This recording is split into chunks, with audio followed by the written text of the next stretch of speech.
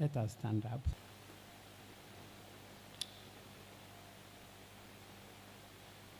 Thinking of the task before us for the day, on the issues of intertwining, putting together people and planetary wellness.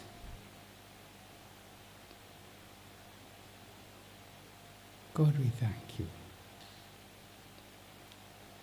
that you know before we were conceived in our mother's wombs. We thank you because you knew the task that you set before us. And for us, today, at this time, in our generation, you call us to bring radical change that transforms the world, that transforms your people. And we thank you that you know we are able, because we have what it takes to change the world, to become your kingdom. So we commit to you every presenter today, every listener within this building, and those who are the farthest corners of this earth, that together we will work with you. You will speak to us. We will be encouraged, and we will transform your world to become your kingdom through the words we speak, through the work we do, big or small. In the living name of Jesus Christ our Lord we pray. Amen. God bless you. Please sit down. Thank you very much, Reverend, for blessing this day. Asanteni sana. So we'll now have our national anthem, so I will request that you be upstanding. Thank you.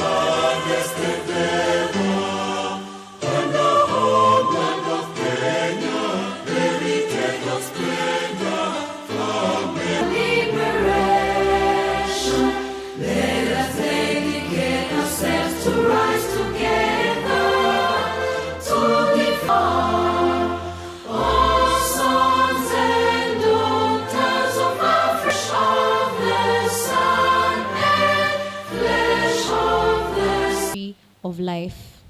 So sons and daughters of Africa, we are here to do exactly that through this amazing summit that is here to remind us of our connection with our environment, and that for the longest time we've been considering ourselves outside of the environment, but we are part of it. When we talk about our planet, we are part of it. And just to remind us what our guest speaker said yesterday, this is not just any ordinary summit, and we do not intend to make it that. So as you sit there, my challenge to you is to reflect on what is your role. What is your role? What do you promise to give to your continent as you sit there in the capacity that you have, with the capacity that you have, with the role that you play wherever you play it? What? Because we've said in this anthem that we want to give the best to Africa, right? So what would you give to Africa? So without further ado, I'd like to just make some few housekeeping announcements. Number one, we do have our continuous blood drive, and in the course of the day, we will have someone come and talk to us about why is it important to give blood, how does it relate to this summit. This has been our dedication since we started the first summit, to have the Kenya blood transfusion community come together with us and have the blood donation running concurrently. So they are right next to the cafeteria, so you will see them while there. Please pass by, get information, and donate blood. We do have our exhibitors. Some are exhibiting items that they're selling. Some are doing a lot of, they have models they'd like to show of what they're doing. Others have simple educational materials. We have a table, I think, on SDGs. So pass by as you have your tea and in between the sessions, and get to visit the booths. Then in terms of our room orientation, you are in the auditorium. We have our washrooms downstairs and upstairs. I wish I could point easily. So down here, we have washrooms, ladies and gents, and upstairs as well, the same positioning. So feel free to visit the places. We will be having our meals at the cafeteria. And just to note, we have we are connecting with nature, right? So we have hawks around. So please be careful as you serve your meals. We do not want anyone injured. So if you want to eat from outside, there are canopy spaces. So utilize that for your own safety. Then in terms of if you need any kind of assistance, we have our planning team members and our ushers in blue tags. So if you have a blue tag, just wave. So if you have any concern, feel free to reach out to them and they would assist you. And we have our ushers in the rooms and also in the breakout rooms. Lastly, we do have, in case you feel unwell, we have an ambulance right outside this space, so you can visit the place. We also have an infirmary right here at Catholic University, one of the ushers, and they can direct you there. And also there are hospitals around, help around. Okay, so with that, I'd like to, before we welcome our rapporteur to come and give us a highlight of yesterday, I'd like to see country representations. So, all the Kenyans in the house, how are you? Wave, wave, wave. All right. Which other country do we have represented? Just shout. Uganda. Hello. Which other country? Ethiopia. Yes. I've had South Sudan. Okay. Which other country? Sudan. Where else? Huh? CAR, Central African Republic. All right. Any other I've left out? And there is more to each one. Eh? Tanzania. All right. Cameroon. All right. Any other I've left out? Burundi. Steve, and the way he was, I could see him outside here. Steve is from Burundi. Who else? Philippines, yes, Jay. All right, so we'll keep doing that because this is the Africa Peace and Environment Summit, and we want to tell you that we'd love to have as many of you. We do have an online audience. As you can see, this year we are on TV. Wow. So thanks to Capuchin TV. These sessions are being streamed on YouTube, on Facebook, and on television, and I can tell you yesterday we had over 1,000 people watching. Isn't that amazing? Yes. So I'd like to invite Sharon Naserian. Let's clap for her. She comes, rapporteur, and she'll be giving us a very brief highlight together with the media team who will be rolling some pictures of what took place yesterday. Thank you. All right. Good morning. So we'll start with the media team, then I will give you the recap. Karibuni.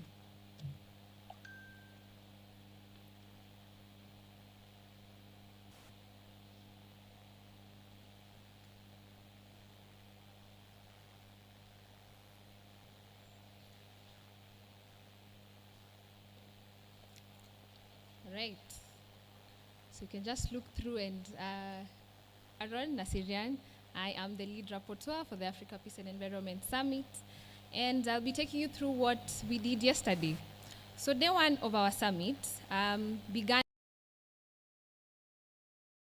creation in harmony, all right? From the evocation, which was drawn from the book of Genesis chapter 2, verses 15, where we remind an attack on air, on soil, all right? An attack on water. And he shared his story of how he created what we're experiencing each and every day. But there's hope, as we were told by our chief guest, Dr. Simon Ogola from AU, through initiatives such as the Great Green Wall. It bend before it breaks. And lastly, what is the role that you and I must play? So Chinua Achebe once said, until the lion. Thank you once again to our speakers who gave us all those insights. Let that quote by, is it Chinua Achebe? Sink in about the tail and the lion. I don't know who you are, but I'm reflecting about who I am. All right, so as we the program, this morning, who can remember what is our sub-theme for today? Yesterday we looked at creation in harmony, where it all began. Today, what will we be looking? Creation in disharmony. We're going to be looking at the big disruptors, which unfortunately is our reality today. We are living in the disruption era, okay? And in the words of our guest speaker yesterday, he said there's a good reason why we don't have animals in this room, and that we are the ones seated here because we are the ones who can do something about it, right? So as we navigate through today, may not just be about to highlight the problems, but to also look into what is my role in all this and what can I do? What is my little thing? So our first speaker is going to be someone who is a formidable force in the environmental advocacy. She spearheads transformative initiatives to encourage sustainable and equitable development. With over 2 decades of strategic leadership, she has catalyzed critical environmental and social change across Africa. She is the managing director of the for Africa and Global Partnerships at the World Resource Institute. She's shaping NGO and philanthropic work on the continent, directing attention to research and funding to get the most climate vulnerable places and communities. She has led the iconic Greenbelt movement. I think you kind of know who I'm going towards.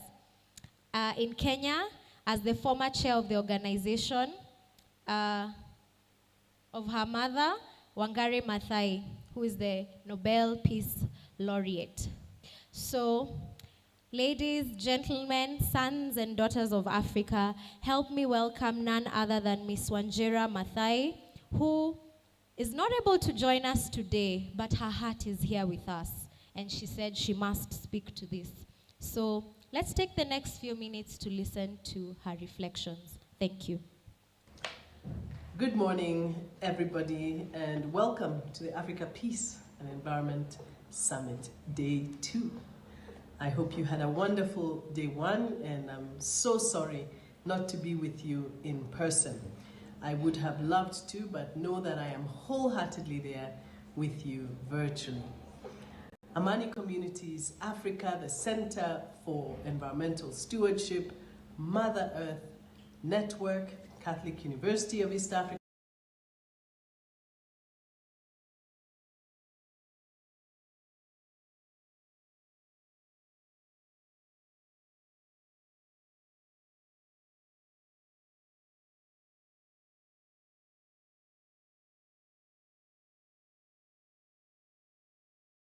The big disruptions. I have always maintained, honestly, that the biggest disruption is human activity. We know that we are living in what they call the Anthropocene, the era of humans, because we are having the most impact on our big blue marble, especially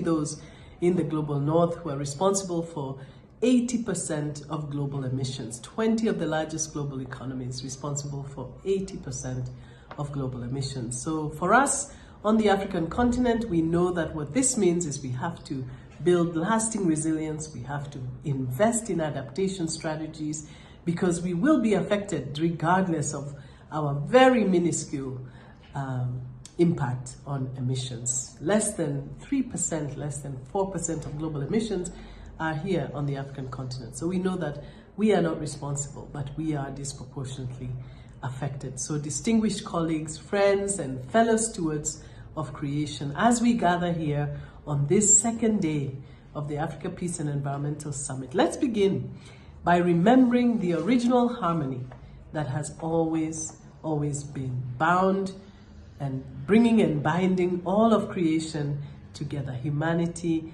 nature, and the spiritual realm once lived in perfect harmony. And our Africa's spiritual traditions and indigenous practices always honored this. They always understood the sacredness, interconnectedness of all life. Peace and sustainability as core pillars. And so this is ancient wisdom woven already in our heritage. And yet today we do have to confront very difficult truth that we have actually strayed from this balance, and creation is actually in disharmony. We find ourselves in a situation of profound disruptions: climate breakdown, ecosystem collapse, collapsing biodiversity, recurring health emergencies. And these are not isolated events. These are symptoms of our broken relationship with creation.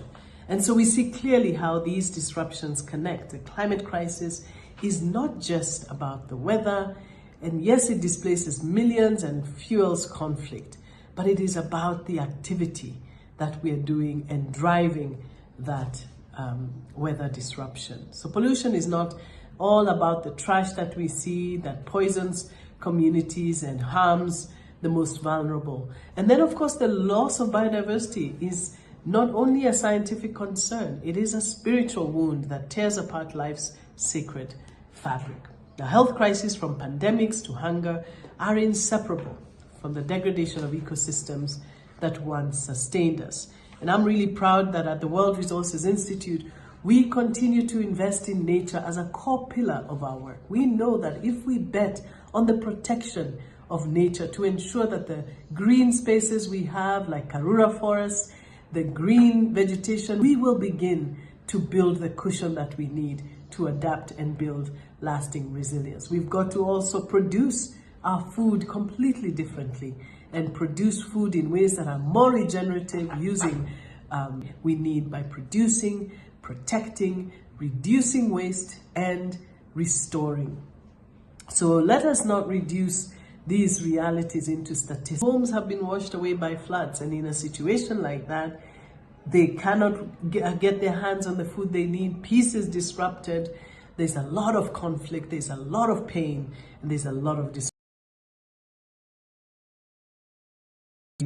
the kind of disruption that can completely upend lives and livelihoods. So as we listen, let's also reflect. This summit is about, yes, analysis of the crisis.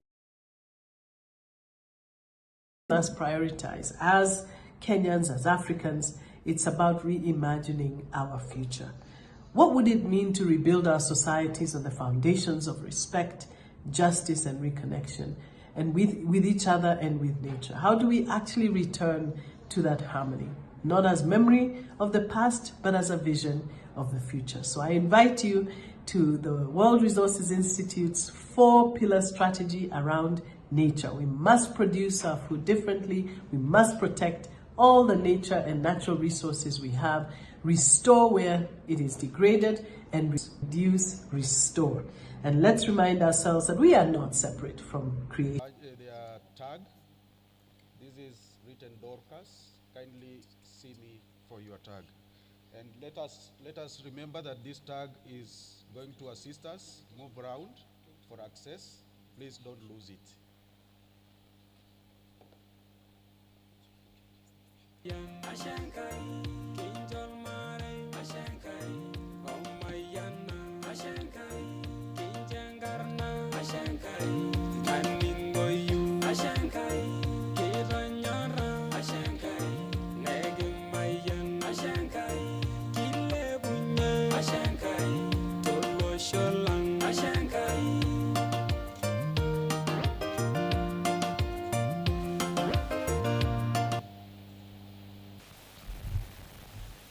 God is good. God is good.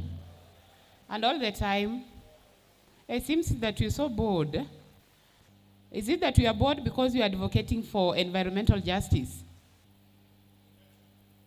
Hi. Hi, everyone. Okay, at this point, I'm delighted to be the next moderator. Dr. Wilkista Shanyisa Milimo, Head of Department, Center for Social Justice and Ethics. In the center, we advocate about justice and peace and issues of conflict. Of course, we cannot have peace without conflict, isn't it? We have to start by creating a conflict, and then we look for means to resolve the conflicts. We also have mediation courses, and we start at a certificate level. We have certificate in church leadership and management, certificate in justice and peace, which goes all the way to PhD. That is bachelor's in justice and peace, master's in justice, peace, and cohesion. And finally, we have PhD in justice, peace, and governance at the Center for Social Justice. We have church leadership, which starts at a certificate level and up to a diploma level, but these are majorly short courses which are normally offered during the long holidays. So you are invited to take advantage of our short courses so that you can continue advocating for environmental justice and personal justice. Back to our today's discussion, being guided by the 3 P's: people, planet, and peace. I always say that you cannot advocate for peace if you are not at peace. In other words, peace begins with me as an individual. So today, even as we want to look at this from a scholarly perspective, I want us to ask ourselves, or ask yourself, am I at peace? Even as I'm planning to be an advocate of environmental justice, am I at peace? To what extent have I contributed to disruptions in the environment? How many trees have I planted so far? How many trees have I cut? How many conflicts have I created to self, and how many conflicts have I created to my community or to my environment? I believe at the end of this scholarly discussion, you will be able to get the answers to those 3 or 4 questions that we have. Okay, so at this point, and like I said before, being guided by the 3 PPPs, I'm delighted to welcome our first presenter, and this is none other than Dr. Dan Odaba. And who is Dr. Dan Odaba? He is a powerhouse in peace building, and he has over 20 years of experience in international relations, disaster risk management, and international development. He has taught, researched, and consulted across East Africa, Asia, and more other countries in the world. He is a Rotary Peace Fellow. He is a Rotarian, positive peace activator, and a peace ambassador and director for Southern Africa with the Institute for Economics and Peace, a highly respected global think tank headquartered in the New South Wales, Sydney, Australia, and this aims to create a paradigm shift in the way the world thinks about peace. He is a recipient of 2 international awards, and the first one was in 2023, which was under the individual category from the World CSR Congress, endorsed by the World Federation of CSR for the 2022 Most Impactful Social Innovators Leaders. The 12th edition of the awards took place on Saturday, the 18th February 2023, at the Taj Lands End, Mumbai, India. And the second one was 2017, the prestigious Rotary Peace Fellowship, Chulalongkorn University. Before he steps to the podium, I'll also want to communicate the following. We are scholars, And as scholars, we have to also keep time. So Daktari, you have 20 minutes to share your presentation, and then the next 20 minutes will be used to respond to the views from the audience. Welcome, Daktari, and a round of applause as he walks to the podium.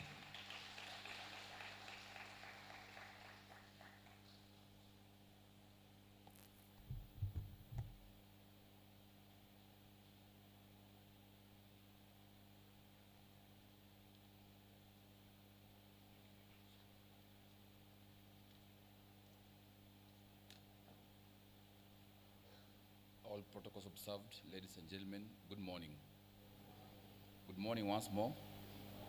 I'm happy to be here again for this year's edition of the Apes 2, and will be glad to share with you my presentation, and looking forward to get feedback or responses from all of you, and also hope that you're going to learn from what we do across the globe. So my topic is titled The Nexus Between Peace and Environment, whereby we need to understand what is the relationship that exists between peace and environment, and what is it that we can do to make sure that we improve what we do to make sure that we have a peaceful society where we live in. So starting with, I'm going to introduce my organization, the Institute for Economic and Peace, in short we can call it IEP, is a global think tank that is dedicated to create a paradigm shift in the way the world thinks about peace.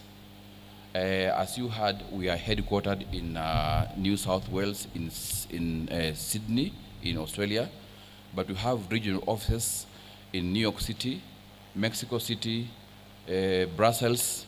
We have an office in Manila, and also the Nairobi office that takes care of the African issues.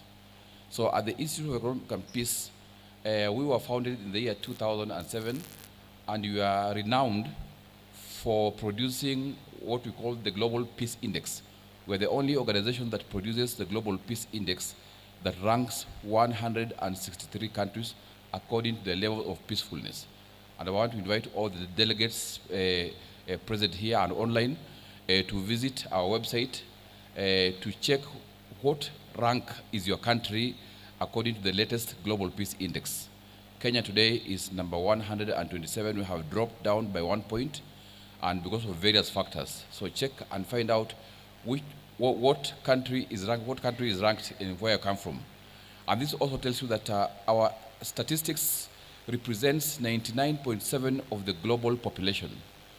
And we can be able to tell you why these countries are ranked according to the levels of peacefulness, and what are some of the indicators that we use. Like, for example, we have 23 indicators in 3 domains that we ensure we give advisory to governments and non-government organizations and policymakers to make informed decisions in terms of development. So these are some of the partners that we work with throughout, just some of them. There are so many, but these are some of the partners that we currently work with across the globe and in the region. Next slide, please. And also, these are the reports that we produce every year. The first one being what we call the Global Peace Index. We just recently launched the 2025 edition of the Global Peace Index. I also have what we call the Ecological Threat Report. We have also Global Terrorism Index that also ranks 163 countries according to the levels of peacefulness, and we can tell you which country is threatened by issues of terrorism or countering violent extremism or radicalization. And also we have a Positive Peace Report. We have also Mexico Peace Index, and also we produce what we call Business Peace Report. We also work with various stakeholders like the National Cohesion and Integration Commission, whereby we are looking to look at it. For example, in Kenya, we want to produce what we call the National Cohesion Index, where we want to see of the 47 countries, which is the most peaceful and why, and where can we redirect our resources for development to make sure that these counties are peaceful.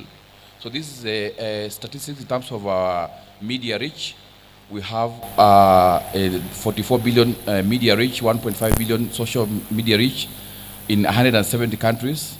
As I said, we produce 10 reports, and we have over 3,000 references in various courses, so that academic courses across many universities across the globe. And also we have 2 million unique visitors in our websites throughout the year.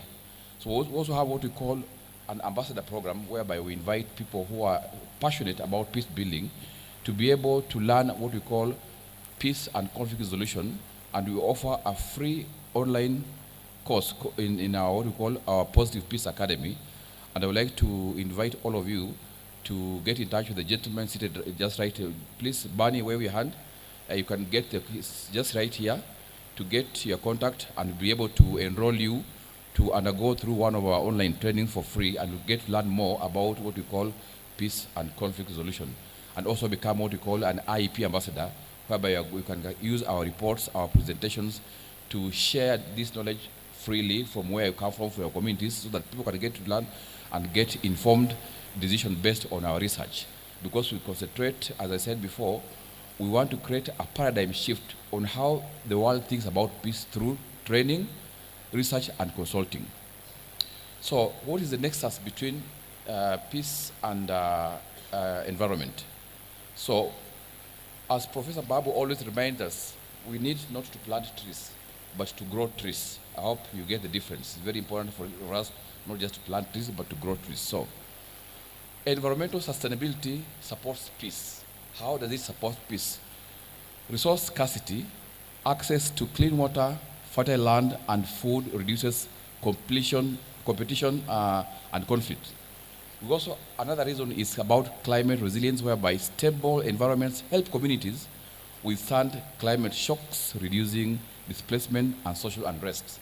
You may see it from different communities. We come from different parts of Africa. We have communities that have conflicts based on this. And also the issue of livelihoods, whereby healthy ecosystems support agriculture, fishing, and tourism, which promote economic stability and reduce poverty, which is a key driver of peace. Next slide, please.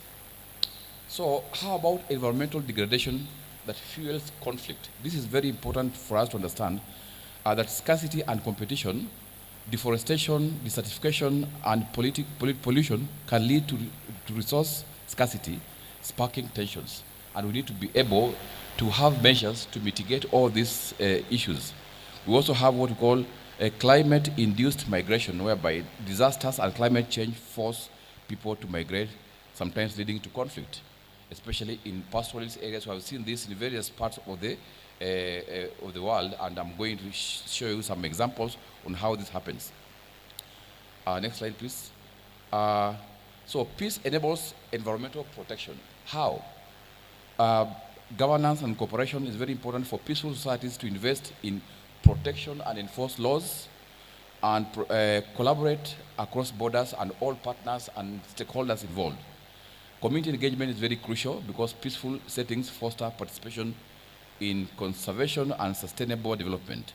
And also long-term planning, that peace allows for afforestation, renewable energy, and biodiversity strategies, which is very important. When you talk about environmental peace building, we're talking about issues to do with the shared water management. Examples include the issues with the Nile Basin Initiative. You know about Nile Basin Initiative. Also, we have what we call peace parks in Southern Africa, joint climate adaptation projects between countries and communities, which are also very key. So moving forward is that what is the real connection between climate change and peace? We talk about resource scarcity, water shortages, and crops losses drive conflicts over resources. Climate stress increases competition between farmers, herders, and urban populations. And also when you talk about displacement and migration, we have things to do with disasters like floods and drought, which force migration. And this mass migration, which strains host regions, leading to tension and violence.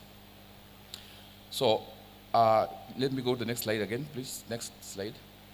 So at the Institute for Economic and Peace, we have developed a framework or a model that we call a positive peace framework. This model addresses what we call the 8 pillars of positive peace.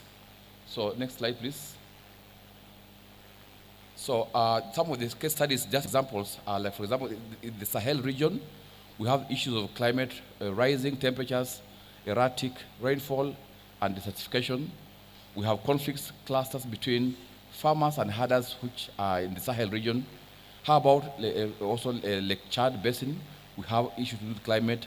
Lake Chad has shrunk now by 90% due to climate and overuse. And conflict, poverty, and extremism, for example, issues with Boko Haram in the Sahel area. And in the Horn of Africa, we have issues to do with climate, repeated droughts, devastate agriculture. We have conflict, interclan violence and displacement, and also peace. Climate resilience is also key to sustainability. So these are just some of the examples. Please move to the next slide. Next slide once more. Now, here is what I'm talking about.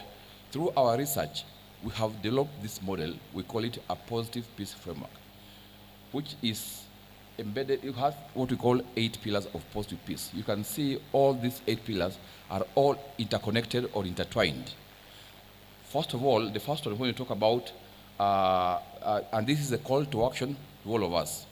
When you talk about, for example, positive peace creates an optimum environment for human potential to flourish.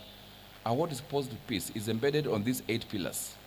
And these 8 pillars leads to, is associated to high per capita income, resilience, better environmental outcomes, higher measures of well-being, and better performance on sustainable development goals. So when you talk about these 8 pillars of positive peace are very crucial. I just want to mention a few. Like for example, when you address issues of a well-functioning government, if you have a well-functioning government, it will ensure that we have equitable distribution of resources. And you know this reduces conflict. We have cases in countries and communities whereby if there's an equal distribution of resources, people are up in arms and there's conflict. We have also to make sure that we address what we call, we have free flow of information whereby people and communities can make a decision based on, informed decision based on information available. We also have to ensure that we have good relations with neighbors. Our research has found out that if we do not have good relations with neighbors, we're going to have conflicts. And you can see some countries which do not have good relations with neighbors or communities, they are always having conflicts. We also have to ensure that we have what we call high per capita, high human per capita, whereby we need to have a society that has people who are well educated, well knowledgeable, so they can have solutions or ideas to mitigate challenges that they experience each and every day in their communities. And also the other one is we must be able to accept the rights of others. When you do not accept the rights of others, is a recipe for conflict. So all these 8 pillars intertwined, they bring peace. So when you address one pillar, it has a ripple effect, either directly or indirectly with the other pillars. So this framework is called a positive peace framework based on our research, and we encourage all peace builders to make sure that you try to embrace and incorporate this framework into your peace building activities, and this will go a long way in addressing and making sure that we not only have peace, but we have sustainable peace. Next slide, please. I want to go to the very last slide on this presentation.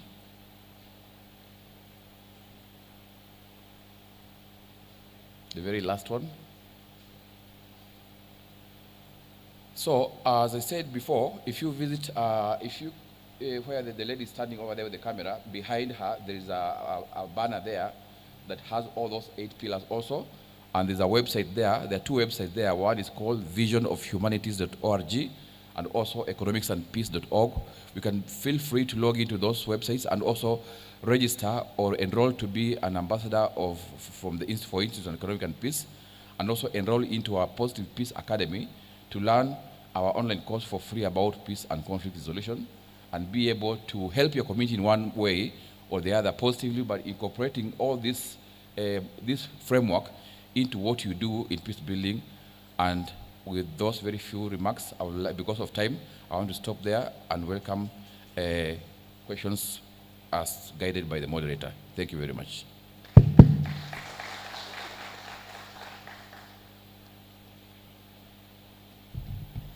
Thank you very much, Dr. Dan, for keeping time. When I tell you that scholars are always keen on time, sometimes, isn't it? So at this point, I throw the ball to the audience. I want to hear from you in response to what he has presented. And first and foremost, how many aspects has Doc talked about? How many aspects has he talked about in his presentation? Anyone? Anyone? From this side, what did you pick from his presentation? The middle row. Anything you picked from his presentation? Even environmental sustainability, no one picked that. I picked environmental sustainability. Any other person? Yes, I can see the hand behind. Yes? Do we have a moving mic?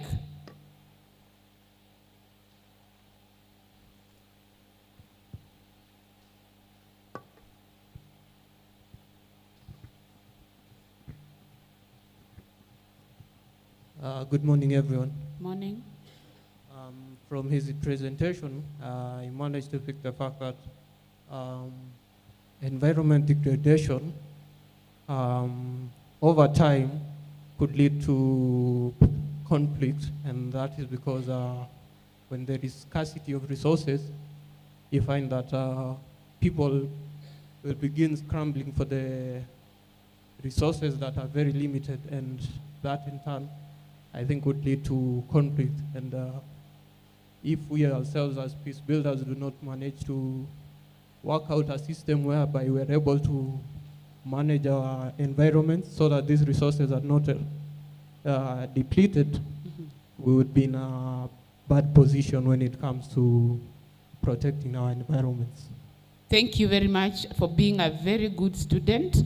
And keep, a hand clap for the middle row, please. That's a good representation. The front line, anything you picked from the presentation? Yes, there's a hand here. Mulki, there's a hand here. In the middle row. And as you also do that, please prepare questions so that you can also pose to him, because it's in an interactive session. Thank you, Doctor. I pick a part of environmental sustainability and support peace. So mostly when you look at where I emphasize on his point of livelihood, in livelihood it talked about how to promote, to fight the poverty among people, and how to increase something that can be produced for the people in the community. So I really appreciate that. Thank you very much. Thank you very much. Clap for him. I think there is need for us to prepare a Kahoot game so that people can be gifted. Isn't it? The team. Thank you. The last row. Seems like the last row was so active because I can see almost everybody raising their hand. Yes, please.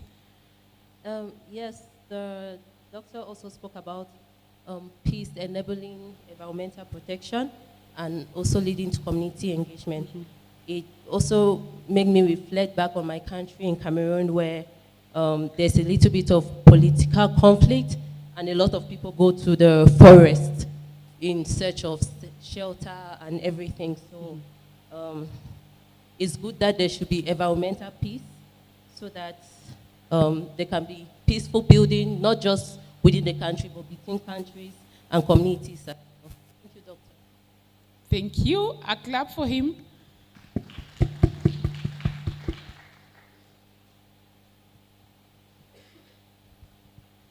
Thank you. Thank you very much, Jan, for a very good opener. I didn't know there is a global index for peace. Now I'm very happy I know it. You did talk about the 23 indicators that you do use in assessing the peace index of a country. My concern is, you know, when you look at the environment, environment is a very broad name, from the air to all the natural resources. But maybe I would have been interested in wanting to know to the extent that when you break down the environment, among the various parameters of the environment, where does the issue of forest, plant, and animals come in as far as peace is concerned? Thank you. Clap for him. I've seen Eunice raising her hand. Okay. Thank you. I'd like to have a more elaborated expose on those 8 pillars that contribute to the peace, because it's very vital according to my own understanding. Thank you. Thank you. I believe Doc has taken note of that. That's a question. There's a hand. Eunice had something to say. And then there's the last one here.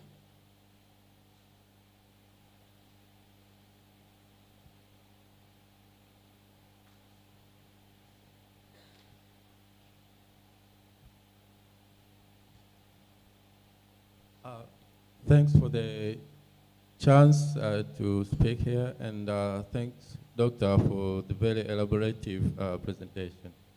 What I've catch up on your presentation is when there is no peace, so there is scarcity of resources will rise, that there will be a fight of resources, and this reflects to the global issues now that we're going. There is a new gold that a lot of societies are going to compete with, and that one is water. And we see this is a problem in all of the conflict areas, Sudan and Congo and other areas apart from Africa. So when there's a conflict, likely there's mass migration. And when there's mass migration, it means there's environmental stress. And when there's environmental stress, the consequences are going to the resources that need for the survival, the livelihood of the communities that are along the conflict areas. And so bad is the land, everybody that is talking. But the big one is water. Thank you. Thank you. A clap for him, please. I have one question from Father. Can I get another question? I can see there's a hand here. Okay, Molki, take note. 1, 2, 3, 4, 5. So 5 questions, and then I'll give Dr. Dan time to respond to them. So start from here. And then as you present your question, be brief and to the point, so that even the scholarly Dr. Dan can also get exactly what you are asking. Okay. Thank you, Dr. Dan. I'm looking at the Ecological Threat Report 2024, and I can see a lot of red on the African continent. So in terms of that, what exactly is the contributing factor based on the research that was done? Perhaps you could have a small summary of that. Then also in terms of looking at environmental degradation as a source of conflict, and conflict as a source of environmental degradation, what is the relationship of those two, especially in our African continent, where we see these threats very, prominent? Thank you. Next, third row, or second, then third, pass it to the third row. Thank you so much, Dr. Dan, for the presentation. I just want to understand on the Global Peace Index, what are some of the considerations used in coming up with the index? Thank you.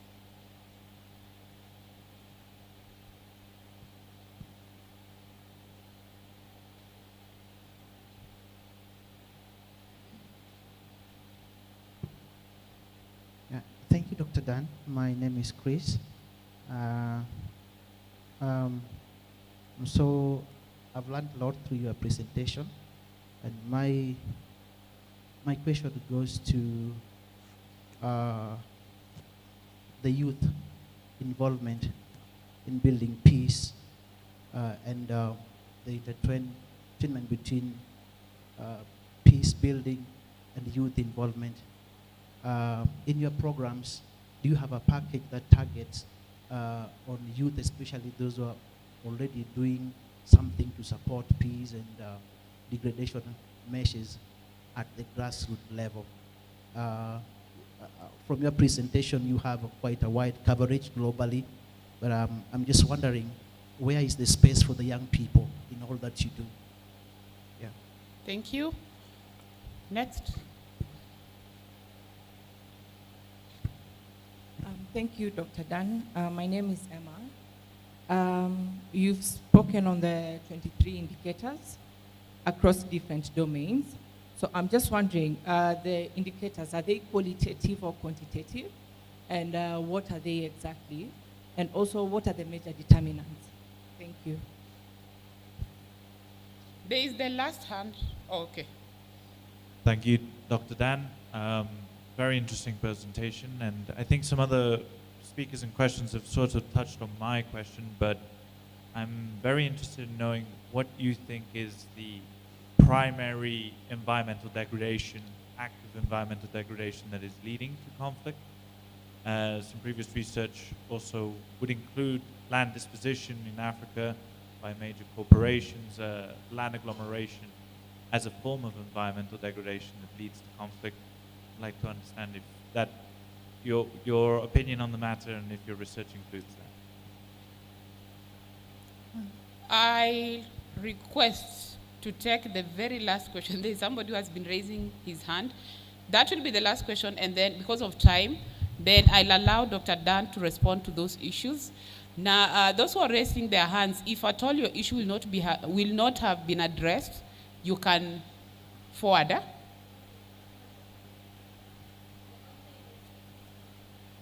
The online. Okay, okay. Yes? Thank you, Dr. Dan, for the good presentation. My question is, in terms of local and indigenous communities, we know that in Kenya there are like 60% of in custody of the forest and natural resources, and we know that they are faced by resource scarcity and that affect the peace in their surrounding. What do you think their role is in sustainability of the environment in the near future? Thank you. Thank you very much. Mulki, there is a doctor there who's been raising his hand. I don't know whether his question has been addressed. Thank you so much, Dan. I think you talked about Kenya having dropped. I'm curious to understand why Kenya has dropped from your ranking, now that we are in Kenya's setting right now. And then number two, do the variables for peace carry the same weight, or it depends? Like now, say, environmental components, will they carry greater weight, or maybe social, political may carry more weight? You can elaborate on that, please, kindly. Thank you. Thank you. Help me take one question from the online team. Huh? Just one. Because I know the rest will be addressed in the course of his response. Who is managing the online team? Okay. Okay. So the question is to Dr. Dan Odaba. Aside from identifying the conflict areas. Please try to be loud. Aside from identifying the conflict areas, like in the Kenyan counties, what measures are they exactly doing to solve it? And number two, how have they integrated conflict and peace in the environment with the water crisis, which is a climate change crisis? Thank you. Welcome, Dr. Dan. You have about 7 minutes to respond. I know some of the issues are interconnected. Yeah. Thank you. Thank you very much. I want to first answer the question the gentleman asked about the indicators. And this question will also touch on the question that the lady asked about what these indicators are. Are they qualitative or quantitative? As I said before, we have what we call 23 indicators in 3 domains. These domains in research, for example, we have what we call incarceration issues. We have issues to do with the militarization or security issues. whereby you find that there are so many governments across the globe that spend a lot of their national budget into other issues like militarization, as opposed to pumping a lot of money for development into, like, for example, health care or education or other important aspects of the communities. So that issues of militarization, because many countries spend a lot of amount in militarization and security issues. That's why is one of the key indicators. And for information, I forgot to tell you that today, according to our research, the cost of violence per person is $2,455 US, is the current cost of violence per person, $2,454 US per person. You can convert that into your local currency and see how much is the cost of violence today. The other question was about, the latest question about, let me just answer this first. Why is it that Kenya has dropped in terms of the Global Peace Index? In the year 2024, Global Peace Index, Kenya ranked 126. But 2025 edition, which is the 19th edition, Kenya has dropped 1 point, and this is majorly because of issues of violence. You saw very well last year we had the issues of Gen Z protests, and also this year.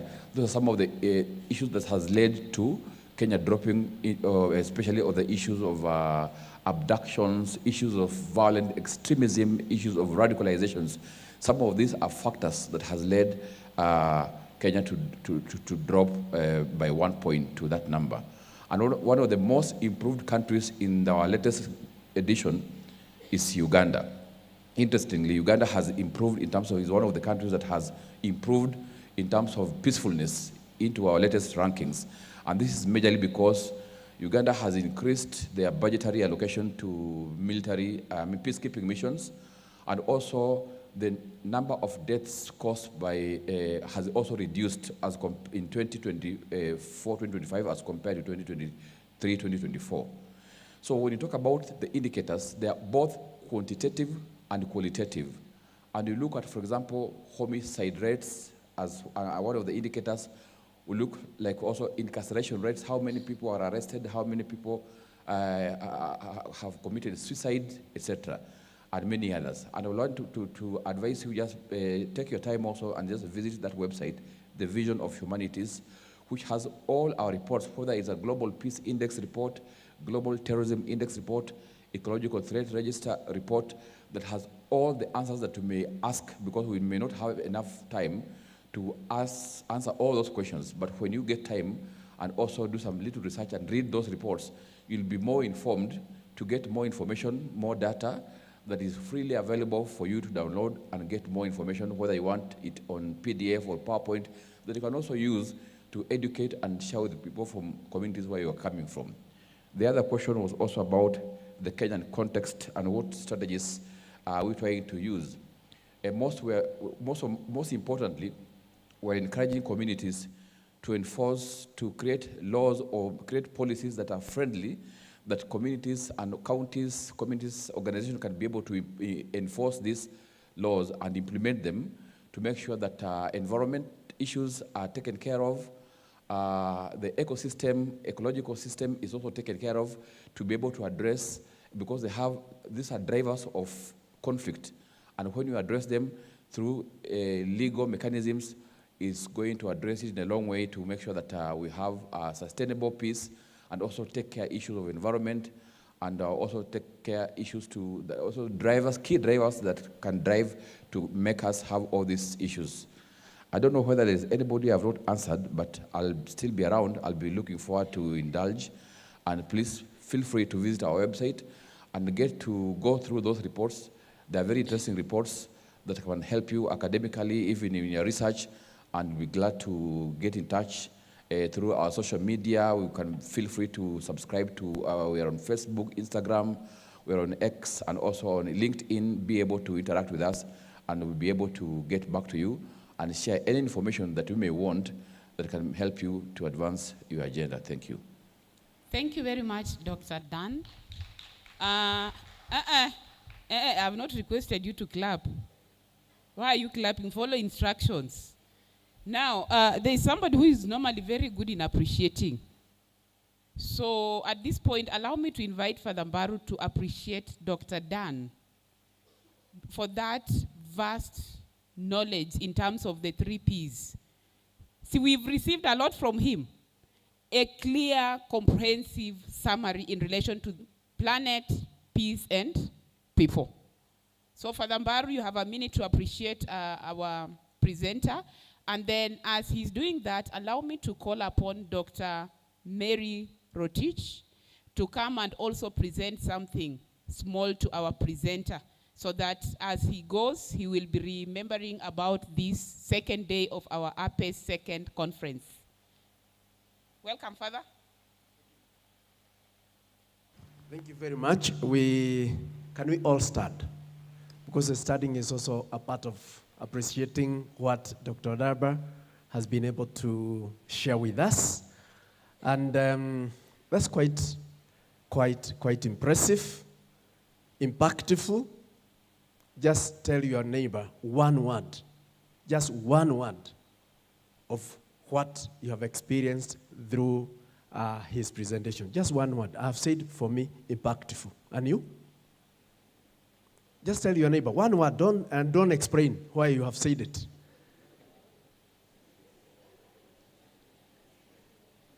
Thank you very much. So then let us raise up our hands and we just gather a few flowers from our environment. We gather a few flowers. Don't cut them. You just touch them, isn't it? Because you don't want to destroy the environment, isn't it? Yes, and if you have touched quite a number, can you smell and feel the scent? Have you picked the best one? Then just give it to him. And for him, he is receiving it, isn't it? Thank you very much. And then we say, be blessed. Asante sana. Thank you very much. And that is how we protect the environment. Dr. Mary, please.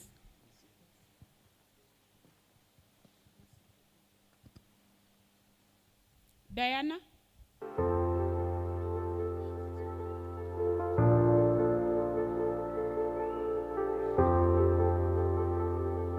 So as she's presenting, you can also appreciate that by clapping.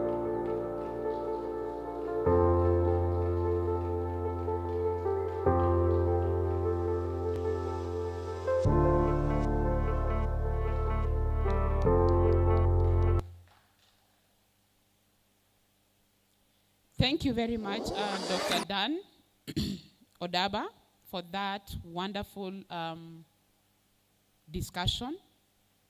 I believe 1, 2, 3 people will be looking for you during the tea break. And at this point, I request that we break for tea.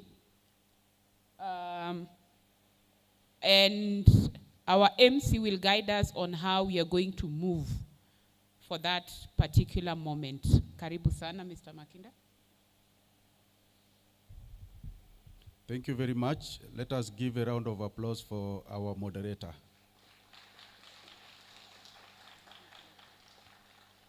Yeah, we will do better after she finishes her work. We still do not know what she is able to do.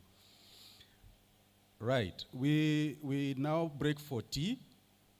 We are 6 minutes late, so we will cut short the time for tea. So we go for tea, but let us use the back door so that we receive our meal cards as we go out. That will enable us to be served promptly. So then we return back at 11:30. So I've subtracted 26 minutes. So we are going out for 24 minutes only. We will sound a bell so that we are here to start at exactly 11. If you are not here, we will start. Thank you.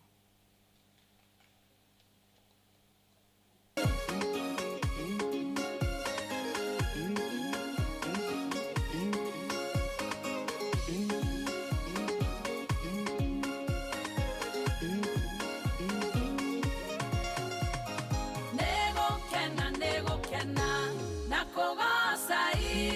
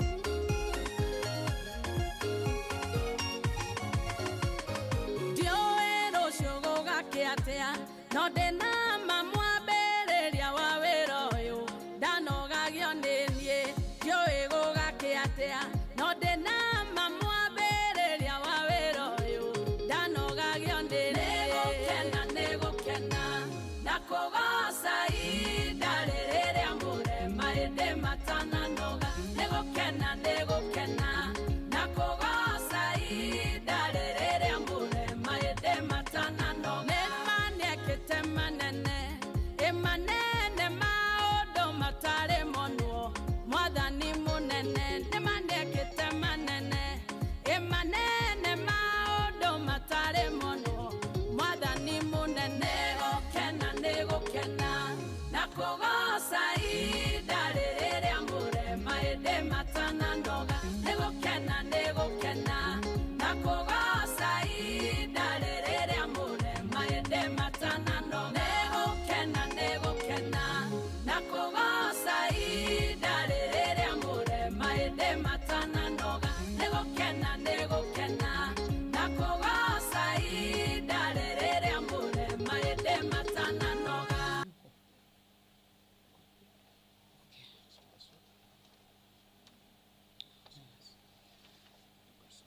So once again, welcome. Welcome to our second scholarly discussion session. And at this time, I'm privileged to present to you Professor Waswa Fuchaka. Let me see whether you know I'm not that tall. So who is Professor Fuchaka? He is an associate professor of environmental agriculture in the School of Agriculture and Environment. Agriculture and Enterprise Development at Kenyatta University.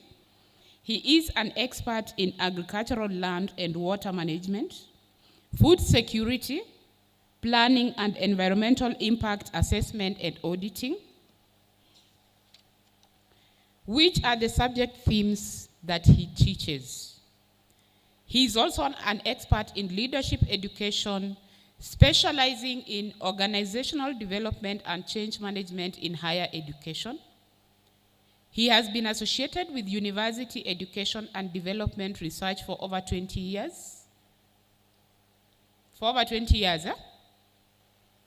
He obtained his BS and MSc from the University of Nairobi in 1992 and 1994, respectively. I believe by then most of us had not started schooling, or we are at a very lower level. And PhD from the University of Bonn in 2000. He is an alumnus of Fulbright Fellowship USA, the German Academic Exchange Service, DAD, the University Staff Development Program, University of Kassel, and Mashaf Fellowship in Israel. He is a prolific scholar and writer who has authored several works. Hence, he is a distinguished academic known for his extensive research in environmental management, agricultural practices, and socioeconomic development in Kenya. His scholarly contributions span various critical issues, including the impact of heavy metal contamination on urban ecosystems, the dynamics of wood fuel consumption, and the utilization of rainwater harvesting technologies. His recent work, published in the Journal of the Kenya National Commission for UNESCO, addresses the climate-smart agriculture and its implication on climate change adaptation measures within smallholder farming systems in Gatundu, South Kenya.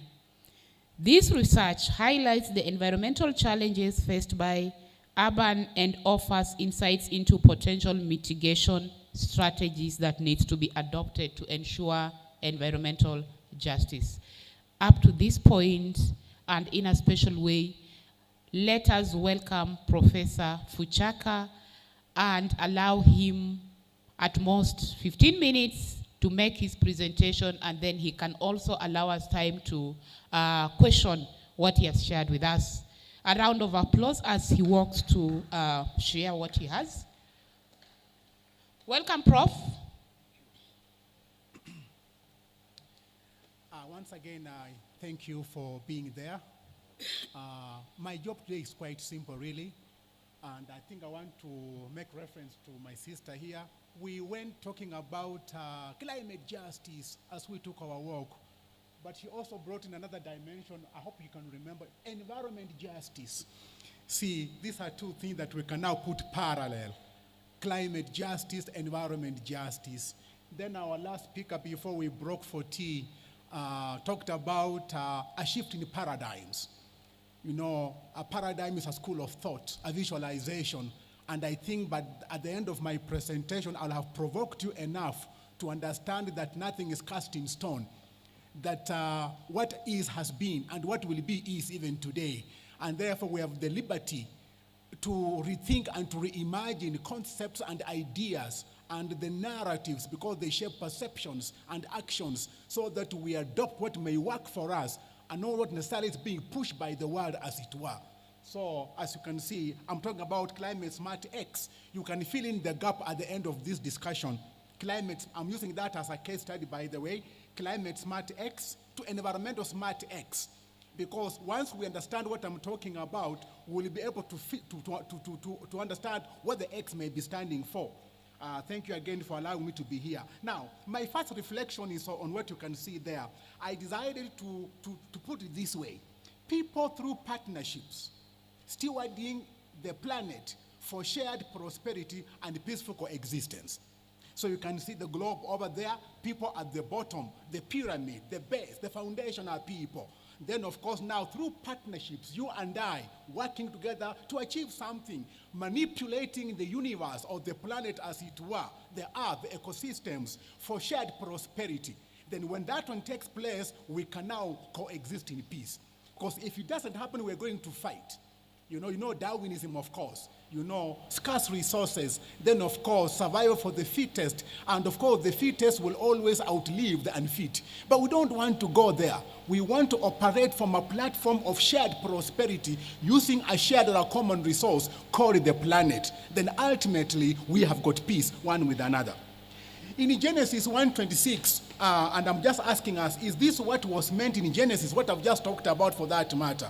People, through partnerships, stewarding the planet for shared prosperity and peaceful coexistence. The scriptures say, subdue, dominate. But what is to subdue, to dominate? You know, think about that. That's what reflection number one is about that. Therefore, how have nations performed? How has Kenya performed in this regard? How about Ethiopia, that are people are from Ethiopia, Uganda, South Sudan, and wherever? How have we performed in this process? Again, very briefly indeed, because until we understand that the planet, the ecosystems, is actually our house, it is our nest, it is our base of survival, we'll always have problems. And therefore, I summarize for us very briefly there, like the environment is basically everything. And everything is the environment. That's a philosophical statement. Let me repeat again for us. The environment is everything. And everything is the environment. Now we can understand the subsets of the environment, which we manipulate as human beings, anthropogenic forces, for our own benefits, sometimes for peace, sometimes for war. But in this context, we are doing it for peace. And therefore, you can, from what I may call the capital model concept, what you can see down there in red, the natural resource, the natural capital, nature's free goods and services. Then human capital, you and me with the capacity to make decisions and provide labor for that matter. Then social capital, partnerships, governance, etc. Then physical capital, infrastructure and technology that we apply on this planet to do what we want to do. Then, of course, liquid money for investment. When we put these things together, we can have shared prosperity, or we can go the other way around, like what we call the African resource curse, like in some parts of Africa, where we now fight over these things and we have no peace. but our interest is actually to use them for peace. So basically, at the end of the day, so we are going to move from economic growth all the way to sustainable development. And at the end of the day, peace must come if we do it well. And generally speaking, again, the whole essence of environmental dialogue, development dialogue around the world is to move people from what I'm calling the clusters of disadvantage, which you can see on your left, to human well-being. And again, each one of us in this room, there are 5 basic things we need. However way you look at it, you want to have material enough for a decent life, obviously. You want to have good social relations. All of us, you want to be in good health at the end of the day. Then, of course, you want to have to feel secure, yourself and your property. Then, of course, the power to make preferences. All these human well-being components are derived from the environment. You know, the opposite is what's on you. If you don't have what is on your right, you have what is on your left. You can have this left, but then the base, as I have said again, is the environment. It powers all of these things, as it were. Then, of course, but then the way we relate to the environment can be seen the way animals behave in the wild. I want you to reflect on that table there, where I have put a strong entity, and a weak entity. Now let us assume that the environment is the strong entity, the strong entity, the base, the foundation. Then we, people, we are the weak entity. How do we relate with the environment? Now we can borrow from the wide relationships, like say Nairobi National Park, not far from here. The weak and the strong can relate on a parasitic model, where the small entity, the weak entity, always benefits, but the strong entity is always a loser. Parasitism, plus minus in my model here. Or it can be predation, like now on the extreme down there, predation, where the weak entity, the strong entity always benefits, and the weak is always a loser. For instance, in the national park, a lion is always stronger than a gazelle. The gazelle is always weak. It will be eaten if it does not take precaution. So the lion is always strong entity. It will always benefit. Now, the question would be, we as human beings, which model are we supposed to use when relating with the environment? Or ask yourself, the way you relate with nature, the environment, and I heard about Mother Nature, very interesting components. Then what about Father Nature? Maybe we can also marry those two. Anyway, that's just, but Mother Nature is good enough. But then the point is this, think about yourself. Are you a parasite to the environment, or are you a predator? Now, depending on where you fit, I want to propose that most of the time, human beings are parasites to the environment. But we need to shift the paradigm to a mutualistic relation, symbiosis, where the environment benefits and we also benefit for shared prosperity and therefore peace. Okay? But since we tend to relate from a parasitic model, and my earlier speakers talked about this already, since we tend to relate with the nature or the run on a parasitic model, we always trigger what we call environmental changes. It's a web of impacts, and I put for you on the, you can see them there. You know, there will be conflict, of course. Wars and terrorism will automatically follow. There will be pollution, of course. There will be, hazardous wastes. And the cycle continues. Energy crisis, water crisis, degradation, refugees, ecological refugees, economic refugees, because of the way human beings relate with their environment. Specifically, a parasitic model. So until we change, this web of reactions or impacts will always be there, and they are not good for us. They are not good for the environment, they are not good for us. Because as we know, when nature is pushed too far beyond a threshold level, it also hits back at us. So we need to operate in what is normally called the Gaia theory of global homeostasis, where we don't overstretch nature. We don't go beyond the limit that it cannot bounce back. This is what we call resilience. The power to bounce back to normality after a perturbation, after a disturbance, as it were. So we don't want to go beyond the thresholds. But human beings are have that tendency and weakness to push nature beyond its capacity, and therefore those challenges: deforestation, loss of biodiversity, environmental pollution, global warming and climate change, and etc. We must guard against these environmental changes, in short. But then, let me take you now back, because the world has been talking. Why am I talking about a paradigm shift? I want to take you back to where the world has come from in the arena of environmental dialogue. And again, I'll be brief on this one here, but just think back. When did the world begin talking about environment and development? I've given you a chronology of events. From 1972, the Stockholm Conference, which all of us are aware about. And every 10 years, the UN organizes meetings to discuss environment and development. But I will show you in a little while that since we don't seem to make a lot of progress, it means that the foundation, the paradigm, the school of thought, the narrative must change. Perhaps, if you're going to make maybe some headways. So from 1972, 82, nothing was done. 1992, you know about the Brazil conference. You know, then 2002, the Joburg conference, you know about that. Then, of course, 2012, you know, again, Rio Plus 20 in Brazil again. Then again, 2022, the Stockholm Plus 50. The world took stock again. Where are we in terms of environment and development? And remember, peace is inherent in that relationship. So where are we? So 2022, the Stockholm Plus 50. Now I'm asking myself, we're now in 2025.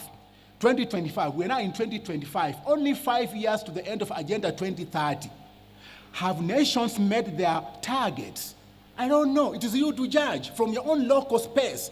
If you look around, have nations, has Kenya, has Ethiopia, Sudan met their targets or not? If not, then something must change. Then now come 2032, every 10 years, you know, the global conference must be held, as it were. I'm asking myself, what do you suppose will be the UN assessment and declaration on environment and development? What do you suppose?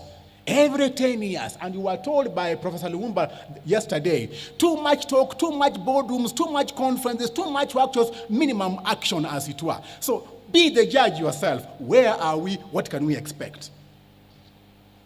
Now, let me summarize Stockholm 2022. When you check the website and you pick out the material, that's what you find. The main conclusion was, despite the laudable measures taken, environmental challenges facing the planet remain daunting, both in their quantity and increasing complexity in a rapidly changing world.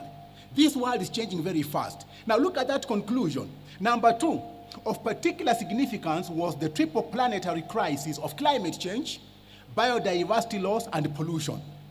Walk around, I'm showing some pictures in a little while, but just go to Nairobi River in town here. You know, walk around Kenya. In your own villages, in your own communities, the state of the environment is not very good. The state of the environment communicates a negative, or what I may call maybe a negative scenario, as it were. So that was the conclusion. Therefore, as stakeholders in this environment and development, wherein peace is included, what are you beginning to think about? Is the world chasing a mirage, for example? Is the UNEP, UN, are we chasing a mirage? But nothing's changing on the ground. And if that be the case, what must we do? That's why I'm putting this young man here, the fellow on your right. Wow! After 50 years of work, then we say, despite laudable measures taken, environmental challenges facing the planet remain daunting. Then something must change, as it were. That's what I'm trying to philosophize here and give you a paradigm shift. Now, these pictures were taken in Kenya. Sometimes when I'm walking around, I take some pictures. No, the state of the environment. You know, land degradation in Adurkoit, West Pokot. That's a picture I took by myself in 2021. Of course, charcoal burning in Thema Adurkoit, which is semi-arid environment. Then, of course, what I may call also garbage rivers. like Nairobi River and many others in this country. Even Lake Victoria can sometimes be a garbage lake along the shores because of discharge in the lake and etc. Then, of course, go to Kibera, not far from here, for example, and Madana, the slum in Kenya and in any part of Africa. That's what you see. So the question is this: has the world made progress? Has Kenya made progress? If not, then something is wrong. Then all these things work together to create a scenario that is called integrated poverty. You are held in a ratchet of poverty and you cannot get out of it. And those are the main components that were also in the initial slide. You know, powerlessness, isolation, material lack, you know, vulnerability. You don't have cushions against contingencies, be they droughts, be they floods, whatever the case may be. You have no cushions against contingencies. You know, then physical weakness, poor health. You can't afford the medication, you have, you know, physical weakness, as it were. Then, of course, power, you know, you don't have power to make decisions, to make preferences. You are ruled, you know, by things you must be in charge of. You are just there at the mercy of everything that comes your way. That's a bad state. And I think when you look at Africa and Kenya, these things play out very openly, as it were. Now, briefly again, before I give you my conclusion here, I just picked on Kenya as a case study number 1 in terms of SDGs. How has Kenya performed? By the way, these figures are put in red, and those question marks at the title, the 3-1 deliberately. This assessment was done by government, voluntary government assessment, and therefore I have a feeling that these figures are highly exaggerated. They don't paint the true picture on the ground. For example, is it really true that in terms of peace, justice, and strong institutions, we have made 50% progress in Kenya? You know, that is SDG number 16. So compare 50 and 19 and 19. So, okay, let's say 50. I think, Joe, you are here and your group. Really, from what you see in this country and what our brother talked about in the last presentation, are we 50-50? Are we 50% making, no, are we there on that continuum 0 to 100%? Is Kenya 50 in terms of peace? Perhaps not. I suppose maybe low. Maybe, I don't know, but make your judgment. When it comes to life on the terrestrial ecosystem, the land, I've just shown you of degradation, garbage rivers, whatever the case may be. They are saying that we have made progress up to 63%. I highly doubt. Just walk around even Ngong or Karen and see the level of degradation, of pollution, of whatever the case may be. This is a voluntary government assessment where you evaluate yourself and you give your own score. That's why I'm saying it's most likely exaggerated. Okay, let's not. Then climate action, of course, Agenda 13. Imagine 67%. We have made progress, 67%. Wow, that would be something if it were really true, but I highly doubt. Anyway, and you can quote me, Professor Waswa said he highly doubts. I can defend myself. Okay, then and so on and so forth. Look at agenda, SDG number 6. Number 6 is water, sanitation, clean water and sanitation. 82, with the garbage Nairobi River, a sewage river in Nairobi and all over Kenya, in most of our urban centers. Sewage rivers, garbage rivers, and we're talking about, flying, maybe I don't know about these flying toilets, but this would be quite a nightmare those days in the slum areas. But we are being told we have made 82% progress. Highly unlikely. Anyway, and so on and so forth. Now, case study number 2, why I'm now changing the philosophy. You see, when we talk about climate smart, climate justice, what just blah, blah, blah, blah, blah, it is good and also not good. And my argument is very simple. You see, the perception, once you talk about climate smart agriculture or something, the mind of the human being goes to global warming and climate change. That's the first thing my mind is going to register. And therefore, the focus in funding to mitigate will revolve around proposals and initiatives around climates, around managing greenhouse gases. So to say, when you look at my model, there are 3 main things. Mitigating impacts of climate change by reducing greenhouse gases. Then, of course, largely, is food. So enhancing food and income security. Then, of course, now that don't adapt to ecosystem shocks and longer-term stresses. But the point is this. You see, think about a 6 carriage, a road of 6 lanes, and a road of only 1 lane, isn't it? A road of 1 lane and a road of 6 lanes. Which one offers more benefits to an economy? A road of 1 lane will be traffic jam. You lock yourself on Nakuru, Naivasha for 6 hours, 10 hours when you're going to Kakamega or Kisumu or coming back. But if it were a dual carriage and even more carriages, there'll be no traffic jam. Now, have that image in your mind as I finish up. So, my problem is this. Once we talk about climate change, or say global warming, because it is the warming that brings about the change. So logically, the way you talk about these things, don't say climate change and global warming. Does not make sense. Begin from the fundamentals. There must be what is causing the climate change. And what is that? Global warming. Why global warming? Greenhouse gases. And therefore, global warming that triggers climate change, as it were. Now, when we compartmentalize initiatives, so climate smart agriculture, think about pollution smart agriculture, think about biodiversity smart agriculture. They are not there. I'm just pointing for us to think about. Think about energy smart agriculture, whatever smart, whatever the case may be. We compartmentalize initiatives and interventions, and therefore we forget others. Today, the world has basically forgotten about pollution, the certification largely, but people are climate change, because now it's the buzzword of the UN. Climate change. What about pollution? What about deforestation? What about hazardous wastes? So we're just on a single lane called climate change. But there are several lanes that must work together.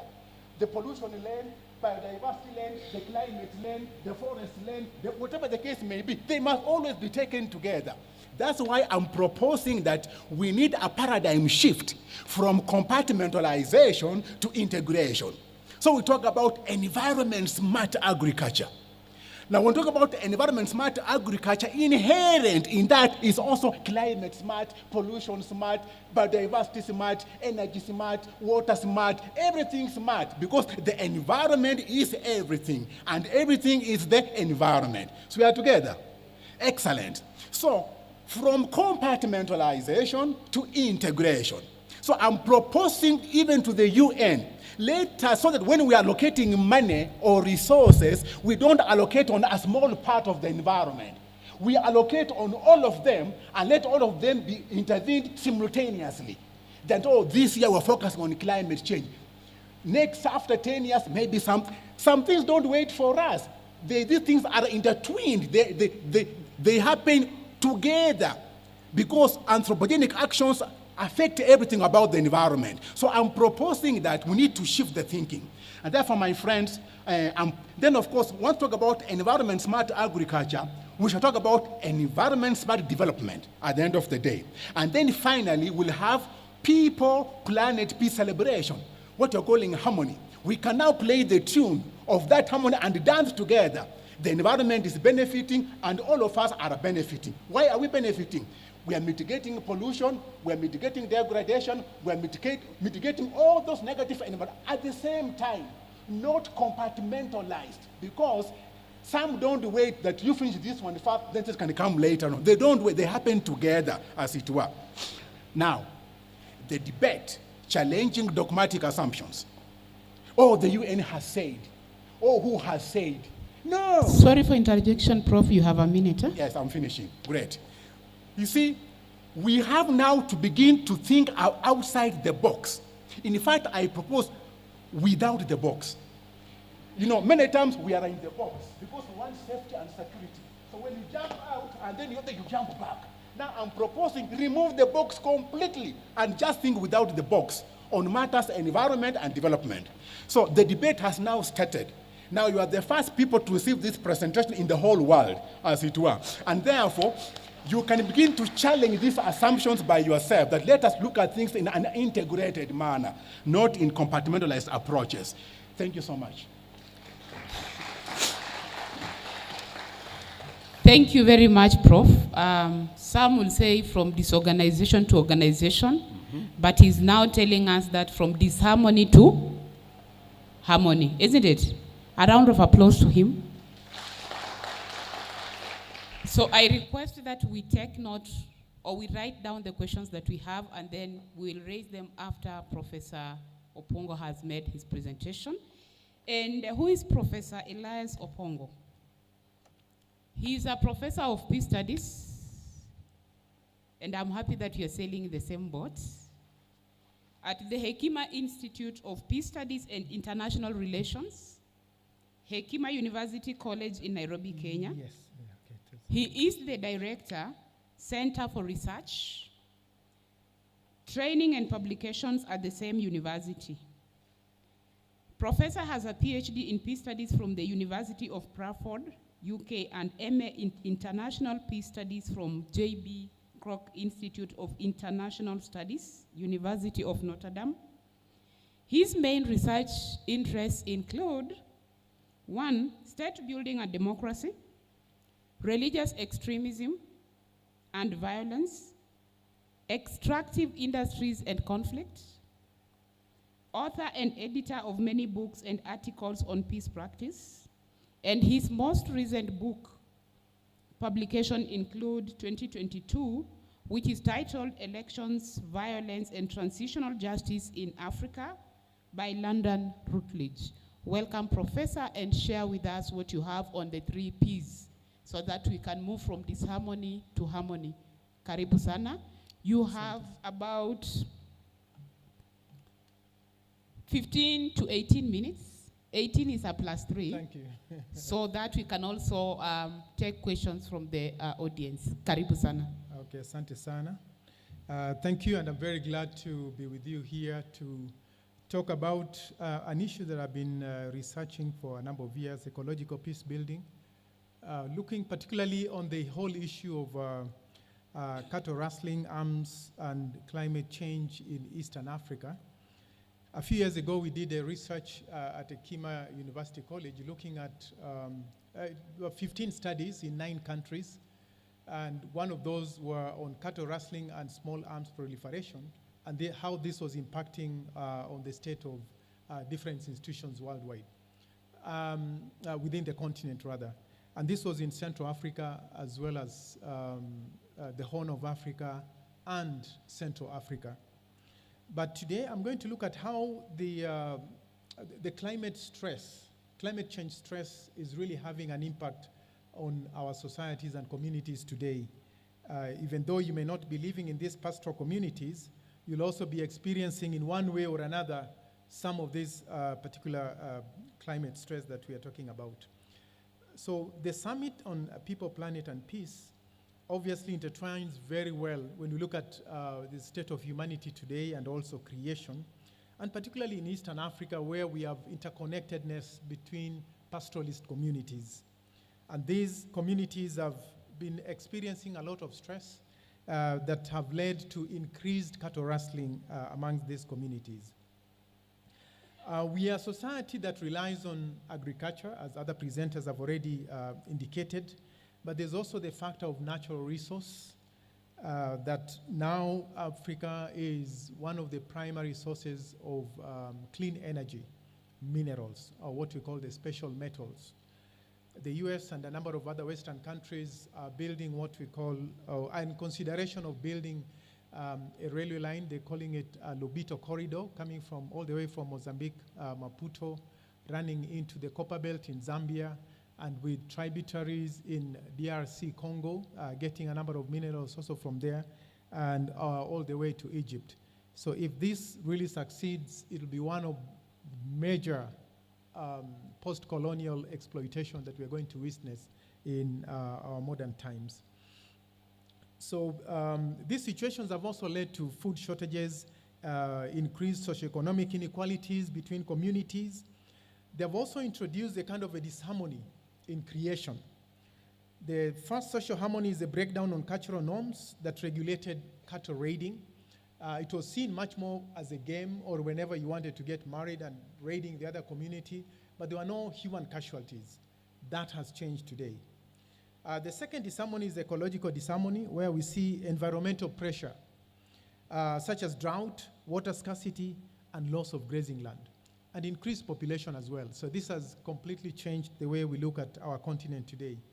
The third component is proliferation of arms, It's very difficult to know the amounts of millions of arms that we have within Eastern and Horn of Africa. Estimations sometimes go up to 800 to 900,000 illegal arms.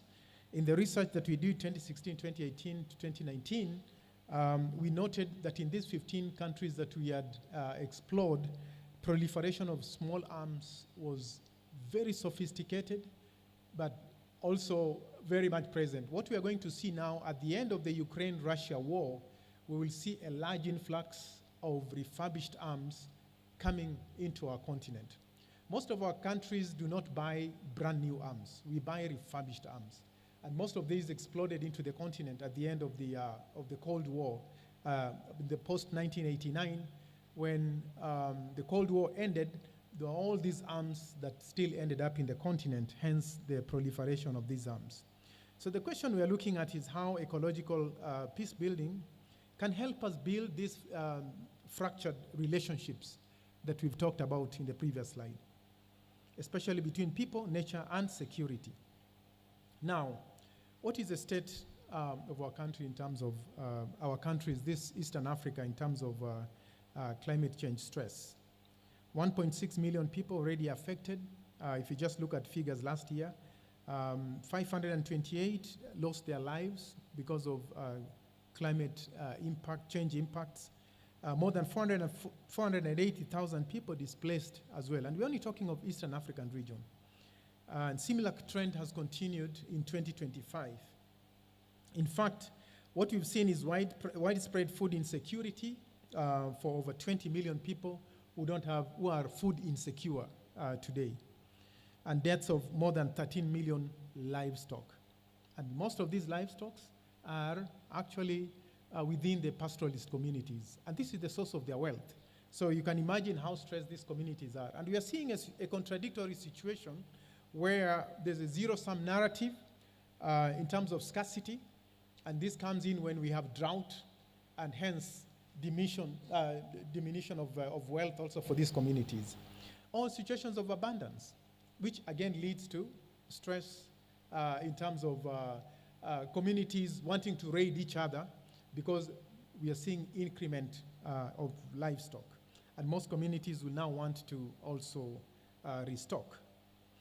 So the tension between the traditional mechanisms and what you may call the modern approach to conflict today, with the proliferation of arms, we are seeing that there has been a commercialization of cattle rustling. And this runs across southern Ethiopia. You go to the Karamoja cluster. We were just in Turkana 2 months ago, where we're looking at the information ecosystem as a preventive mechanism to cattle raiding or to conflict between communities, and how this has either helped or increased situations of violence. So it is real as we look at it. So we have seen escalation of these violent situations because of ecological scarcities. How about proliferation of arms? I've already indicated that our region has one of the highest number of arms. I remember Libya had just been incorporated into the Western world at the time of Gaddafi, when Gaddafi accepted to stop the nuclear plant development. And what this did was that then Gaddafi got into a lot of big contracts of supply of arms. 3 years later, Gaddafi fell. And we had large ammunitions in Libya and other locations in the country, which ended up in Mali. Because Gaddafi at some point was so cornered that he hired so many mercenaries, most of them coming from the Sahel region, that when the war ended, a lot of these arms ended up into Mali, Niger, and parts of Chad. So what we are seeing today as some of the so-called Islamist terrorist groups have been supplied with these arms, mostly coming from Libya, and today Libya still continues to be one of the suppliers within the region. Now, Geneva Small Arms Survey 2018 reported 7.8 million small arms in the hands of civilians and armed groups in Eastern and Horn of Africa. So you can imagine that, 7.8 million. Most of these will be AK-47. And AK-47, you can actually dig it into the ground and leave it there for 10 years, it will never be rusty. It will never stop functioning. You'll just pull it out, and you just need to clean it a little bit, and AK-47 will be very efficient, of course, invented in Russia. Besides, proliferation of arms also is exacerbated by porous borders. We've also experienced socioeconomic, sociocultural perceptions which have been changing over the years. The concept of wealth, identity, and also bride price has led to this proliferation. We've also seen weak legislation. Countries within Eastern Africa have been trying to harmonize the legislation. I think Uganda is doing very well in the Karamoja cluster region, particularly because they have been able to stop the infiltration of arms and introduce other alternative livelihood mechanisms for the Karamojan people. If you are a Turkana going into Karamoja, because they speak the same language, just like the Toposa on the other side, in South Sudan, you're not allowed to bring your arms. You can come into Uganda, see your relatives, bring your cows for grazing, but do not bring your arms. And they've been able to stabilize the country in that sense. In Kenya, we've not really done well. Ethiopia is even bad. And we've seen this proliferation continue for a long time. Inadequate state presence, we noted 2 months ago when there was an attack on fishermen at Lake Turkana, and these were militia groups that came from Ethiopia. And it was a revenge attack based on some of the attacks that had happened by the Turkana raiders. So when you talk of people, planet, and peace, within the ecological peace-building perspective, we are looking first at people who are insecure, who are under climate distress, climate change distress. We are looking at the planet, which is under climate change distress, and we are seeing these ecological feedback loops, for example, that overgrazing leads to deforestation. And we need charcoal for fuel. And at the same time, water sources are limited. Now, when you talk of peace and governance structures that we have, we are seeing a vacuum in terms of peace and conflict management within the border region. But we are going to give some positive examples, just to show that it's not all negative as it is.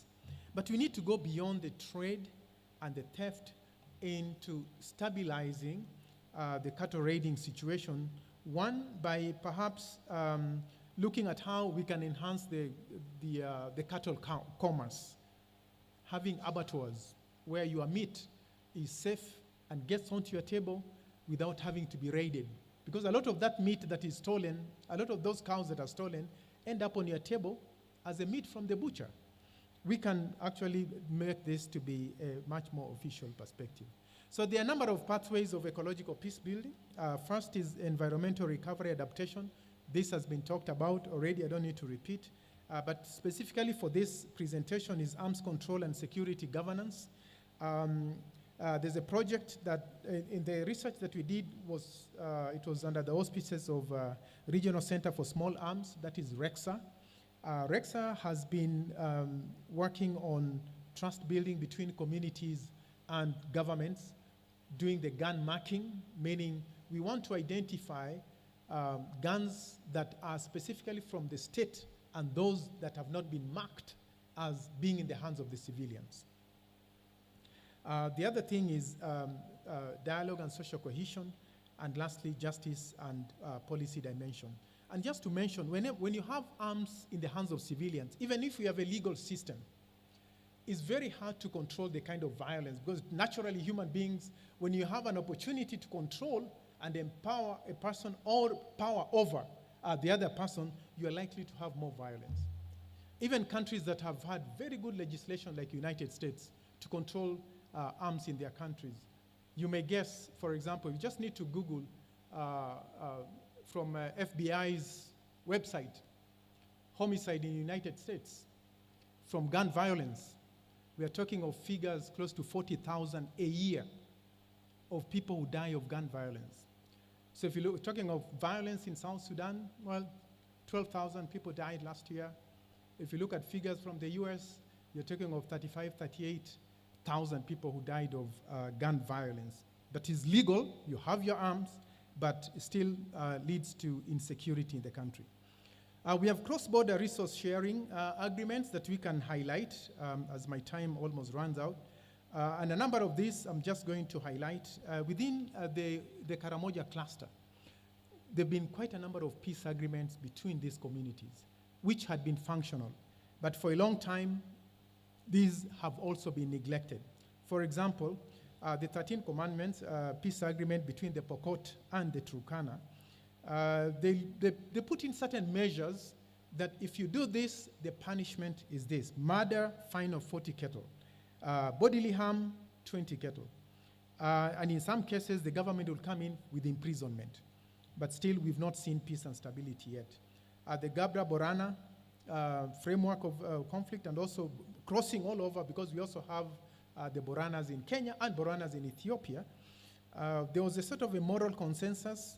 They agreed on information sharing, communal surveillance around the borders, just again to reduce that particular stress. We can also learn from the UNLIT peace agreement in South Sudan in 1999. Is still said to be one of the most successful peace agreements that was across communities and religious institutions. They delivered peace dividends, for example, the return of abductees, 148 of them, restitution of cattle, we talked of thousands of them as well, and also renewed access to the grazing lands. Now this, of course, have changed since. So that's just a list of quite a number of those that I don't need to get into. But one of the most successful one also is the Lokiriama Peace Agreement or Peace Accord in 1973 between the Turkana and the Pokots as well. Recommendations. We need to link arms control to development and peace. Our governments have concentrated so much on arms control. It's normal for pastoralist communities to have more than 3 or 4 or 5 arms. So when you come and say we are going to disarm these communities, they'll give you one of the oldest AK-47 that they have. They're not necessarily going to give you the latest that they have. But we need to engage them in dialogue, like Karamoja region has done. They've been able to link arms control with development. Number 2 is broadening participation and social cohesion. Civil societies, women, youth, faith leaders, I think is important to look at community-led disarmament processes with livelihood. You're taking away my arms. How am I going to survive after that? How are you going to assure my security after this? Traditional peace accords, how do we ensure that they are sustainable? We need a hybrid system that is not only engaging the communities directly, but also with the government on the other side. Regional and ecological and policy innovations. We've, at the Kima University College, at the Center for Research, Training and Publication, we've been conducting, we've been monitoring peace in Kenya, Ethiopia, South Sudan, and Democratic Republic of Congo, using 60 indicators to look at what point does conflict actually get to the very highest level, and what are the triggers, looking at the 60 indicators. What we've learned in the last 5 years is that us sharing some of these early warning mechanisms with governments through IGAD in Addis Ababa, there's been very minimum response. Even when those predictions are very clear. For example, debt stress. It was clear to us in 2021, 2022, that a number of countries within this region were due to pay their debts. And this was going to lead to major adjustments into the budget. And we said there's likelihood that with cost of living going up because of your tax distress on citizens, this is going to destabilize the state of the region. So it in Ethiopia, in Zambia, in Uganda, in Kenya. It was well predicted, and yet it happened without specific action, including the Gen Z demonstrations that we had here. So I'll end here by indicating that leveraging faith-based and traditional mechanisms is equally important, and there are a number of people who are from the faith-based and civil society groups here. Collaborating between these particular institutions and government institutions is critical, because the data that we have on climate change impact on these particular communities, we need to use that for climate change mitigations. If that data is simply kept, it won't really help. In our research recently in Turkana, we're also looking at some of those, what we may call traditional mechanisms of climate change mitigations, how do we incorporate that within the scientific processes of climate change mitigation? Thank you very much. Wow. That's very interesting. Where everybody is brought on board if we want to ensure that there's justice, not only for the person, but also for the planet. Up to that point, with the permission of the MC, I know we have about 5 minutes left, but I request to borrow 5 minutes from your time so that we can take a few questions from the audience, and then 5 minutes, 3 minutes for the questions, and then 7 minutes to be used to respond to the question. So I start from this side. Just one question. Two. So the first hand is there. I only need 2 questions from each row. Microphones, please. Who is moving the microphones?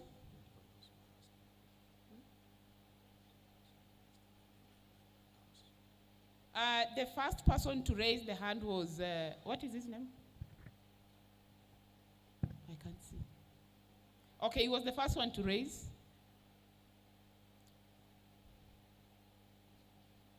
Can I have 2 people support in moving the microphone in the interest of time?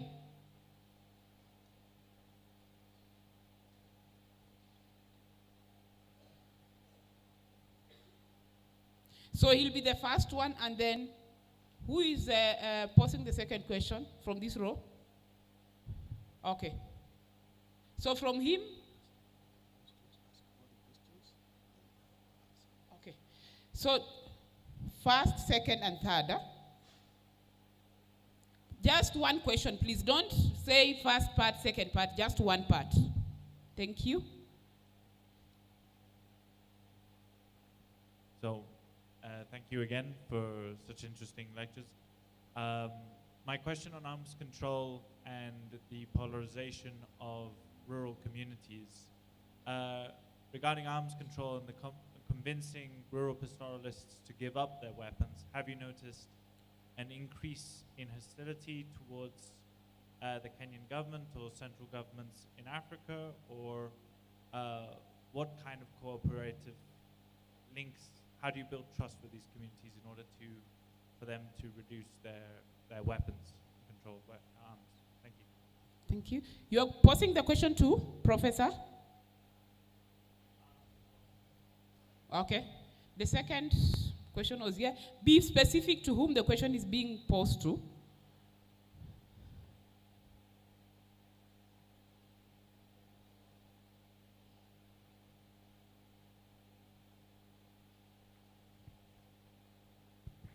Thank you so much, and my question is specifically to Professor Obongo.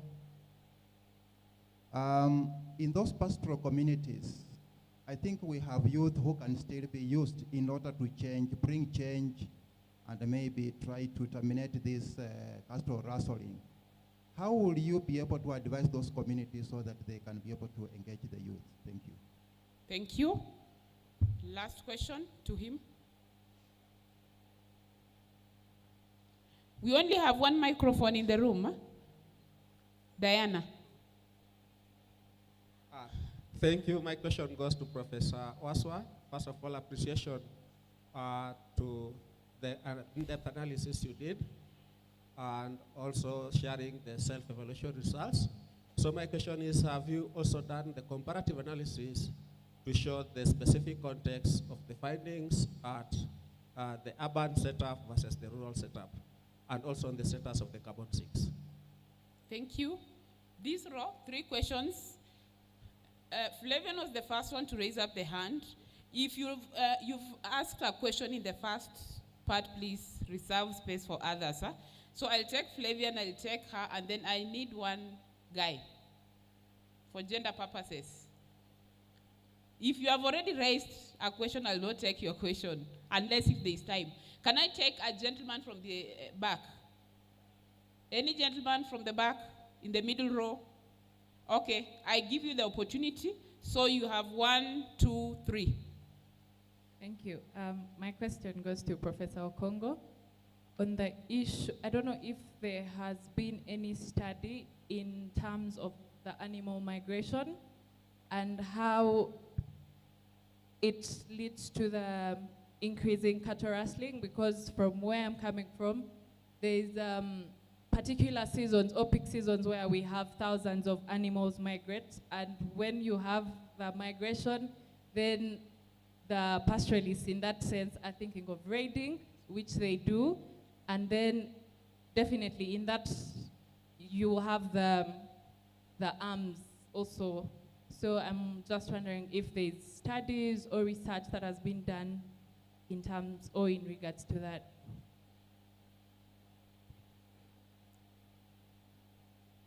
There's this gentleman here.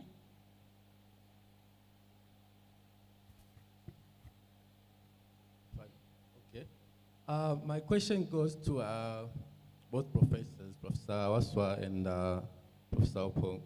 My question is basically based on how can we have African solutions from the SDGs, because do SDGs really reflect the African sensitivity? Can't we have the African SDGs and ESG frameworks to solve all these conflicts that we're having and the repercussions on the environment? Thank you. Yeah. Okay. Flavian? My question goes to Professor Waswa. I know we've talked about how the climate change approach. Try to be loud, please. Okay. The climate change approach, and one thing is that comes in, I understand is the fact that I think it's more definition, because in this country, there's a time we were only talking about desert, but another time was just pollution. So I feel like sometimes it's the breakdown. It should be more of breakdown than approaching just in a holy way. Because even if you talked about climate change, how many people do they understand the meaning of climate change? Because when it comes to climate change, it's more of pollution, floods, droughts. But when in paper you just write climate change for just donors, I think more of let's it be a breakdown. Let the meaning of the statement we're approaching have a breakdown to the point even the local community can understand. And another thing I came to understand. Just one. The last row. Village. How your neighbors, even your home, are a role model of this. I am. Okay. The question is, it's not a question as such, to give us a clarification about how you have put your knowledge of food production as a part of environment into practice in your home village, wherever you come from. Thank you. Here.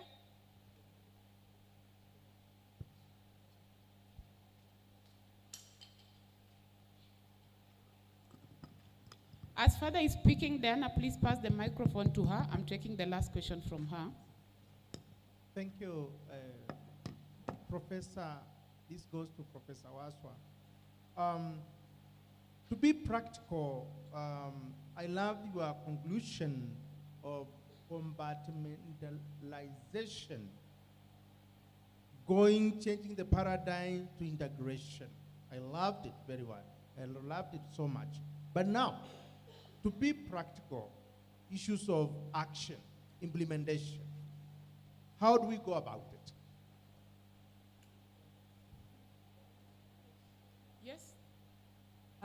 Thank you so much, moderator. My question goes to Professor Elias Sokongo on arms control and security governance. So the U.S. has various laws across, like the gun laws across the U.S. vary by state.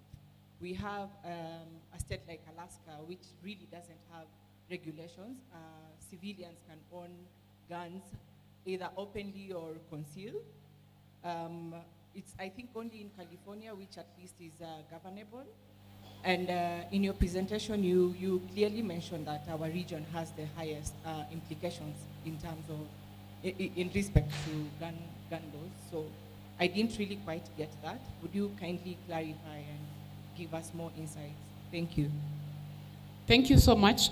So the presenters, you have 6 minutes, 3, to respond to those questions. And I know they're interconnected, so you might find yourself responding to a question from the other presenter. That will also help us save on time. Over to you. Thank you once again for your questions, but kindly note that some didn't quite get the question because of the echo. Like my brother at the far end, you may want to repeat later on, but what I was able to capture, let me try to address them. Let me begin from the last question about the practicabilities from compartmentalization to integration. And I think the model I used to bring that home was, instead of building a single lane road from Nairobi to Nakuru, let us plan and implement a 6-way lane.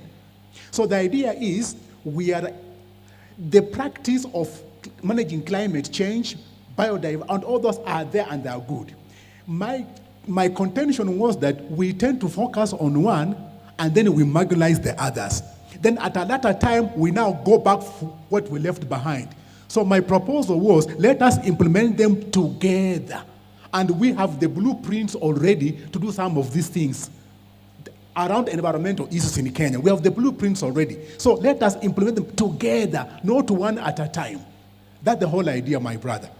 Thank you so much. Then the narrative, like now, you see, you go to any village in Kenya and ask farmers, what is climate smart agriculture? What are greenhouse gases? They have no idea. So until we link climate, as an example, climate change agriculture, or say climate smart agriculture, to what communities can resonate, let's say pollution and their health, that you see when you cook or when you generate greenhouse gases on your farm, you generate this kind of gas. And this kind of gas affects you like this.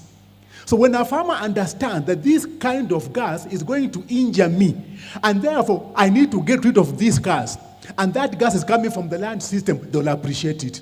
But as it were, the narrative does not connect with the farmers. It talks about Greek things, in quotes. In other words, narratives that are too complex for the real land users to actually understand and implement.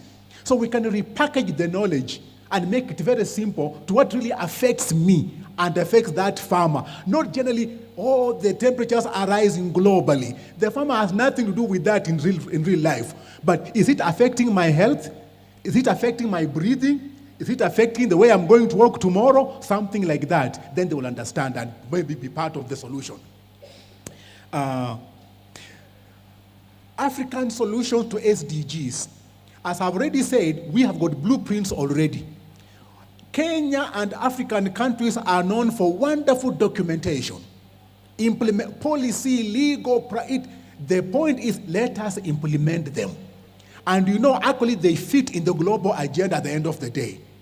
They fit, whether from the Ministry of Agriculture, they fit in the global. So the point is, let us implement our blueprints about our problems. And that way we fit in the SDGs without a problem. Then finally, I think I didn't quite get the idea of urban and rural. But let me suppose what I'm going to respond to what maybe you asked. There was a lot of echo. But you see, logically, and everybody knows that the impacts of climate change are greater when there's a lot of industrial work, where there's a lot of emission of greenhouse gases. Now, these things are more prevalent in the urban settings, as we know. So from a micro level, you can expect there will be more impacts in the comparative analysis that urban areas are most likely to be more affected.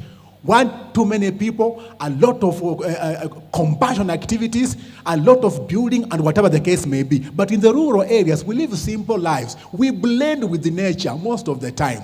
And therefore, but I think we can, because I didn't get the question quite well, we can compare notes maybe during lunch hour. Thank you. Thank you very much, Prof, for that response. I believe he has responded to almost all the questions that were asked. Am I right? Professor Oponga, I'll give you a minute to just summarize. Yeah, there was a question about polarization of communities and building trust. There have been quite a number of attempts in doing this. I think the latest that I at least recently researched on was in the case of the Toposa and the Turkana in the South Sudan border. And they had a peace agreement that was signed in May last year. So far, so good. We actually went to the communities and monitored to see the borders were now opened. I think it takes a lot of willingness with traditional or cultural leaders to be able to do this. There's other question on pastoralist education. I guess we have some of the pastoralist communities that I've seen here, and I don't know whether we are cutting them off. My experience of researching these communities, English is not the lingua. Sasa labda tu kwa kifupi kwa Kiswahili ningependa kusema kwa wenzetu ambao labda mmetoka Turkana, Pokot ama sehemu za kule kaskazini, ni kusema kwamba mabadiliko ya tabia nchi ambao tunaona kwa sasa hivi, tunaamini kwamba viongozi wetu wa kijamii wameweza vile vile kuhamasisha watu kuleta mabadiliko ya kitabia na vile vile ya kielimu kuhusu kuwa na bunduki, lakini kwamba mimi mwenyewe chakula changu kama uwezi ukakihakikisha kupitia kwa usalama wa wanyama ambao niko nao mimi, itakuwa ni vigumu sana niweze kuamini kwamba serikali ikichukua silaha yangu itaweza kunipatia vile vile usalama. Then the last one I would say on gun laws and regulations of gun laws. Well, we've seen that more, as I said earlier, more peaceful societies obviously is where we build trust, not by suspicion of me arming myself against you, but by me trusting that you will not harm me even when I'm not armed. And I think that's a basic principle. If we look at countries that have less acquisition of arms for the civilians, there's high likelihood of less armed violence. If you're in UK where arms regulation is very high, unfortunately, what you see much more is knife violence or armed violence that will mostly be people who are armed with knives. So I think the same legal framework that we have within the country is very, very, at the same time, is very, very loose in terms of disarmament of the pastoral communities where trust levels are very, very low. And also, as I said earlier, just to conclude, is that there's disharmony on laws and regulations between the three countries in the region, Uganda, Ethiopia, and Kenya. And that has unfortunately, despite many efforts to have a common joint approach, has really not borne the kind of fruit that we'd like to see. Thank you. Thank you very much. As I say something, Dr. Joy, please come forward. And then my sister. My sister. What is her name? Yes. No, behind you. Please come forward and present something to our presenters today. And as they do that, let us also appreciate them for the good efforts. We are going to clap 1, 2, 3, and then we stop at that. So 1, 2, 3. 1, 2, 3. 1, 2, 3. Thank you very much. The debate on small arms, proliferation of small arms and light weapons is very interesting. And so you can get in touch with him so that you can continue the debate. Please come on the podium so that you can help present a gift to one of our presenters.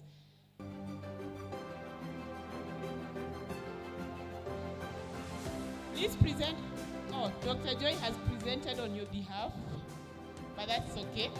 Thank you very much, MC. I'm sorry that I've stolen some of your minutes, but I believe you are going to manage. Asante sana, and thanks everyone for this wonderful session. Be blessed.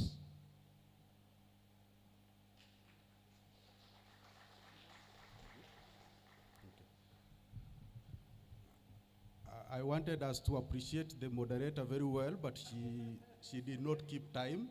So let's just do the normal way. Asante. Right. So we have two. We'll be able to dispense of this in 15 minutes. One, we are going to listen to a small documentary. It is a long one, but we will do the first Let's do the first 7 minutes. We will watch a documentary for 7 minutes. Then after that, just before we break for lunch, we have organized or planned a small game. It is called a Kahoot game. It is going to have about 15 questions, and we will be explained how to go about it. So we will compete. Whoever wins, the first 3 winners answering all the questions or getting higher marks, so your speed and accuracy will save you. So the first 3 will get an extra plate for lunch, courtesy of myself. And then Globe Ethics has also decided that the first 3 winners, the winner, the runners-up, and the second runners-up will receive a book from Globe Ethics. The title is Globalization of Concern 3, Essays on Climate Justice, Education, Sustainability, and Technology, authored by Professor Aidan Msafiri. So that is the book that you will get in addition to the plate. So documentary, please. Climate change is bringing droughts and floods around the world. But in many countries, it's doing something else as well. Acting as a kind of chaos multiplier. I'm in Somalia, one of the most dangerous countries in the world, to report on how climate change is making conflicts in places like this even worse. When drought hits, people begin to fight for access to food and water. They stay back when they see my gun. Somalia didn't cause the problem. The entire country has emitted as much carbon dioxide since the 1950s as Americans have in, wait for it, the last 3 days. But Somalia is beginning to help itself, investing in new technology. Our ambition is to reach 80% to produce from renewable energy. Starting new businesses. I buy food from the shop. I cook it and I keep the profit. There is hope. There is a whole narrative in the country that's called Somalia Rising. So what will it take to lift Somalia out of the vicious cycle of climate and conflict?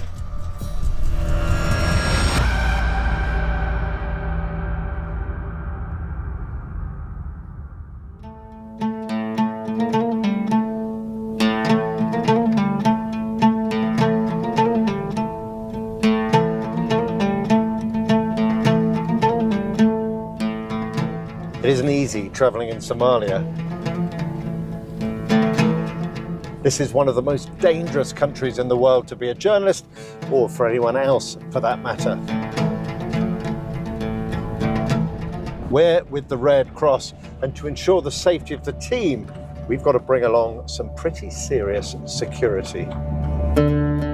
Somalia is the only country in the world where the International Red Cross travels with armed guards as standard. We are headed out into the wild scrub that covers much of the country to meet a community who are right on the front line of climate change. Somalia is still overwhelmingly an agricultural society. Some 2/3 of the people here depend on farming. About half the population earns its living by herding animals. When I had many camels, we would walk very far. I would take them to places with good pasture where they could flourish. Sheikh Don Ismail used to be a nomadic camel herder.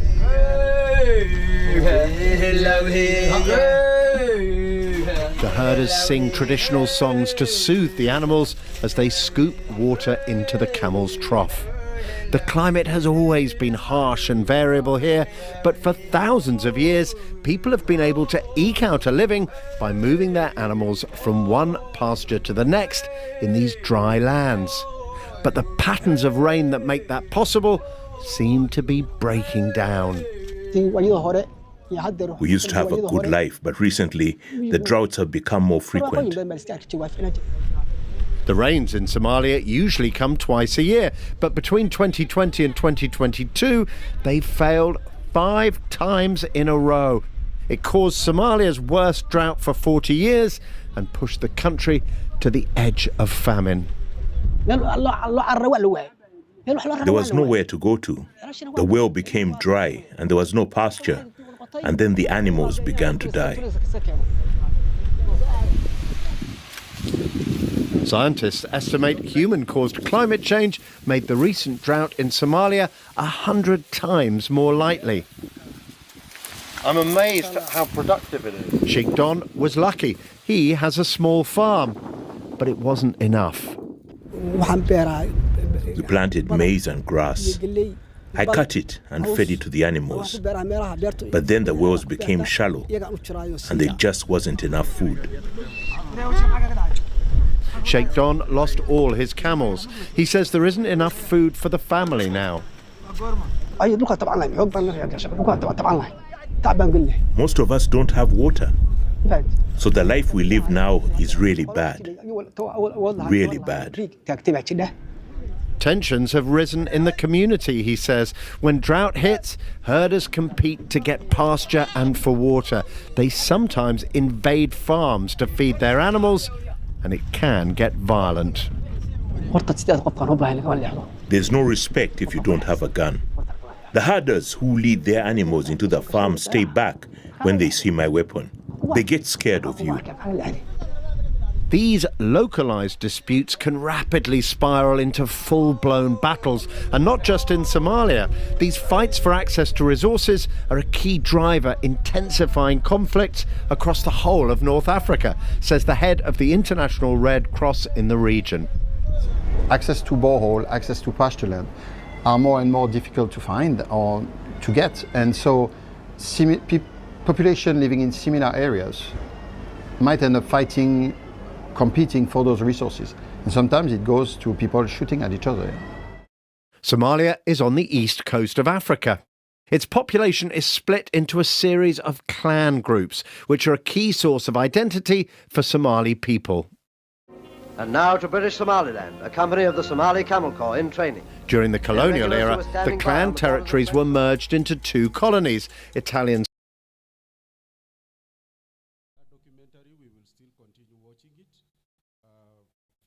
Of time, we want to go to the final activity, and this is going to be a small game to keep us energized and give us appetite for lunch.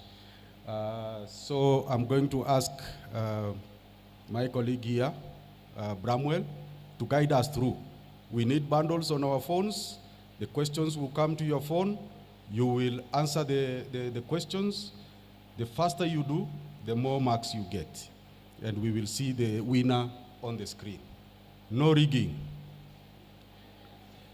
The final decision is from the polling station, nowhere else. Hello, everyone. Yes, so, without wasting time, we are going to play the game that you've been told. So, this is how you log in first. Make sure you have internet. So either your Wi-Fi or bundles. Make sure you have that one. Then next, you will type kahoot.it. Then you'll use that code to join. Or you can scan that QR code that is there. So either you can scan or just write kahoot.it. Kahoot.it. Kahoot is there, spelling. Pardon? Yeah, just type kahoot.it. You can type. You can zoom, kindly, control room. You can zoom the barcode so that they can scan. So when you join, you can write your own name, nickname or something, official name. You can write even everything. Just write what you want.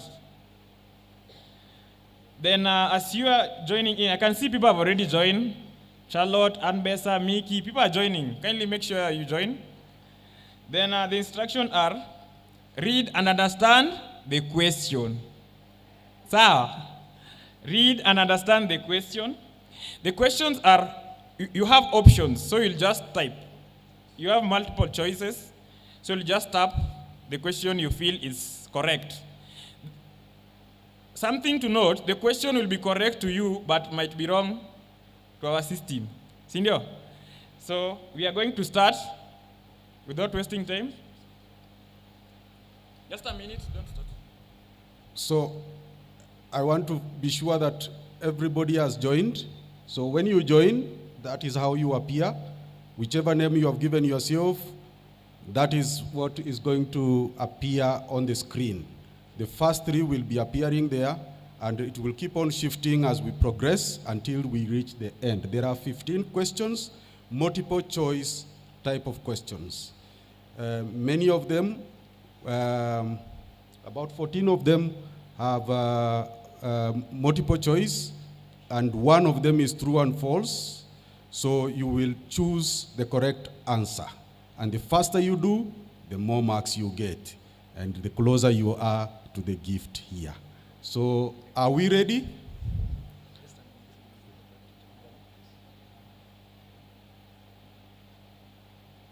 For each question, 20 seconds maximum. So you read the question, you look at the options, you pick the right one. The right answer is by clicking. You just click the right answer on your screen, and it will appear there. So we will see who is the final winner at the end. So are we good to go? Are we there, all of us? Thumbs up, give me thumbs up. Thumbs up. So we are good to go? Very good. Start.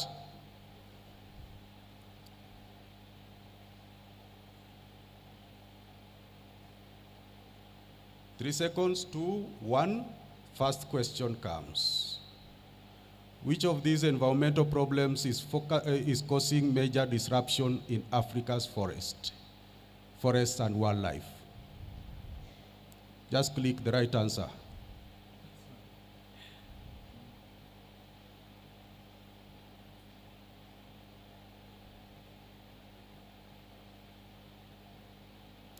Next. Which of these environmental problems is causing major, sorry, that is the one we have come from. Next question, please.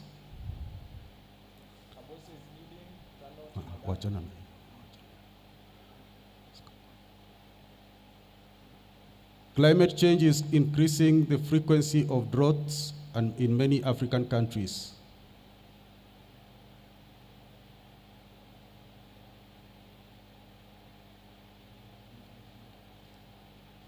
Nine seconds. Right. Let's go. Next.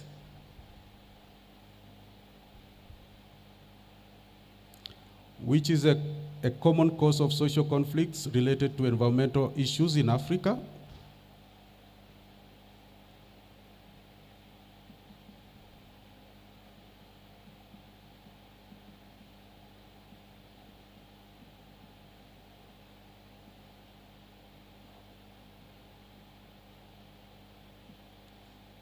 Right?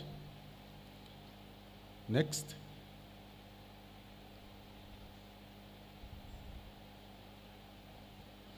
Which of the following is a major source of pollution in African cities, affecting both people and ecosystems?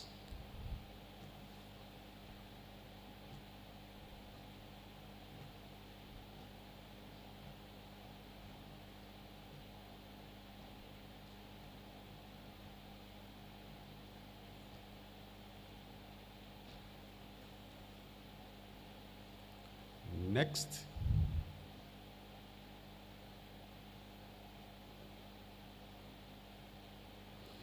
What is one of the main goals of peace-building efforts in conflict-affected African communities?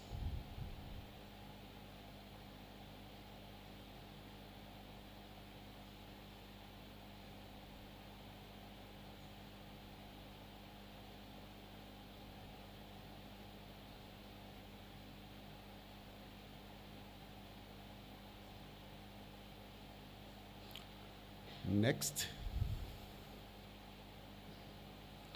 The spread of non-native plant and animal species in Africa disrupts local ecosystems. What is this process called?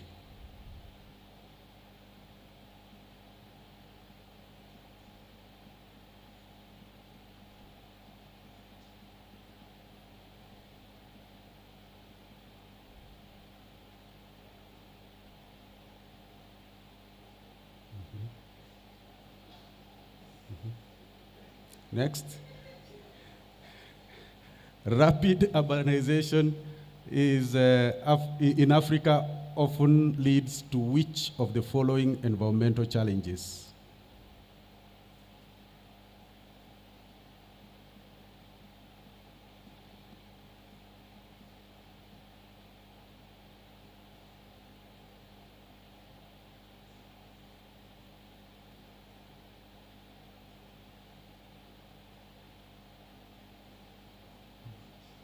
Next. Which renewable energy source is increasingly being adopted across Africa to reduce environmental harm?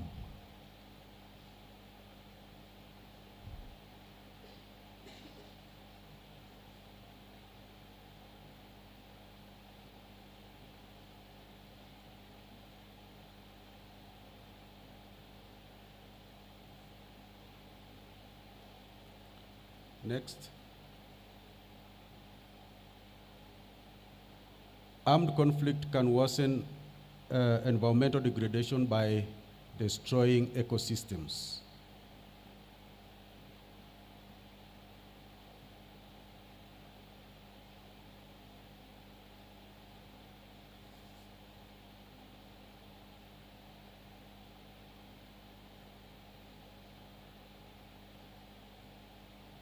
Next.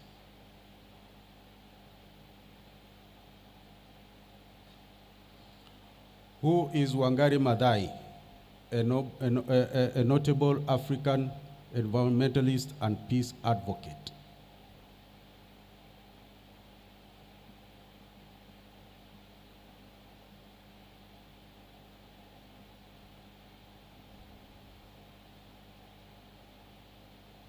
Next.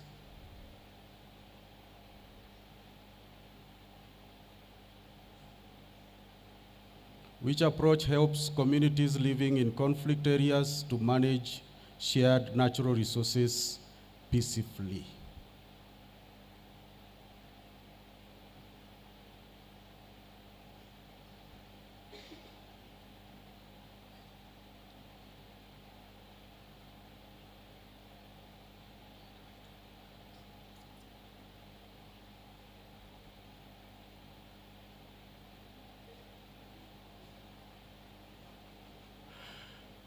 What is one action you can take to help restore harmony between people and nature?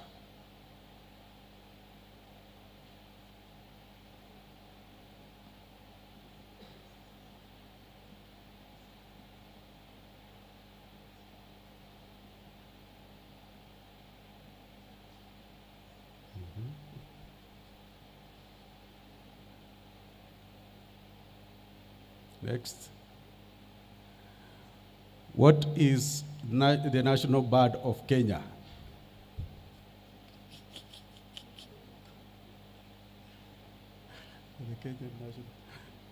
The Kenyan national bird.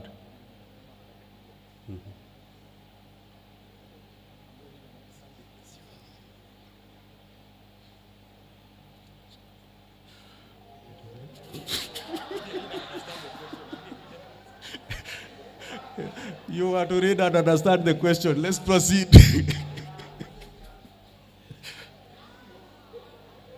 Next. Which team won CHAN Tournament 2025?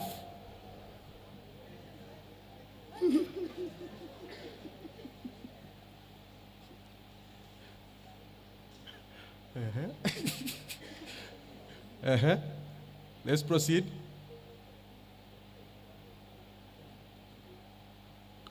What is Apes in full?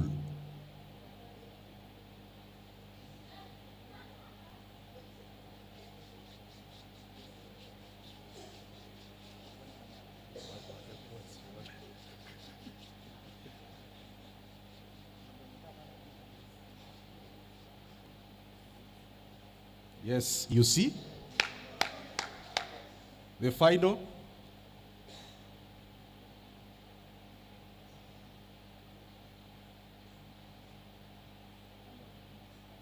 Number 3 is Magara.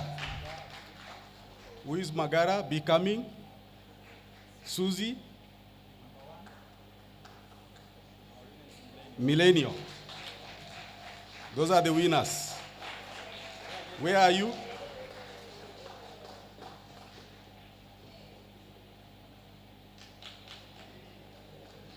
We walk the talk.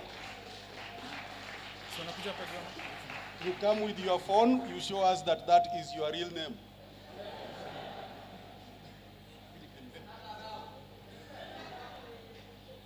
Another round of applause for the winners.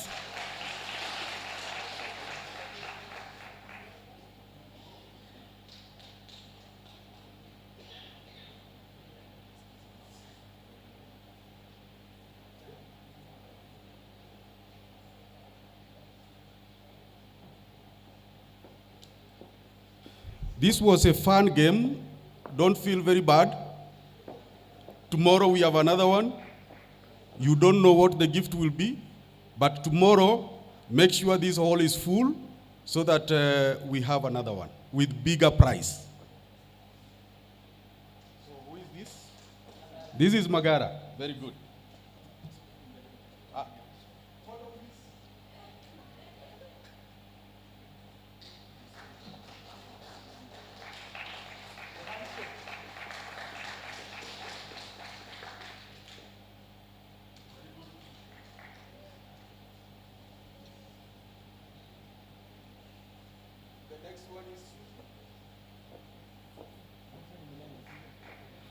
A round of applause to Susie.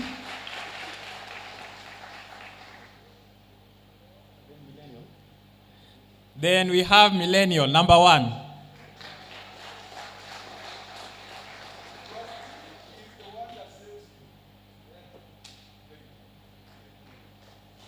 A round of applause kindly. Pigia mwenzako makofi hadi wewe siku moja ushinde. I thank you for participating. Asanteni sana. Thank you very much. We are at 10 minutes past the hour. Lunch is going on up to 2 exactly.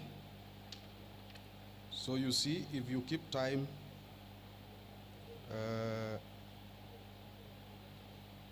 there are gifts that come with it. So today we want to keep the time. Swiss watch, 50 minutes for lunch.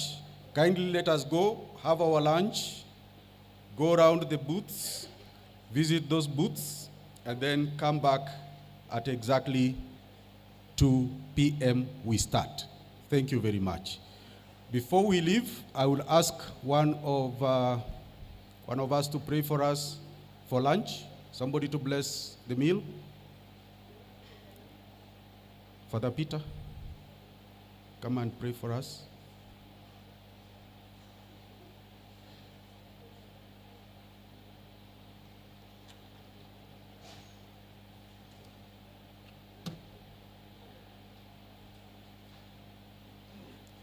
May we all be upstanding as we pray. In the name of the Father, and of the Son, and of the Holy Spirit. Amen. Almighty God and Father, this far you have brought us. We glorify you, we praise you, we thank you. And we ask you to be with us in the remaining part of the day. Continue guiding us. Inspire in us the will and the desire, the passion, and also the energy to continue transforming our world so that we may conserve the environment for peaceful coexistence. Bless the food that we are going to take, which is a fruit of the Mother Earth, that it may give us the energy to serve you and to serve our brothers and sisters through Christ our Lord. Amen. In the name of the Father, and of the Son, and of the Holy Spirit. Amen. Good appetite. The party tonight. Energy Total Access on Energy Radio. Each every Friday from 7 till 10 o'clock.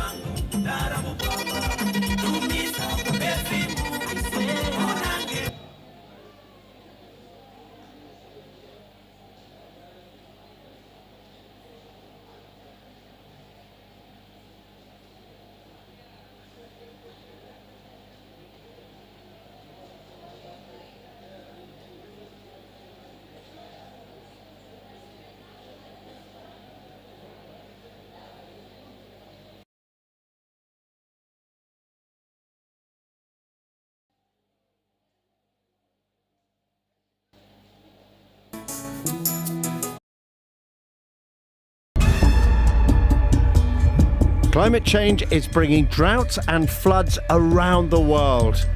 But in many countries, it's doing something else as well. Acting as a kind of chaos multiplier. I'm in Somalia, one of the most dangerous countries in the world, to report on how climate change is making conflict in places like this even worse. When drought hits, people begin to fight for access to food and water. They stay back when they see my gun. Somalia didn't cause the problem. The entire country has emitted as much carbon dioxide since the 1950s as Americans have in, wait for it, the last 3 days. But Somalia is beginning to help itself, investing in new technology. Our ambition is to reach 80% to produce from renewable energy. Starting new businesses. I buy food from the shop. I cook it and I keep the profit. There is hope. There is a whole narrative in the country that's called Somalia Rising. So what will it take to lift Somalia out of the vicious cycle of climate and conflict?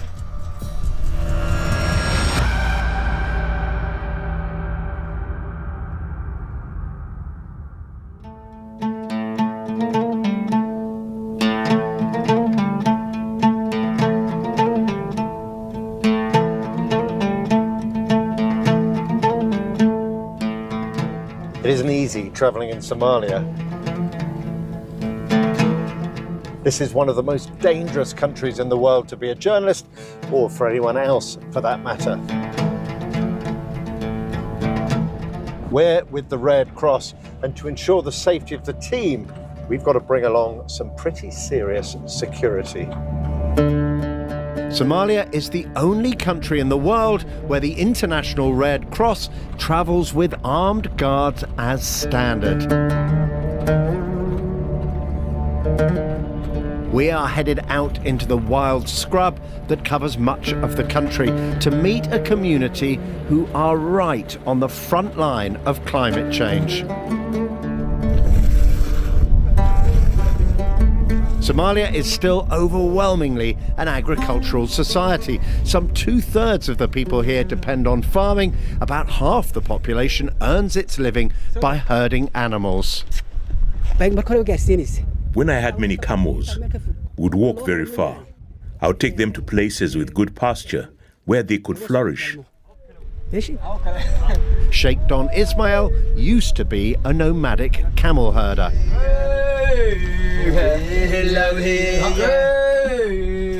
The herders sing traditional songs to soothe the animals as they scoop water into the camel's trough. The climate has always harsh and variable here, but for thousands of years, people have been able to eke out a living by moving their animals from one pasture to the next in these dry lands.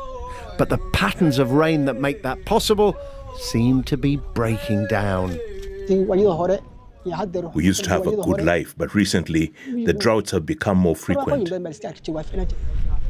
The rains in Somalia usually come twice a year, but between 2020 and 2022, they failed 5 times in a row. It caused Somalia's worst drought for 40 years and pushed the country to the edge of famine. There was nowhere to go to. The well became dry and there was no pasture. And then the animals began to die. Scientists estimate human-caused climate change made the recent drought in Somalia 100 times more likely. I'm amazed at how productive it is. Sheikh Don was lucky. He has a small farm, but it wasn't enough. We planted maize and grass. I cut it and fed it to the animals. But then the wells became shallow and there just wasn't enough food. Sheikh Don lost all his camels. He says there isn't enough food for the family now. Most of us don't have water. So the life we live now is really bad. Really bad. Tensions have risen in the community, he says. When drought hits, herders compete to get pasture and for water. They sometimes invade farms to feed their animals, and it can get violent. There's no respect if you don't have a gun. The herders who lead their animals into the farm stay back when they see my weapon. They get scared of you. These localized disputes can rapidly spiral into full-blown battles, and not just in Somalia. These fights for access to resources are a key driver intensifying conflicts across the whole of North Africa, says the head of the International Red Cross in the region. Access to borehole, access to pasture land are more and more difficult to find or to get, and so population living in similar areas might end up competing for those resources. And sometimes it goes to people shooting at each other. Somalia is on the east coast of Africa. Its population is split into a series of clan groups, which are a key source of identity for Somali people. And now to British Somaliland, a company of the Somali Camel Corps in training. During the colonial era, the clan territories were merged into two colonies, Italian Somalia and British Somaliland. At independence in 1960, they were merged to form the independent Somali Republic. A brutal dictator, Siad Barre, took power after a coup. His repressive rule suppressed clan conflicts. But when Barre was overthrown in 1991, the country collapsed into a civil war and jihadist insurgency. Western attempts to hold back the chaos ended in disaster and humiliation when 2 US Black Hawk helicopters were shot down over Mogadishu, the capital city. 2 dead American soldiers were dragged through the streets, leading to a public outcry in the US. In 1995, Western troops pulled out, and they have not returned. Decades of anarchy have followed. There's a brutal Islamist insurgency, a civil war in parts of the country, and a whole series of regional and clan conflicts. And the fighting has created a sickening circularity. Climate change is making resources even more scarce, heightening the conflict, while at the same time the conflict leaves the country more vulnerable to climate shocks.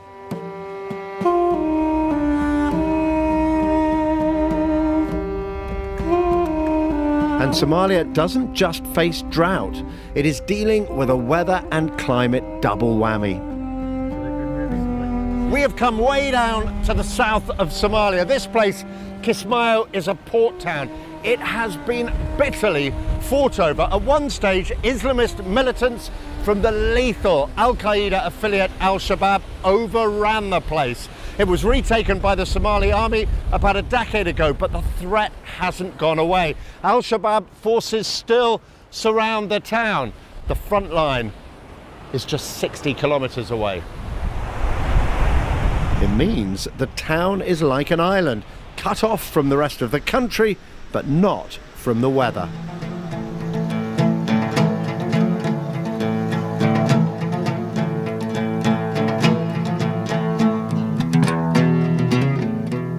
The year after the drought, Somalia was hit with terrible floods caused by rains reckoned to have been made twice as intense thanks to human-caused global warming. The floods killed hundreds of people and displaced more than 1 million more. It wrecked farms and killed yet more animals.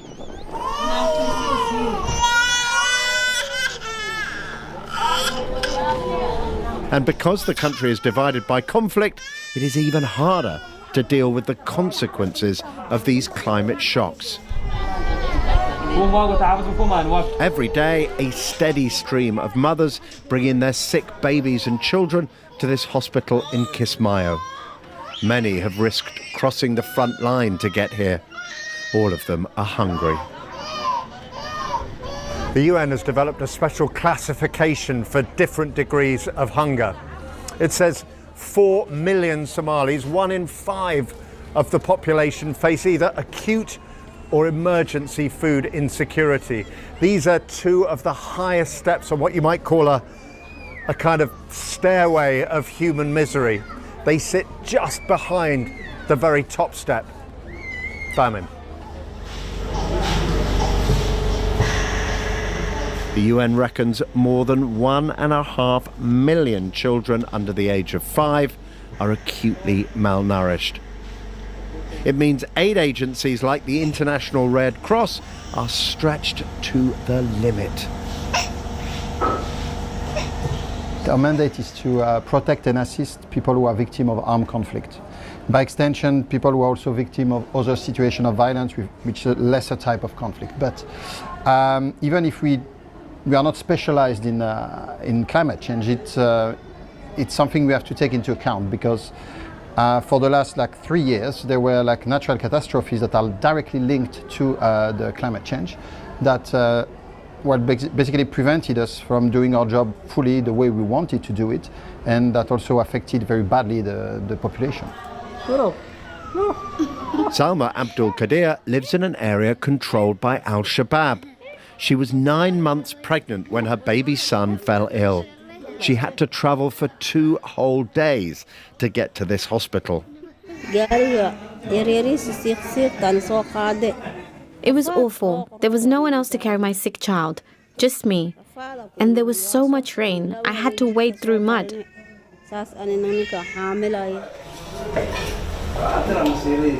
There is a cycle here. Years of conflict have made communities less resilient, so they are more vulnerable when floods or droughts hit.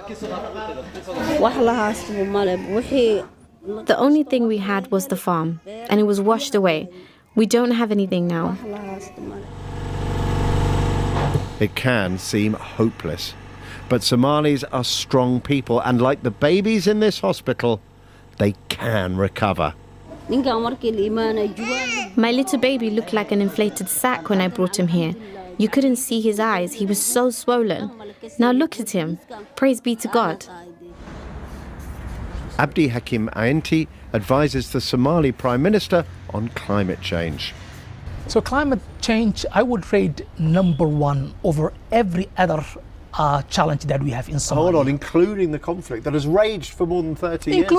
Including the conflict, yes. Because of the conflict, it is a way you can silence and end the conflict, but you cannot silence or put an end to a science-based problem, which is a natural disaster that is happening and claiming thousands of lives. So I would put climate over every challenge that we have in the country. Yes, there are more deeper and more systemic challenges that we face, but I think climate is the most pressing and the most existential one. So why do you put climate #1? Well, because of the scale and the lives it claims, the condition that it creates. We're talking about 3.8 million people now living in an abject poverty.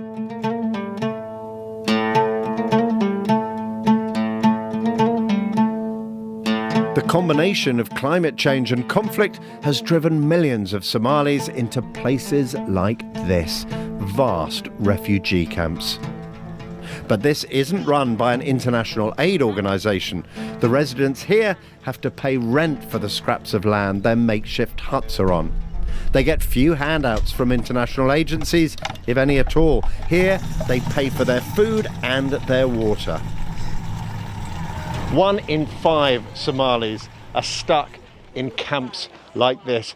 Almost 4 million people are classed as internally displaced. A decade ago, it was just 1 million, and they're kind of stuck in a dreadful limbo, unable to go home, but also unable to move on. Halima's story is typical. Her family lost everything because of drought and had to move to the camp. The droughts used to be short. We would lose some of our camels and goats, but some would always remain. But they have been getting worse. Now they even kill our strongest camels. Life in the camp is tough. Every day gets harder and harder. We don't get any help from anyone. Often, I only have enough food for 1 meal a day. And there aren't many options when it comes to earning money. After a while here, you notice something really interesting. There aren't that many men.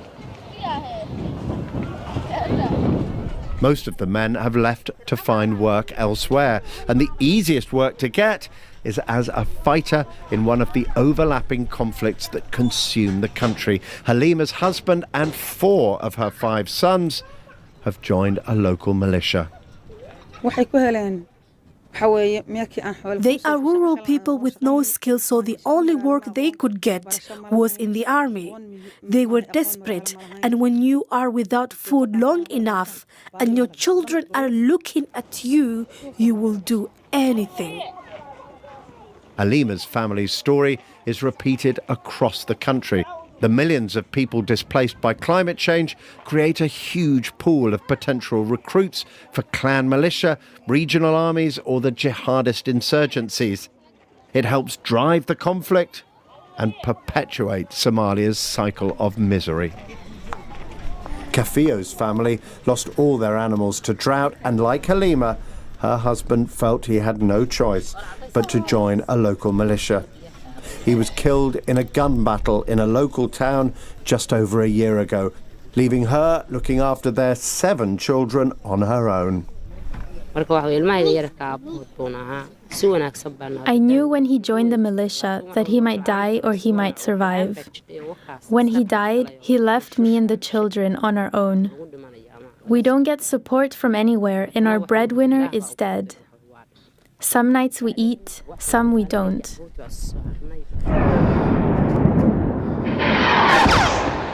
Meanwhile, the world has other priorities.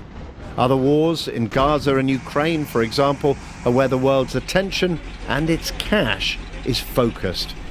The UN has calculated Somalia needs at least $1.6 billion this year, and that is just to meet the basic humanitarian needs of the country. But so far, only around $600 million has been pledged. Yet Somalia bears virtually no responsibility for the changes in the global climate that are wreaking such damage on the country. Oof, camel milk tea. Delicious. Now, the people of Somalia cannot be held responsible for climate change. I've just been doing the numbers on my phone, and the entire country has emitted as much carbon dioxide since the 1950s as Americans have in, wait for it, the last 3 days. But Somalia is taking action. In Garowe, a small city in the north of Somalia, the local power station has been making some dramatic new investments. Well, there's no shortage of wind in this part of Somalia, and they're already using that to generate power and the region's abundant solar resources as well. In fact, 2/3 of this city's power is currently being generated by wind and by solar. The average across the year is much lower, around 10% of total power, but that is changing fast, says the boss of the plant. He says renewables are just much better value than his diesel generators. Each of these beasts costs around $300,000 plus $20,000 a day in diesel, and they only last about 5 years. Meanwhile, the solar panels cost nothing to run and will last about 20 years. Our ambition is to reach 80% to produce from renewable energy. He told me his company hasn't received any grants or aid from abroad. It borrowed the $2 million it cost to install the solar panels from the company that made them.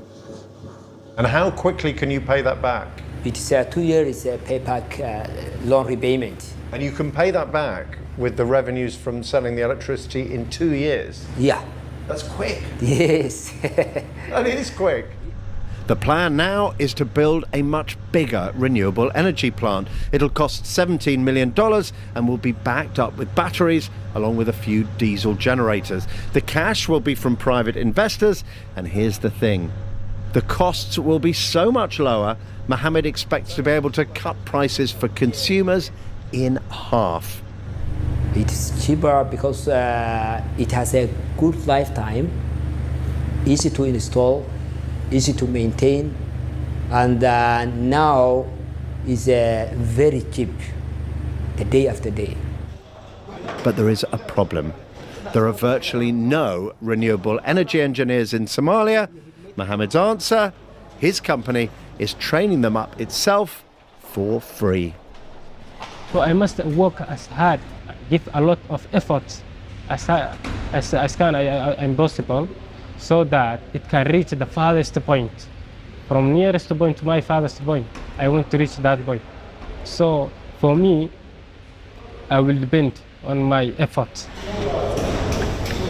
Abdi Nasir believes his training could help transform his life and his country. I see the future is bright for me, even in Somalia, because we have a new generation who are waking up, having spirits and want to learn something for their country. Lower electricity prices will be good news for everyone and could have an added environmental bonus too. As we drove around Kismayo, we saw evidence of the trade in charcoal virtually everywhere. It is made from trees and bushes cut from the savanna ecosystem. It's illegal to make in most of the country, but is still widely used for cooking and is also exported to neighbouring Kenya and to the Gulf states. Wow, that one is massive. The charcoal trade is incredibly damaging. It destroys the local ecosystem. Cutting back the trees and bushes makes the soil much more exposed to the increasingly hot dry seasons and much more vulnerable to erosion when the rains eventually come. The fumes from charcoal stoves can also damage health. The hope is cheaper, more reliable electricity will reduce charcoal demand. And when you look around, there are hopeful stories everywhere. On the edge of the refugee camp, men play dominoes outside a cafe. The business is the brainchild of Amina Osman Mohammed. Her family lost their animals to drought, her husband is ill, and she cares for 11 children, including her widowed daughter's kids.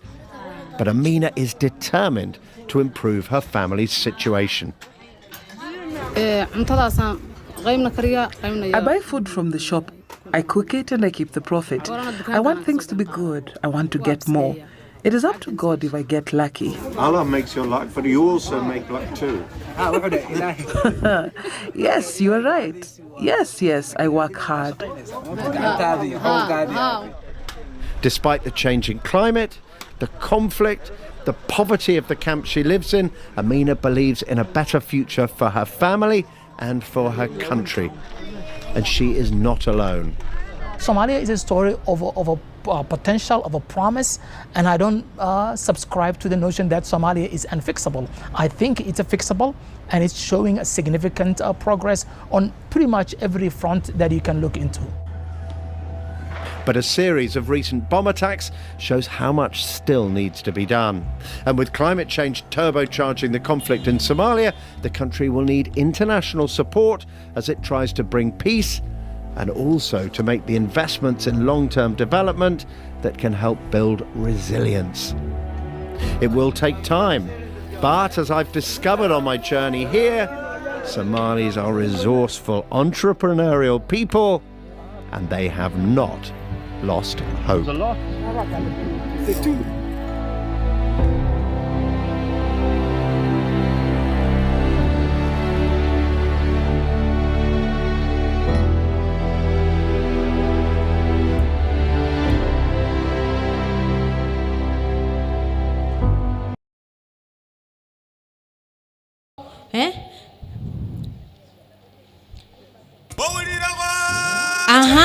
So if you're from that community, please tuongoze.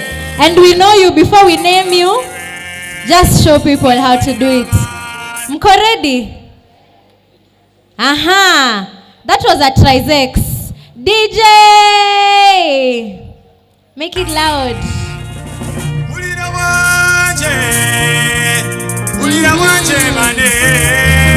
You need some space to shake your shoulders.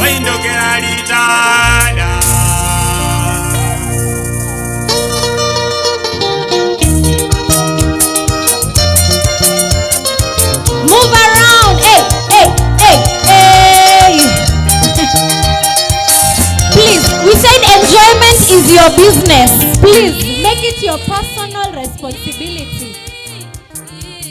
Dr. Lunita, I can see unaongoza movement. Wewe.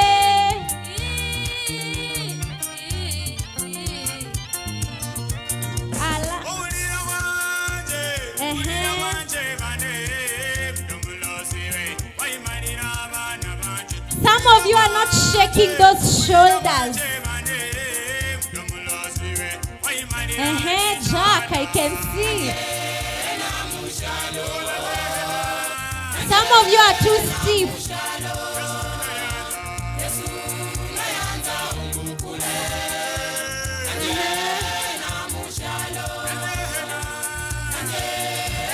I can't hear any ululation. There is a line going round. Get your space. Enjoy yourself. Hey, hey, hey. Michael.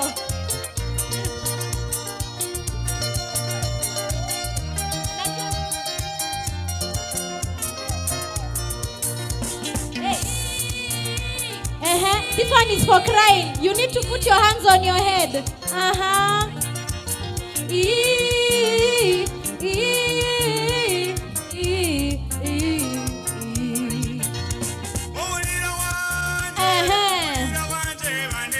Hapa ni mabega inaongea. Shoulders. Come on.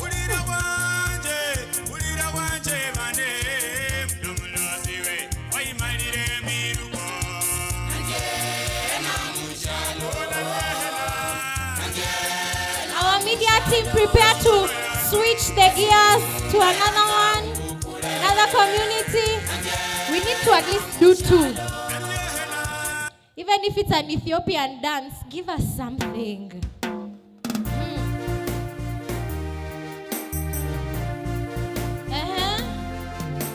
One that they can dance.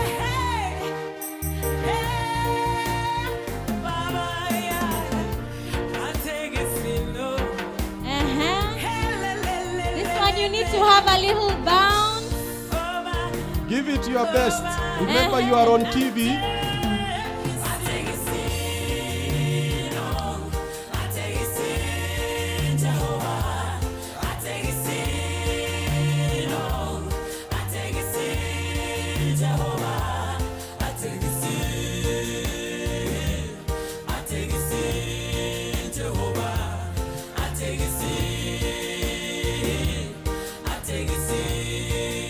Prepare the last song for going back to seat. We have not told you to go back yet. The last one, ya kuenda. Aya. And this one.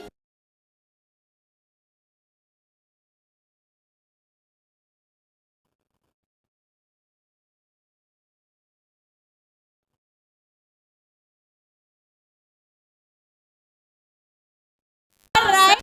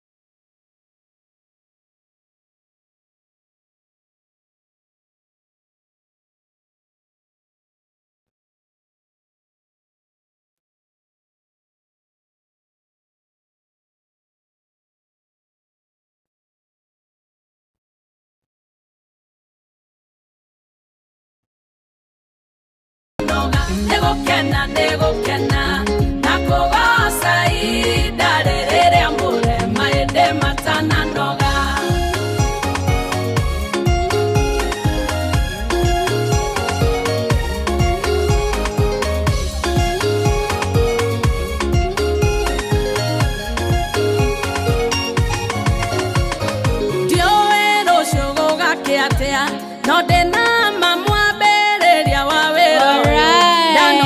Hey, this front row needs a gift. Eh? They are in the mood. Thank you to our media team. Alright, are you feeling energized? Yeah, please, if you didn't enjoy yourself, that's your own problem.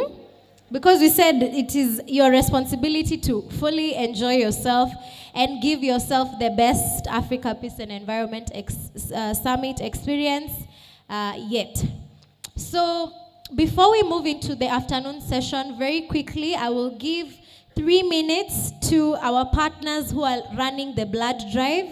I'd like them to come talk about what they're doing and how you can be part of a great cause, okay? So I'm going to invite Madam Aisha, who's a blood donation ambassador, and also Dennis.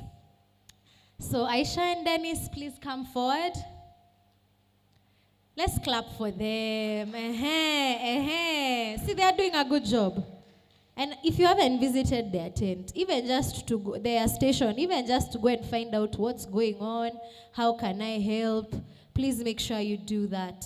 So we'll give them 3 minutes to tell you more about what they're doing and how you can be part of it during this summit. So you have the floor.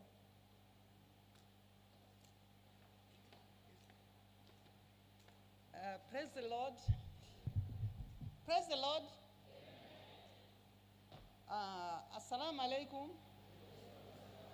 Okay, my name is Aisha Dafala. I'm the lady who have donated the most blood in Kenya. I've donated 99 times.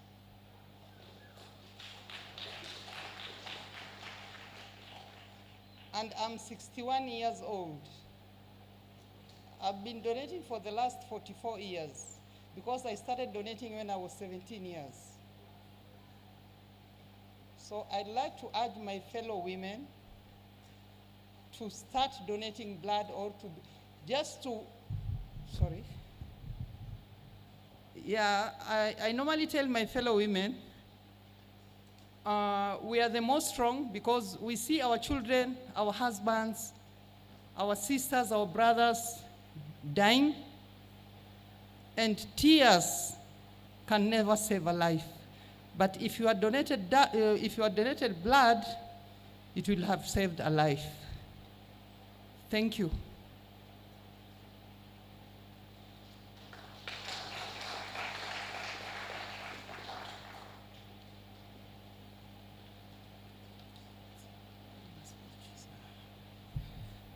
Praise God.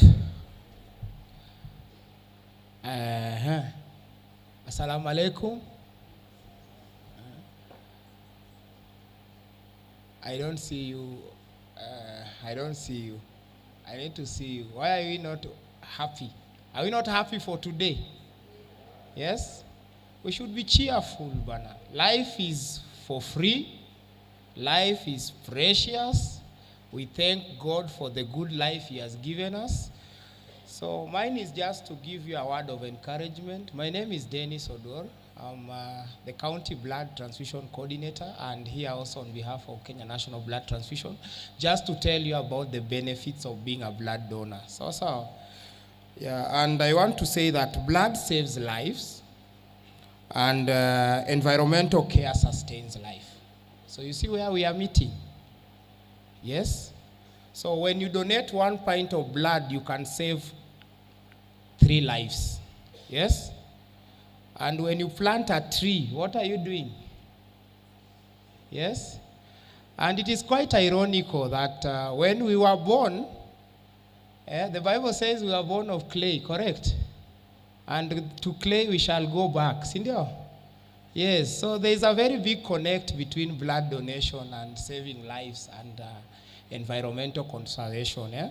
So I just want to urge us, our tent is just behind there. And we are saying it's all about just giving life. When the Muslim says, if you donate blood, you are giving back life. You got the life for free. Today we have patients who are out there needing blood, and this blood is the only thing that comes between them and saving their lives. So when this blood is not there, and we lose life every day. We lose life during childbirth, we lose life in cancer patients, we lose life in accident cases. So we are just urging you, if you've never donated blood before in your life, this is your chance to do so. And we're also providing donor cards. So we'll issue you with a donation card where you're able also to know your eligibility as a blood donor. And every time you donate blood, just know that you're also doing some act of kindness. That is one. You will feel good that you are saving somebody else's life, that you're also nourishing yourself. Because today, you'll get to know a lot of knowledge about yourself. Alongside you giving this blood for free for somebody else's life, you're also getting to do more for yourself. So kindly I urge us, before the summit ends, we visit our tent out there. We are very professional people. It is just a 10 minutes exercise and you'll be done and you'll be able to save lives. Thank you so much.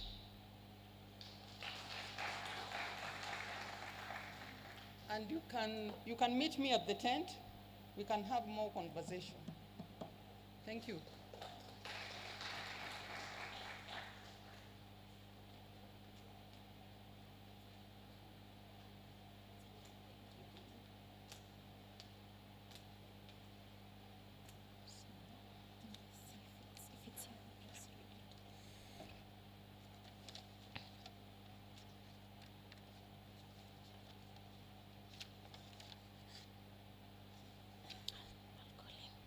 So as we prepare to have the next session, let's give a round of applause to our team. They're doing an amazing job. Please do feel free to connect with them at their station right near the cafeteria. So this next session will be moderated by the Center for Environmental Stewardship. So I'm going to be inviting Jack to the front. We're going to go into breakout rooms. Today we are looking at, what was our theme for today? Guys, this is another extra Kahoot question. Creation in disharmony, it's not full. Creation in disharmony, there's a semicolon. Sorry? Big disruptors. So far, which ones have you had? Pollution, which other one? Sorry? Biodiversity loss, which other one?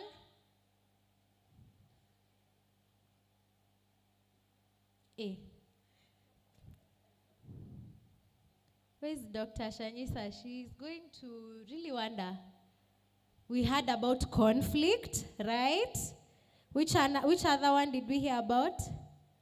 Climate change. The one we were told not to put anywhere near a box, right? Any other? Health, right? And that's what we're going to be discussing this afternoon. So I'll invite my colleague Jack to introduce our next speaker, who's going to be opening up the session for us. Jack? We have she'll be speaking virtually. So Jack, you have the floor. Good afternoon, everyone. I hope I'm audible enough. My name is Seto Jack. I work with Center for Environmental Stewardship.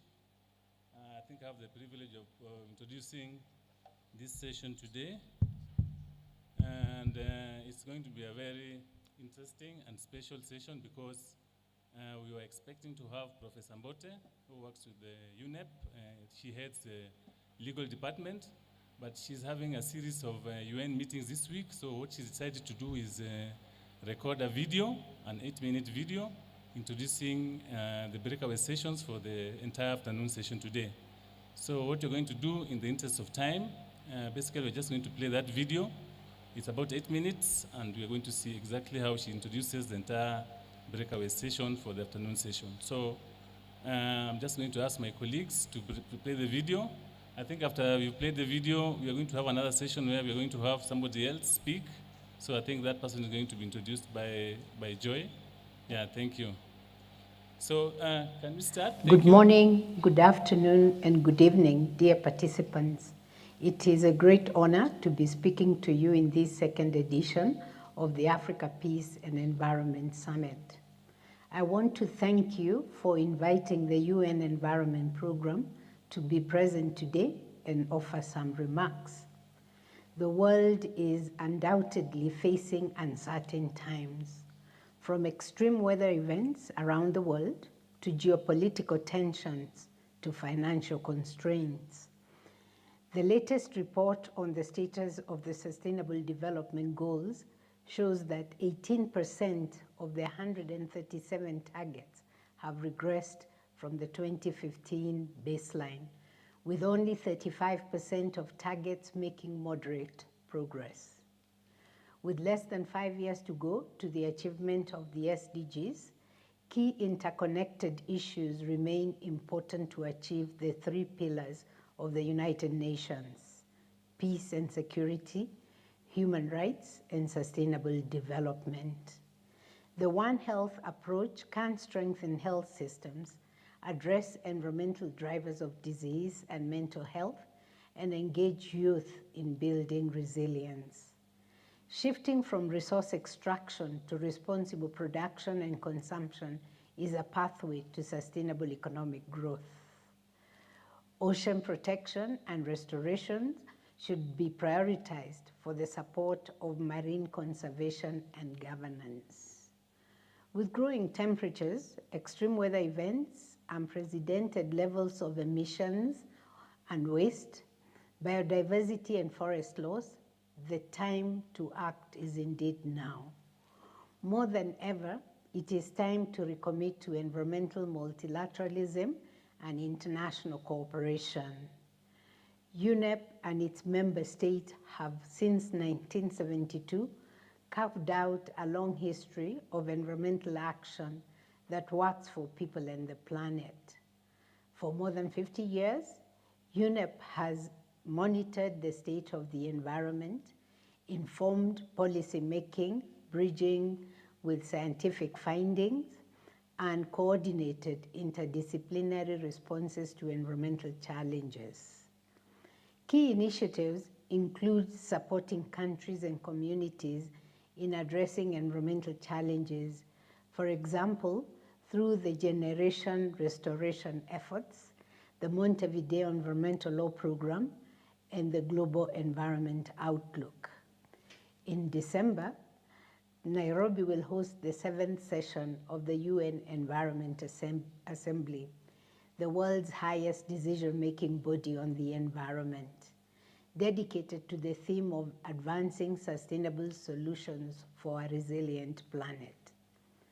Relevant stakeholders, such as member states, youth, women, and indigenous peoples, will gather to discuss and decide on future directions for the environmental agenda. They will gather in the only headquarters of the United Nations in the Global South, ensuring proximity to global challenges, since Africa itself is significantly impacted by drought, land degradation, and deforestation. Dear participants, let me highlight a couple of key advancements on environmental multilateralism which are crucial to guarantee the connection between peace and the environment. Just last month in Geneva, states met to discuss an ambitious, fair, and transparent international legally binding instrument on plastic pollution, including in the marine environment. Even though an agreement was not concluded, this treaty, if and when agreed, will represent a huge step in ending plastic pollution. Secondly, a growing number of states are ratifying the agreement on the conservation and sustainable use of marine biological diversity of areas beyond national jurisdiction, also known as BBNJ agreement. Now at 53 ratifications and only 7 to go to the 60 ratifications necessary for entry into force. The latest country to ratify was on the African continent, the Congo. Thirdly, in Uruguay in June, states agreed on the establishment of a science policy panel to contribute to the sound management of chemicals and waste and to prevent pollution. This completes the trifecta of science policy panels dedicated to major environmental crises of climate change, biodiversity loss, and pollution. It is designed to fill a major gap in the global environmental architecture. A growing number of states now recognize the right to a healthy environment as a human right through their constitutions, laws, and regional instruments. And environmental rights initiatives are spreading throughout the world. Africa is the only region in the world where all states have formally recognized the right to a general satisfactory environment. Celebrated each year on 6th November, the International Day for Preventing the Exploitation of the Environment in War and Armed Conflict reminds us that conflict and the environment are deeply interlinked. Around the world, at least 40% of all internal conflicts have been linked to the exploitation of natural resources, whether high-value resources such as timber, diamonds, gold, and oil, or scarce resources such as fertile land and water. The connection between peace and the environment is symbiotic.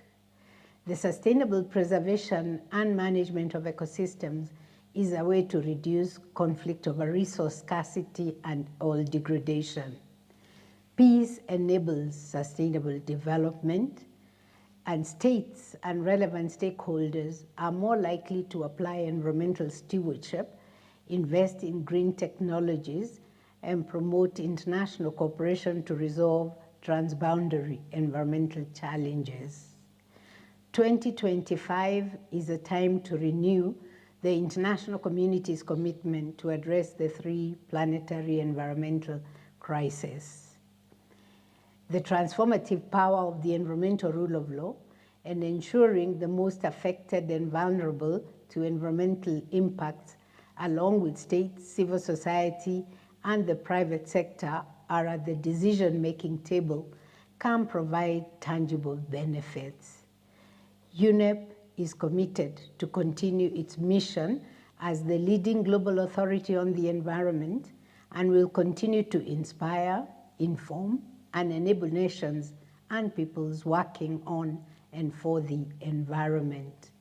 I would like to thank you once again for your attention and wish you fruitful deliberations. Thank you, thank you. So at this point in time, I think I'll invite our speaker to continue with the session and introduce us to the breakout sessions. Thank you. Thank you so much to Jack. Let us give him also a round of applause. And a very good one to our keynote address. Great. So at this juncture, we are going to move to the different tracks. And we, as I mentioned earlier, we are going to do it a little differently from the way we did it yesterday. So first of all, I'm going to ask control room to guide us on who goes to which room. We have 5 breakaway rooms, room 1 to room 5, and room 5 is here. So we have room 1, which is upstairs. We will have Amani Communities Africa. Room 2 at the basement. You will see room 2, and that will be World Vision. Room 3, Women Regional Network, and room 4, Laudato Si Movement. And therefore, room 5, which is this hall, will be the Center for Environmental Stewardship. So at the moment, I want to request the moderators and the speakers of these different tracks to kindly come forward so that we don't give you a number that does not belong to where you are supposed to go. So those who will be speaking and those who will be moderating sessions in that particular room.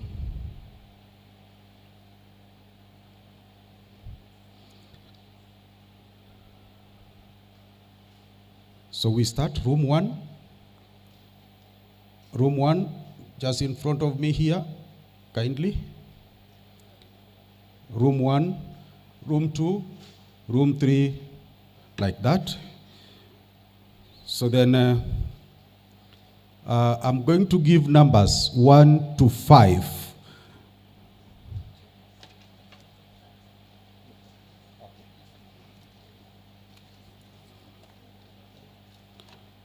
Okay, these are the following. The following are the tracks.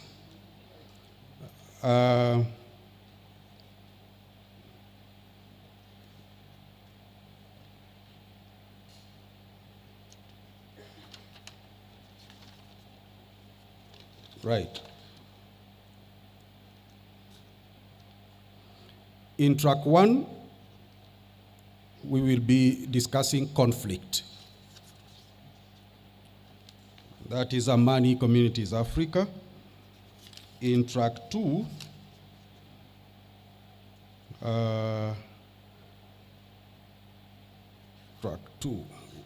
which was track 2? Control room?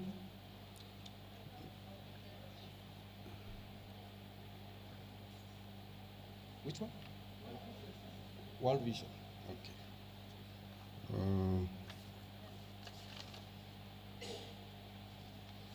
That track 2 will be discussing health crisis. Track 3 will be pollution. And then track 4, climate crisis. And track 5, biodiversity loss. So those are the tracks. And I'll come round, give you numbers, and you will go to the number that belongs to the room that you have chosen. Does that sound fair? Sorry, this one will not work.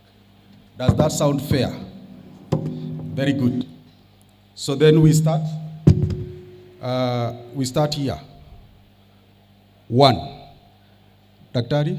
2, 3, 4, in red, 5. Chief, you are number 1, right? Number 2, number 3, number 4, number 5. Is that Harun? Number 1, number 2, number 3, number 4, number 5 at the end, right? Number 1, 2, 3, 4, 5.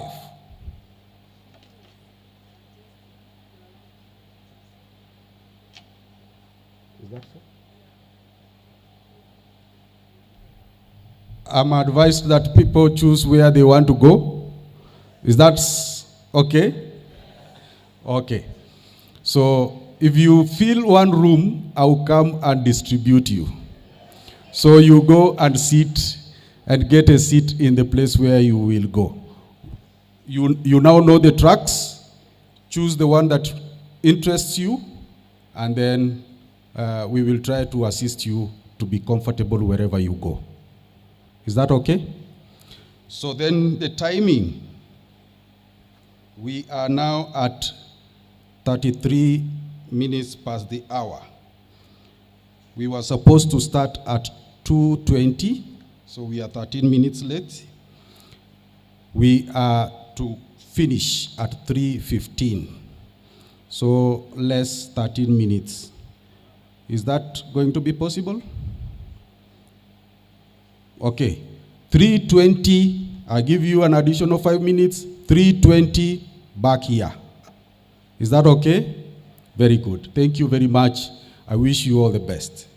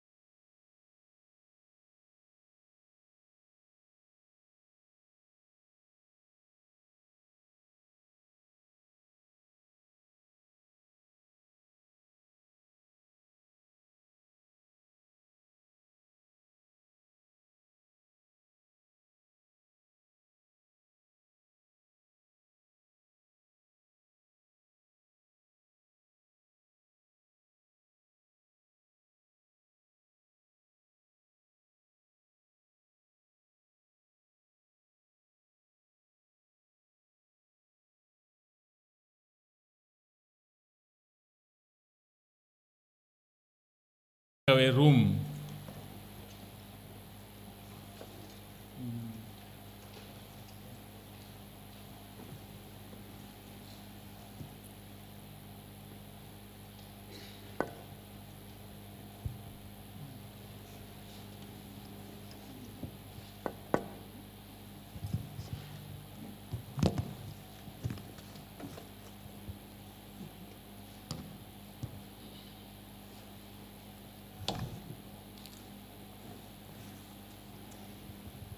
Okay, great. I guess we can get started. And good afternoon, ladies and gentlemen in our audience and my esteemed discussants. You're very welcome to this session where we are going to be discussing biodiversity loss. We are here today to reflect on one of the most urgent issues of our time, and this is the loss of biodiversity. Biodiversity basically refers to the variety of life in our species, in our genes, and in our ecosystems. It's the very foundation of human well-being. It sustains us with fertile soils, clean water, pollination of our crops, and regulation of the climate. Yet, across the world and here in Africa, biodiversity is in a crisis. Our continent loses around 4 million hectares of forest every year. Much of this is to agriculture and fuel. We have already lost about 35% of our wetlands, weakening natural water storage and increasing the risks of drought and floods. Freshwater ecosystems, all the way from the Nile to the Lake Chad, are under immense pressure, while coastal ecosystems such as the mangroves and coral reefs are disappearing, leaving communities exposed to storms and undermining the fisheries that millions of families rely on. Soils are degrading so fast that if current trends continue, over half of Africa's farmland could be severely less productive by 2050. These losses threaten not only nature, but food security, livelihoods, and health across the continent. But there is hope, and Africa is also leading with solutions. In Ethiopia, for example, more than 1 million hectares of land have been restored through terracing and reforestation, improving harvests and bringing back wildlife. We've been discussing that from day one, and we've seen examples from many of our presenters. Across Kenya, Rwanda, Ghana, community-led initiatives show that when people are at the center, and nature can recover and economics can benefit. The global community has recognized this agency. The Montreal Global Biodiversity Framework, for example, agreed in 2022, commits the world to protect 30% of land and sea by 2030. The United Nations Decade on Ecosystems Restoration, the 2021 to 2030, calls on us to scale up these efforts. But the challenge is enormous. Closing the $550 billion annual financing gap is critical if Africa and the world are to succeed. So as we begin this discussion, let us keep in mind protecting biodiversity is not just about saving nature. It's about safeguarding Africa's future and indeed our shared future as humanity. And with that, it is my pleasure to introduce our distinguished panel of discussants. Welcome. And they're going to really help us to explore how we can turn this vision into reality. I'll start off with asking them to introduce themselves, not in detail, but just take a minute to tell us who you are and what you do in 1 minute. May I start with you? Hello, everyone. My name is Deman Dakane. I am an African possessing Kenyan passport with the blessing of Somali heritage. I am a co-coordinator for a youth-led movement called Ecovista Garissa chapter. Other than that, I am a JC personnel in every element, be it SRHR, be it peace building, be it climate and indigenous knowledge, because every element is a nexus of other. One contributes to the other, and as someone who comes from a very vulnerable community, every element affects us. Thank you. Hello, my name is Gaduru Boro, and I work with an organization called Institute for Culture and Ecology. We work in 7 counties in Kenya, and we work on issues of natural resource management and livelihoods improvement, and advocacy bit is a cross-cutting issue. And again, the issue of indigenous knowledge is very, very important to us because our work is actually buttressed on the indigenous and local knowledge of people in resource conservation and also in food security issues. Thank you. Good afternoon. My name is Dabiri Jamrik. I also come from the field of forestry, working with an organization called the Kenya Forestry Working Group. It's an advocacy group geared towards improving governance systems in the way our natural resources are conserved. I also want to say I've also been in the policy-making space within the government. I've been working with the Kenya Forest Service for quite some time, about 35 years, and I left the government 2 years ago, and now we are on this other side of doing advocacy in as far as policy implementations within the country are concerned. Thank you. Good afternoon. Good afternoon, stewards. My name is Winnie Tubey.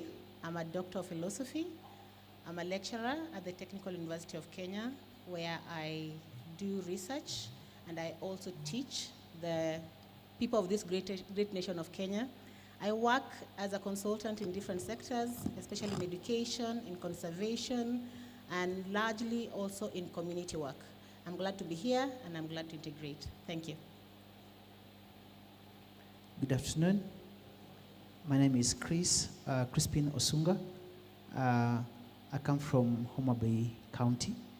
I'm the chairman of Awiri Forest Management Association, a community forest association working at Wire Forest Station.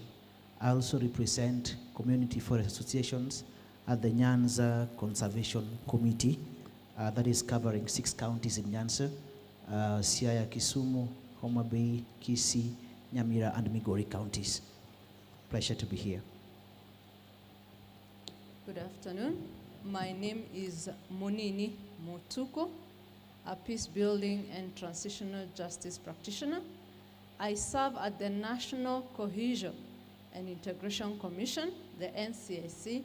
Our mandate is to promote and facilitate harmonious coexistence of communities in this great country of ours, Kenya. Thank you. Glad to be here. Thank you very much. I think we can now quickly dive into our questions for today. I want to ensure that we have some good time to also interact with the audience. So please do engage, listen to what they have to say, and start by writing your questions, and then when it's time, we'll pick those questions. Please, my panel, I do request that when you make your responses, we make them as short as possible. So I just want to take a quick thought from all of you. The 2023 10th session of the Intergovernmental Science Policy Platform on Biodiversity and Ecosystems estimates that 1 million species face extinction globally, with interconnected drivers like climate change, pollution, and conflict amplifying the crisis. How does your work address these interconnections, and what is one specific outcome that demonstrates a positive impact on both ecosystems and community stability? So I know you've introduced what you do, but try and make it a bit more focused now. I can start over with my sister there. Thank you. Thank you very much. As a commission, we work a lot with communities that are facing natural-based resource conflicts.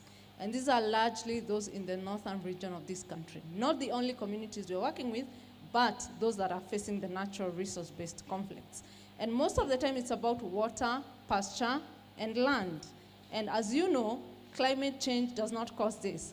But the lack of intervening factors in the face of the impacts of climate change, we're talking about drought, amongst others. When we don't intervene to ensure that communities are resilient and are able to mitigate these impacts, then we are faced with competition over access to these resources, which are water and pasture. And that is largely the pastoralist communities, of course, amongst other communities that are living in these regions. So one of the things that we do a lot of community dialogue and community mediation processes that are very critical in bringing communities together. Environmental peace building is very critical, where we sit and discuss how we are going to share resources. The management of these resources, the use access, is very critical, is one of the strategies that we also use.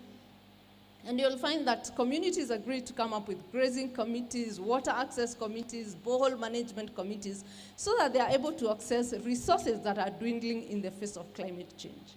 Thank you. And you can build on the youth agenda as well, picking up from what she's just been talking about. All right, our work as community forest associations, we are co-managers of gazetted forest with the Kenya Forest Services.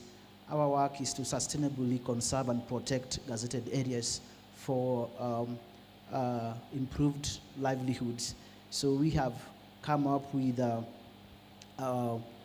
various projects which are geared towards empowering communities to reduce the pull and push into the forest. One of the drivers that is a common factor in most communities is poverty, which has pushed people to cut down trees and get livelihood.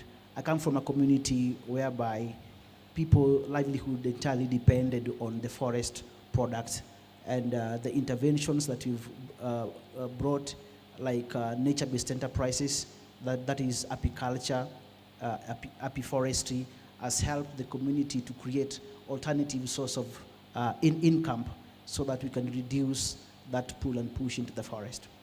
Thank you. Thanks.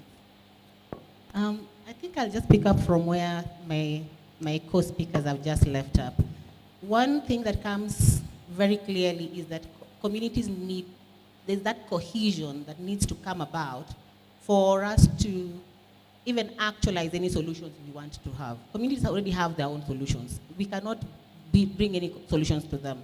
But how do they come together? How do we build the peace? How do we bring the youth together? That's where I come in as a teacher, as an educator. Mine is to say, without education, without building on values, without building the people themselves, then the rest that we call solutions will not come about. For two people to sit together, we must have the same values. We must have the same perceptions, not really the same perceptions, even the different perceptions, the ability to allow a different person to speak up, the ability to allow a different perception or perspective in any aspect. So when we're building peace, when we are building the youth, when we are building the communities, where do we bring in education? And education not just in class, not where I teach, it is also in our homes. Education is also on the road, respect, small things like on traffic lights, being able to stop and actually follow the rules. So when we have that integration of our minds, of our perspective, of the values we bring, then we can start having the consensus, and then we can start having the committees, then we can start having a direction. Thank you. Thank you very much, moderator. I want to talk from a different perspective about the subject. And this is as it relates to the whole issue of governance on the issue of the loss of biodiversity. And what are these policy directions that have actually been established for purposes of moving this agenda forward? Kenya, having been part of the very first 5 countries that ratified the Convention of Biological Diversity way back in 1992 in Rio, the commitment that the country did, they actually brought it home. And the first part of actualizing and customizing the ratification of that convention was to come and ask ourselves whether we have structures that can actually be able to drive this biodiversity for sustainable development. And if you look at the routes that the government, together with the stakeholders, took over, we do remember the government established an institution called the National Environment Management Authority. And this particular organization was given the mandate to ensure and coordinate the activities of biodiversity conservation in this country. Those who have been there longer, you remember the issue of the National Environment Action Plan. The country, we already have what we call the National Biodiversity Strategic Action Plan for 2016.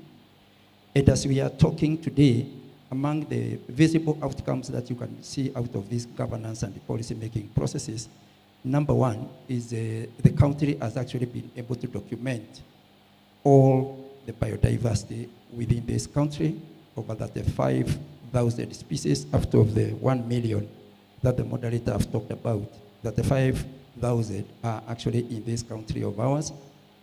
We have also been able to develop a database for anybody who would want to know the extent of each biodiversity, its endemic value, whether it is endemic in Kenya or whether it is somewhere else. That type of database, you can actually be able to get it from National Museums of Kenya, which is the autonomous body that has been given that mandate. Over and above that, we have also been able to do an analysis of those land areas that were degraded and requires to be restored. I think we all are aware about the PARISH challenge, where Africa was given 100 million hectares for it to restore by 2030. Kenya, we have already been able to map out those areas where they are. So if today you want to invest in land restoration, you can actually be able to visit the Ministry of Environment and Forestry, and more specifically Kenya Forest Service. If you want to do the work in Laikipia County or whichever county, you'll be given real-time maps about where those restoration potential areas are located. You can start the interventions from there. Maybe I stop there for now. Thank you so much. And from an agricultural perspective, I think Africa, we have lost quite a lot of biodiversity, agro-biodiversity. And this started when we started embracing or welcoming new crops into the country. We've seen so many varieties of crops that have come into our country, and this has meant that we are relegating our indigenous crops. So from a food systems perspective, we've really lost a lot of biodiversity in Kenya, in Africa, and globally. And the organization, the group undertaking that you've mentioned, moderator, called the Intergovernmental Science Policy Platform on Biodiversity and Ecosystem Services, that is IP-based, recently it has been working along or using assessments, global assessments on biodiversity. And it has really brought up these issues, and these are very grave issues and figures that we are losing a lot of biodiversity across the globe. From the organization that I work with, the Institute for Culture and Ecology, one of the livelihood projects that we have is agroecology. And agroecology tries to bring back or to diversify the crops that people use and even the farming systems that people use. And the same IP base actually recognized agroecology as one of the most important restorative farming practices across the world. In Kenya, the national government, I think it was last year in November, we managed to work together with the national government to have the national agroecology strategy put in place. So at the national level, we have that strategy, and the counties are also developing their own policies and laws on agroecology. So this is a very, very important process. And again, at the Institute for Culture and Ecology level, in Meru County, we are working with a local community in that is bordering Mount Kenya region that has been bringing back indigenous crops, the arrowroots, the yams, the indigenous vegetables, indigenous cereals, the foods that we lost by embracing new farming systems or the industrial farming systems. And also the government is now slowly coming up with the projects, especially the indigenous vegetables project that is being promoted by the National Museums of Kenya and other stakeholders. So these are some of the processes that are happening around in the country and also globally that are trying to stop biodiversity loss and increase or enhance biodiversity restoration. Thank you. Hello once again. On a personal level now, as a Damon, before I impose the titles and what we're doing, on a personal level, I take it personal to make sure my community are represented by also creating a platform where I can speak a lingua franca, where my indigenous way, our indigenous way of restoring community biodiversity is represented in a way that the world will understand how we are doing things, in a way that our community and our women feel represented. Because a lot of the times when solutions are being presented to the indigenous community, it doesn't represent them. It doesn't represent their need, not what they want, but what you think they need. It's not inclusive in a sense that they feel represented, they feel welcomed, they feel talked about. No. So I make sure in every summit I go, in every places I go, I create a platform where they feel seen, they feel heard, and they feel represented. And the world are able to know that Somali women are not known to be those women who are scared, sitting behind the men, but no, they're the peacemakers, and they have their way that they are preserving the indigenous knowledge. Well, yeah. Other than that, we have a youth-led movement that is called Ecovista. This is a youth-led movement where passionate young people in Garissa have a platform to be feel represented. And one of the ways that we've been able to move and learn is being trained, for example, by IEP. IEP trained some of us on positive peace, and we've been able to channel that model when it comes to doing community dialogue in a way that we understand each other. Yeah, Damon, well, when you're still holding the mic, I would like you to speak a little bit more to what the conversation you already started on.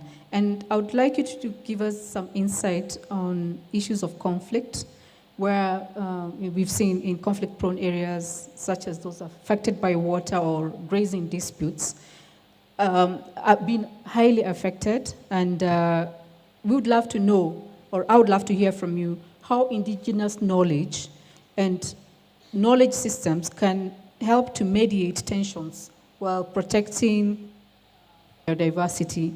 Please share with us some of the barriers that you know exist and that you've encountered to integrate these practices into national conservation policies and how they can be overcome. Could you repeat the last session? The barriers?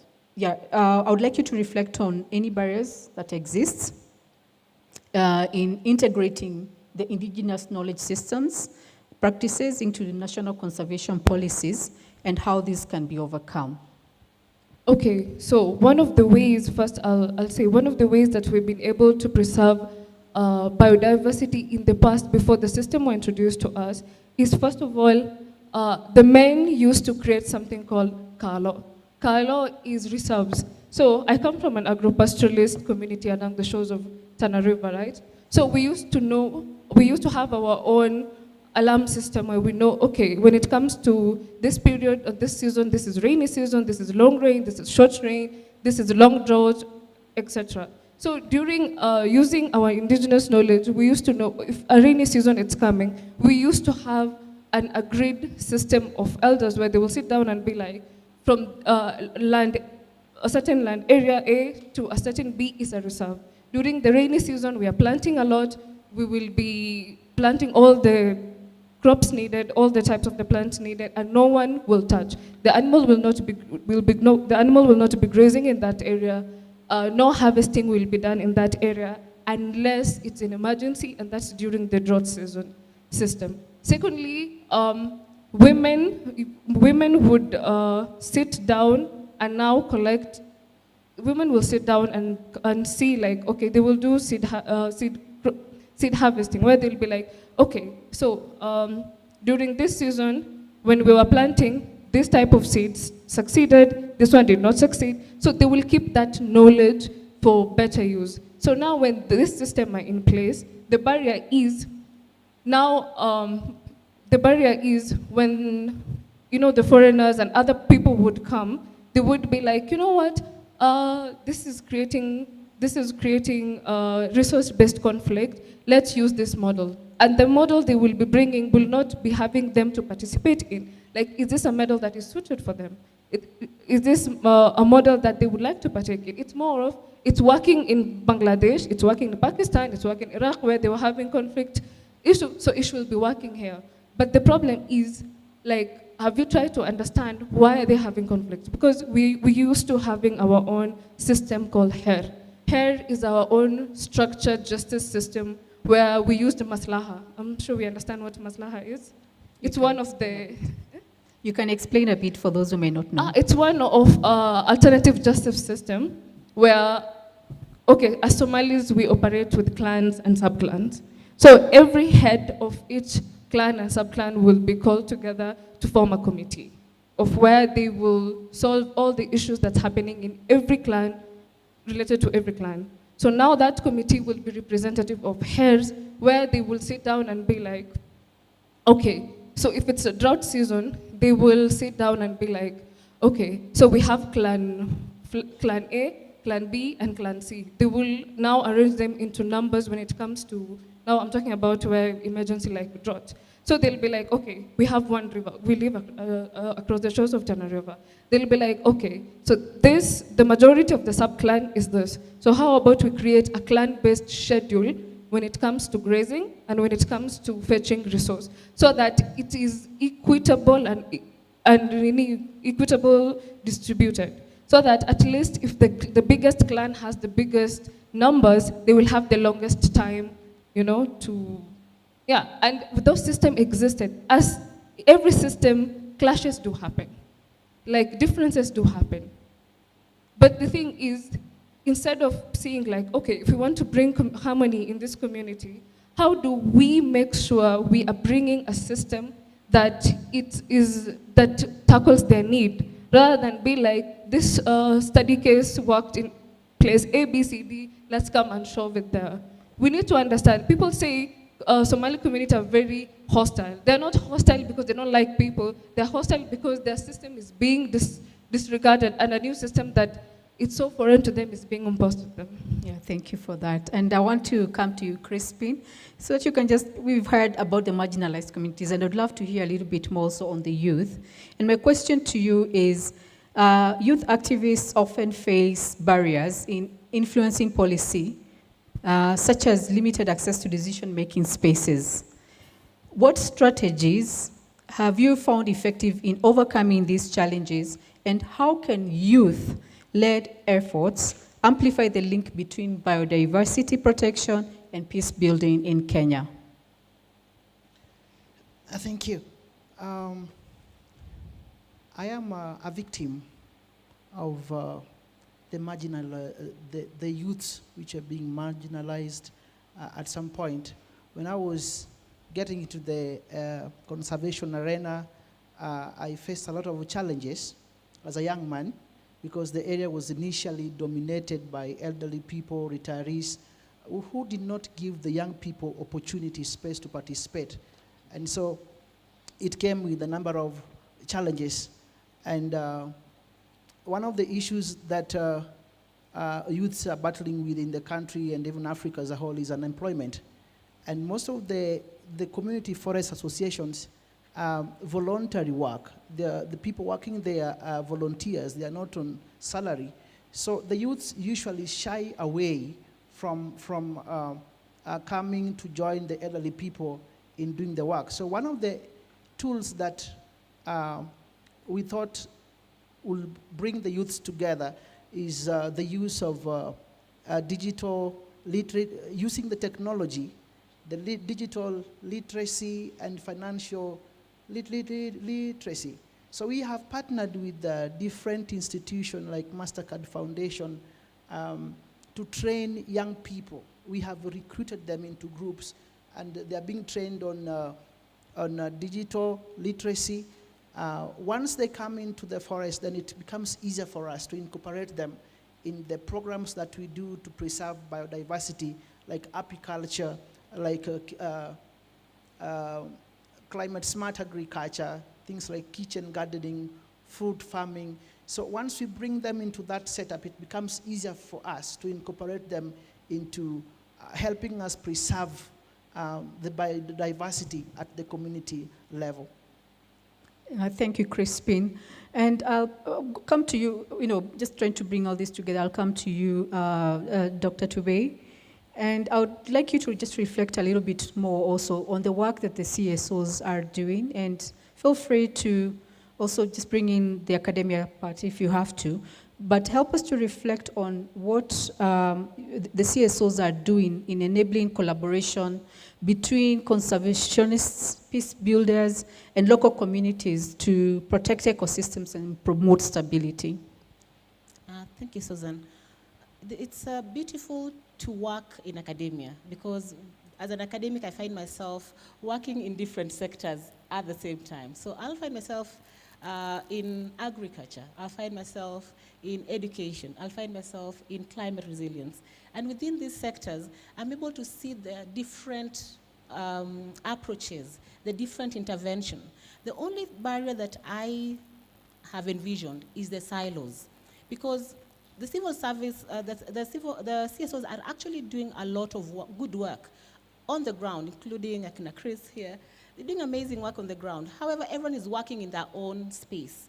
No one is talking to each other. And it really does not bring in the sustainability that we are seeking as a nation or as a community.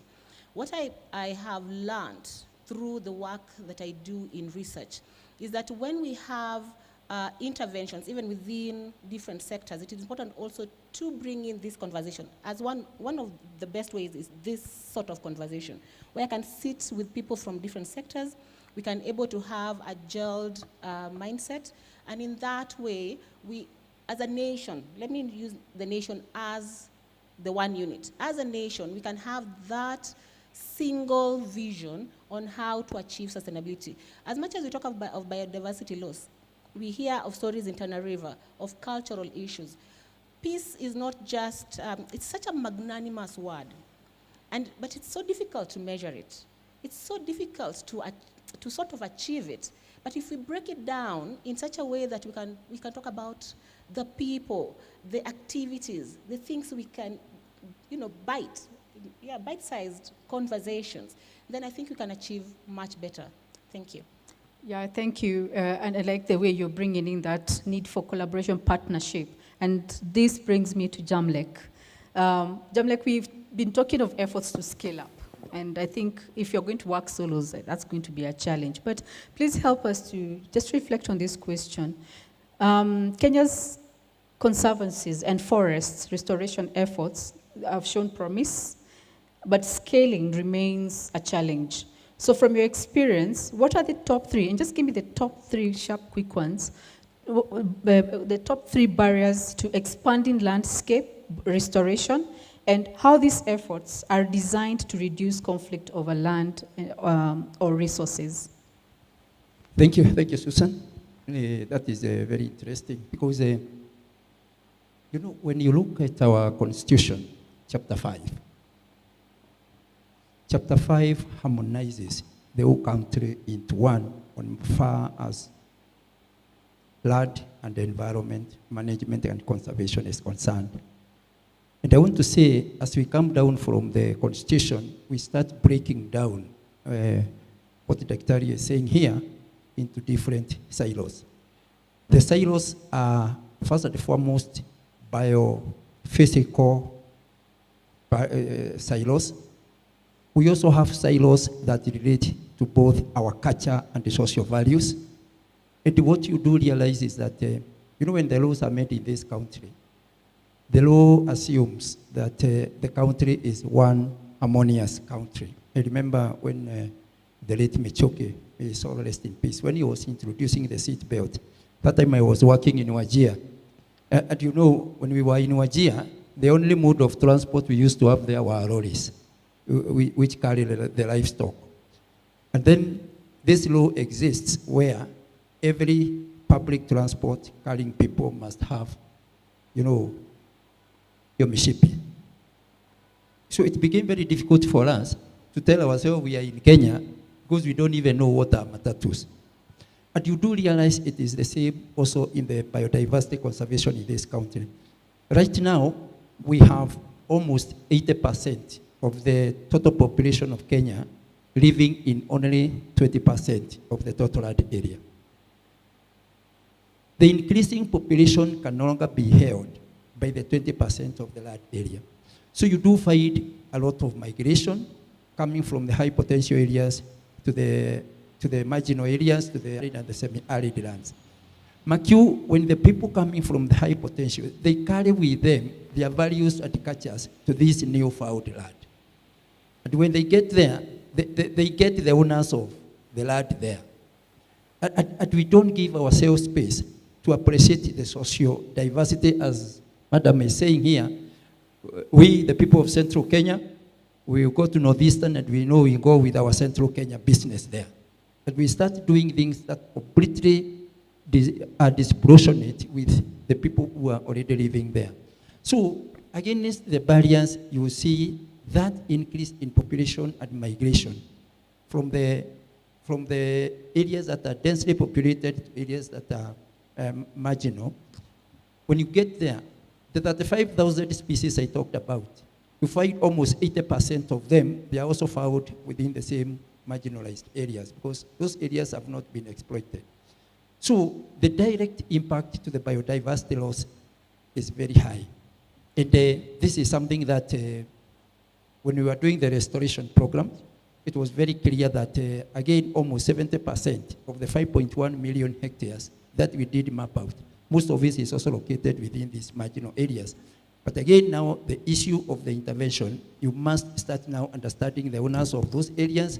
How do you bring in the socio-cultural, the socio-economic dynamics so that you are able to intervene in this restoration? Thank you.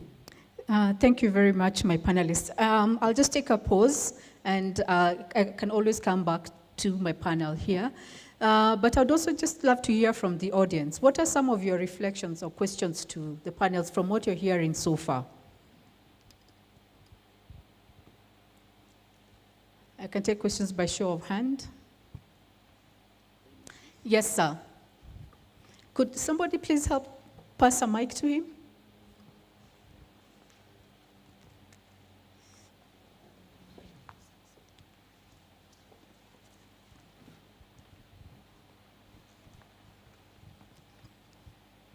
Yeah, and you can direct the question to the specific person. Thank you very much. My name is Mohammed Ali, and I come from the coast. I believe I'm here courtesy of my mother, who was a subsistent farmer who never went to school or madrasa. And because of farming, she did everything possible to raise me out of cassava production, rice production, and all that. But we have seen a trend that the multinationals have brought us commercial seeds and commercial, I would say, everything that is supposed to be to do with improving agriculture is commercialized, and every year the prices are very high. As we speak right now, a farmer will need at least 20,000 to plow successfully 1 acre of maize just for her family. Where is a farmer going to get this kind of money so that she can pay 1,500 per 2 kilograms seed of maize, and she needs 4 of them? She needs 7,000 to buy fertilizer, and she needs like another 10,000 for all these other paraphernalia for the production. I am very interested in the gentleman second after Diamond, who has talked very passionately about this concept. What are we doing as stakeholders to cushion the communities that only survive through agriculture because they don't have any other means? They are not fishermen, they are not miners, they just want to go to the farm to raise their children. Yet they need so much money right now because of the commercialization of agriculture to do anything at the farm. Thank you. Yes, Gadurumburu, that's for you. Yeah, thank you. Thank you for that question. As I said earlier on, since independence, the independent governments have been promoting industrial farming. And recently, we've been following through and seeing how the we have been introduced to what is being called the Alliance for Green Revolution, as if we never had our own green revolution in Africa during the colonial times and in early independent times. So this, all this is meant to continue the business of agri-inputs. So what we are saying as civil society, and I think now even the government somehow and slowly is seeing this, this light, is that we don't need to go or to be agrochemical throughout. We need to go into nature-based farming, and that is why we are promoting agroecology. They are very, very beautiful approaches in agroecology that one can use, using local biodiversity, using local materials, bringing back indigenous seeds because they are also accustomed to those local areas. And in Kenya we have this national organization we call Participatory Ecological Farming Land Use Management Program, which is bringing together a number, about 60 organizations across the country that are promoting agroecology. So those are the practices that we need to support in Kenya, the ones that our parents understand, and the ones that that maintain peace, that maintain social cohesion, the ones that are native to the local areas, and therefore they would do better in those areas. So we need the indigenous seeds that we used to have, but again we need to go the other side and do a little bit of advocacy, because there are laws that are being passed in this country, in Kenya, and I think in other parts of Africa, which are actually begrudging our local communities their traditional rights to seeds, to indigenous knowledge and the like. A few years ago, and I'm happy that Dr. you're here and mentioning issues of indigenous knowledge. A few years ago, people who have gone to school, and I'm saying this knowing too well that we are in a university, universities or the academia didn't want to see or to sit anywhere near people who are talking about indigenous knowledge. But we are talking about IP-BES, we are talking about CBD, Article 8J. Those are international conventions that are promoting indigenous knowledge, and they are saying that science alone cannot actually not salvage, cannot salvage the world. So we need inter-knowledge collaboration, Dr. as you've said, so that science plays its place, its space, and also indigenous knowledge does its own work. So I think we need more of these dialogues and looking at how we can actually support our local communities so that they relearn the traditional farming systems, and we also give them political space where they can use their indigenous seeds, because as we speak, there is a law in Kenya that sort of criminalizes the use of indigenous seeds, sharing of seeds, exchange of seeds, and these are very important social values of seeds.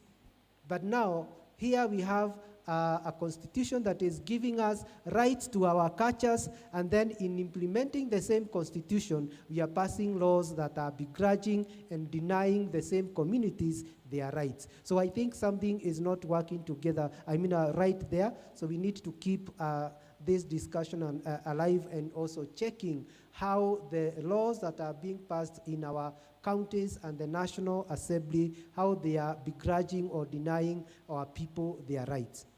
Thank you very much. Sorry, moderator. I just wanted, my question was basically around efforts while the law contradicts these new efforts.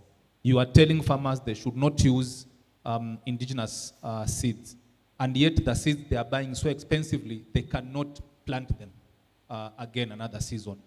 So basically, we need to do something away from the summit, and we need to walk the talk so that this information percolates at the ground level, so that people can also hold pieces of paper and say, this gives me the audacity or the privilege to do what I feel is best for my community, without fear that there may be repercussions if they go back to the indigenous knowledge. Thank you very much. You want to react Yes, again? I But think- please keep it short. Yes, I think you said what we need to do, and I think if we have people who are conscious to that level, they don't need to even be in organizations, but wherever you are, even at your household level, we need to, all of us, be conscious of what is happening around us so that we can respond in the right way. A few years ago, again, those who went to school some years ago, you can remember that indigenous crops in those agriculture books, they were being regarded as orphaned crops. But today we are talking about indigenous crops because even the academia, the government, the policymakers, they are slowly also accepting the language that is also going to, let me say, restorative language. Because if we call our own indigenous seeds orphaned, then we are sort of marginalizing them. But if we accept them and use the right language, then we will be embracing restoration. Thank you. I like that, owning what is ours and giving it integrity. Back to you, the audience. Any more questions, reflections? I would love to hear. Yes, sir, go ahead. Thank you so much for the beautiful presentation. My name is Solian Sodiambo. I'm an environmentalist and agroecology practitioner. My question goes to our good Dr. You realize that with biodiversity loss, there's also loss of ethnographic information about species, whether they're plants or just animals. So in this current world, how is the best way we can preserve the knowledge we have about some of the plants or animals so that we don't lose them as a result of lack of information? Thank you. Well, thank you, Odhiambo, for that question. I really do believe, yes, without proper information storage, and we cannot store information that we've not identified. And I like that there's a database of the 35,000 species of our biodiversity already as a framework where we can refer to. Actually keeping archives, keeping records, ensuring that our communities' voices are heard. Once upon a time last year, I went to Kajiado, and we were talking about education and children going to school and whether they're learning. But the beauty of it is I found they had their own system of learning that they're still preserving. The storytelling that our grandmothers used to tell us. She would talk about different animal species that up to now, I have never seen some of those. But now when I saw the program they're running in Kajiado, was like that we would have the elders, they would have the campfires, and children would come and listen to the stories of the grandmothers. Every day there was a program to eat. It was actually deliberate. And while these elders were telling the stories and they were teaching these children, there would be the young people using technology to record these stories, to keep them for posterity. And then they would be translated into Kiswahili, into English. Some of them would be transcribed into books. Some of them would be transcribed into research papers. And I thought that was beautiful. It is one way of adapting to the changes, because we cannot just talk about indigenous and stay there. The world is changing, and we have to change with it. And some of the changes that are coming is largely technology, and I am an advocate for ethical AI, the use of artificial intelligence, but ethically, whether it is in research, whether it is in writing reports, whether it is in developing solutions within the space of biodiversity. I think it is time to embrace something different as much as we value that which we had in the past. Maybe I could also add something on the same question. Of course, over and above the herbarium that we have in the National Museums of Kenya, the Kenya Agricultural Research and the Livestock Organization, where one of my colleagues sits, we also have a center for genetic for genetic diversity repository that is basically based in Mogoga. And also, we also have a similar one within the veterinary department in Kabete campus, basically for the animals. And all these are aimed towards making sure that our genetic resource base is actually stored. The same is also found, I think we have even filed a petition to the UK, because if you go to botanical gardens in the UK, they also, during the colonial time, carried most of our species and everything. So there is like a map, a backup mapping that is there, together with what we already have. So in terms of knowledge and knowledge management about our biodiversity, there is a lot of repository data in terms of whether we would want. As we go towards the indigenous knowledge, most of this information is also available for those biodiversity that may have gotten extinct from us. Thank you. The question there seems to be, for the sake of time, let me just take a different question, from the audience. Thank you so much for that passion. Let me take a lady's question this time. I'll come to you after her. Please go ahead. My name is Nashupai, and in terms of biodiversity laws, as we go into this conversation of biodiversity laws and conservation, what is your take in terms of conservation, or the so-called inclusive conservation that we are trying to do, and the wellness of the ecosystem? Because in terms of conservation, we are saying we are going to restore the ecosystems, maybe into how it was previously or close to how it was.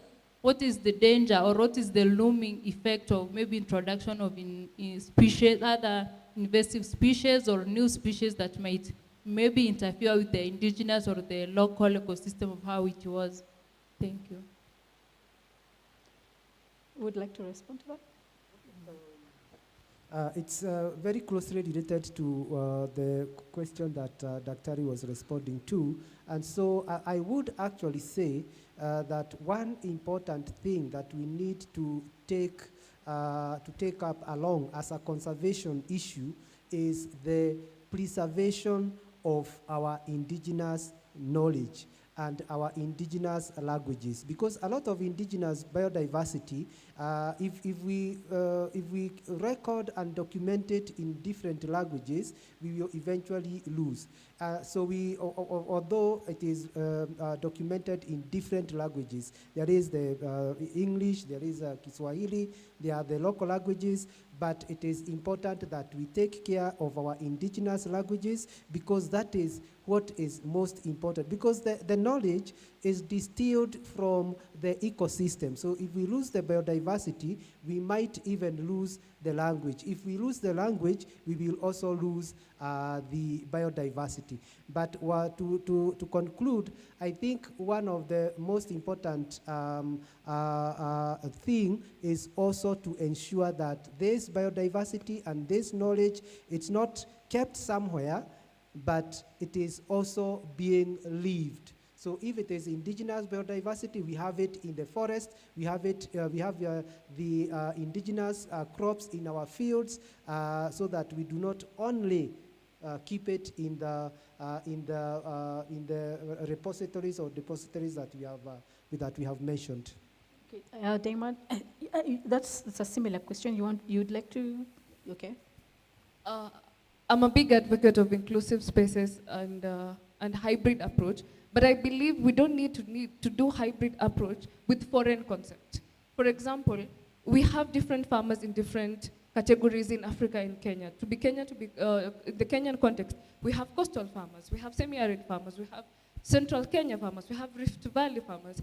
There are knowledge that I can borrow that doesn't necessarily mean I take away our indigenousness, to be, for lack of better word. Like, there's a way, can we also create a platform where we can bring all these indigenous people together and test? Let's see, okay, there's something working in Central that maybe I would like to try it in Northeastern, but I also have to be aware that we don't have the same soil, we don't have the same rainfall. So it's all about trying to see what works for you without, scraping away what you've been doing all these years. We can have an open doors, you know, where it's like, again, this traces back to our African culture. We have this tendency of karibishaing wageni too much on our own discomfort. You can make a mgeni comfortable without making yourself discomfort. Same way, if you're going to introduce a concept that is a bit different from what you're doing, it doesn't mean you scrape away what you're doing. It doesn't mean you disvalue what you're doing. It's just about, okay, this has been working for me, this is not working for me. This has been working for, let me try it a bit, till I see like, okay, yeah, basically that's what I was trying to say. Just something to add, because I heard something she said, that whether, even if you are going to intervene on areas of restoration, whether there is an assurance we can get back that area to the pristine. I think I had that question from her.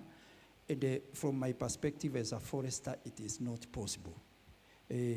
Because for one, if you look at all the dynamics which the moderator talked about, which has brought us to this discussion of biological loss, there are effects that have come in as a result of that. Issues of climate change. These play a direct role in the dynamism of the particular ecosystem that we are talking about.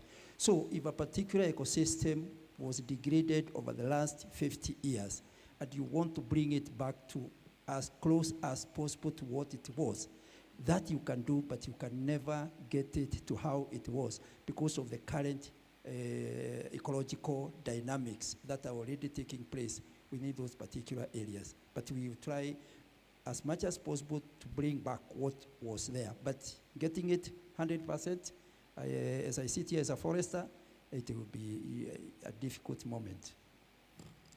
Yeah, that would be a great loss. Let me take the question from her. I know I'm being shown that we are running out of time. Please, if you could hand over the mic to her. Thank you.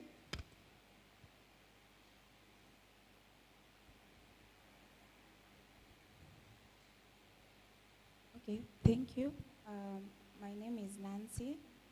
I'm an environmentalist, a policy analyst. Kindly expert. just speak up, we can't hear you.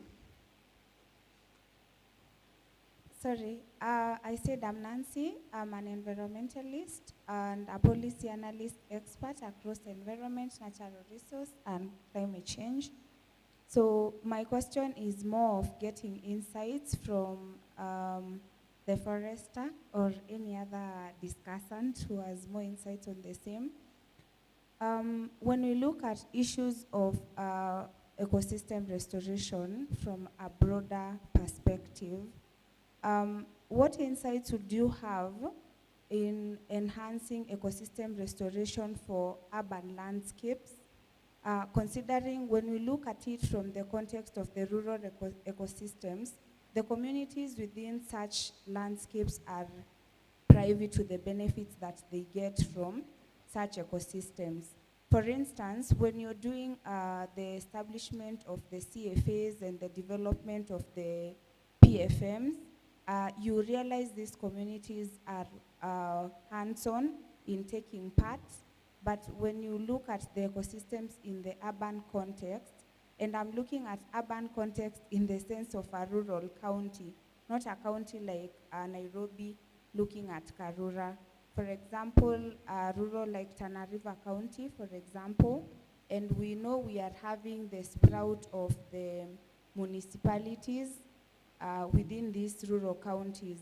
So what can you recommend, or what would be the very best approach to do participatory forest management plans or establishment of these CFAs in these urban ecosystems where the persons within those ecosystems are more inclined to other livelihood diversifying mechanisms, and conservation is really not one of them. Thank you.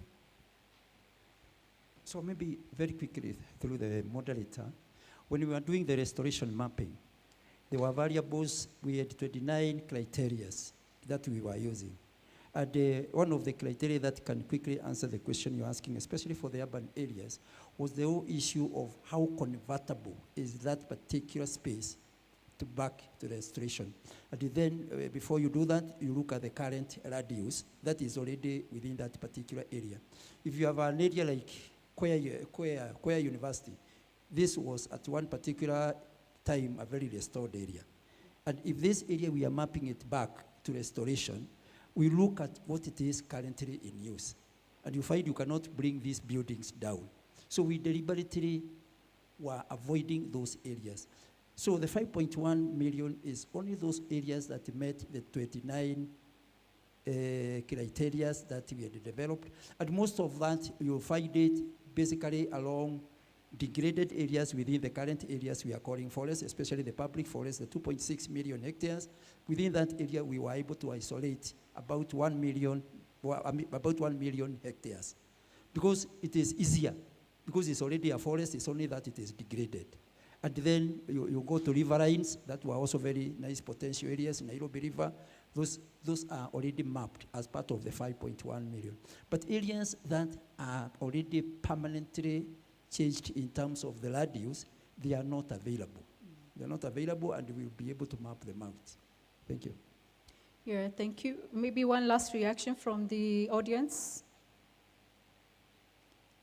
As they do, Susan, I just wanted to, Okay. just add to what she was asking on, Nancy, on urban landscapes. It's quite critical for us to remember that even within urban landscape, climate stress is still real, regardless of whether we have forests or we have any other sort of biodiversity. Imagine cases of GBV being exacerbated because of lack of water, something as simple as that. When we have that sort of conflict within the urban centers, it's usually not, it's a silent issue that is not addressed. We largely address biodiversity in our landscapes, in our peatlands, the areas that we feel we still have some sort of level of effort we can put in restoring.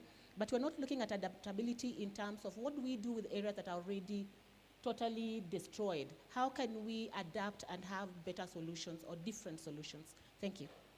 Thank you, Dr. And I see people are coming in. As we close this discussion and session, I would like to come to you, Mutuku Munini, to just share with us one recommendation, just one single recommendation that you think is very critical for us to take forward within this, summit in terms of call to action to ensure that biodiversity restoration drives both planetary wellness and sustainable peace in Africa. Thank you very much. One recommendation is to include the non-traditional people who are still within our platforms, but we don't consider them to be conservationists. For instance, climate change is not an environmental issue. It's also an economic issue. It's a health issue. It's an issue for everyone. It's the same as peace building. Peace building is not only for the peace actors. It's for the lawyers. It's for the doctors who are treating people who are being shot and who have arrows. It's for the agriculturalists. It's for the engineer who's building a road between two communities that are warring. So it's the inclusion. Again, I go back to what she's saying. Is the fact that we need to include those people who we have always not seen as traditional people within our own spaces, and sensitizing those platforms so that they can be included. Because at the end of the day, conservation is everyone's business, peace building is everyone's business, climate change is everyone's business. Thank you. Thank you for that very superb summation of our discussion. It all starts with me. It starts with you. Thank you so much, my panel, and thank you so much, the audience. I appreciate your contribution, and I'm sure we're going to come out with some great call to action based on biodiversity loss. I have been your moderator. My name is Susan Kubitu, and I am a board member with the Center for Environmental Sustainability, and I welcome you to visit our board outside there and get to know a little bit more of what we do. Otherwise, thank you, and I'll hand over to... Let me hijack this moment. To finish with the comment, I want to say, in Africa, indigenous knowledge is not heritage, but a pathway to ecological recovery and sustainable peace. And since I already have the mic, the platform, and the discussion for indigenous knowledge, allow me, as people come in, to just share a small storytelling poem on indigenous knowledge of Africa. It's called Africa Through My Grandmother's Eyes. So I'm going to be very brief.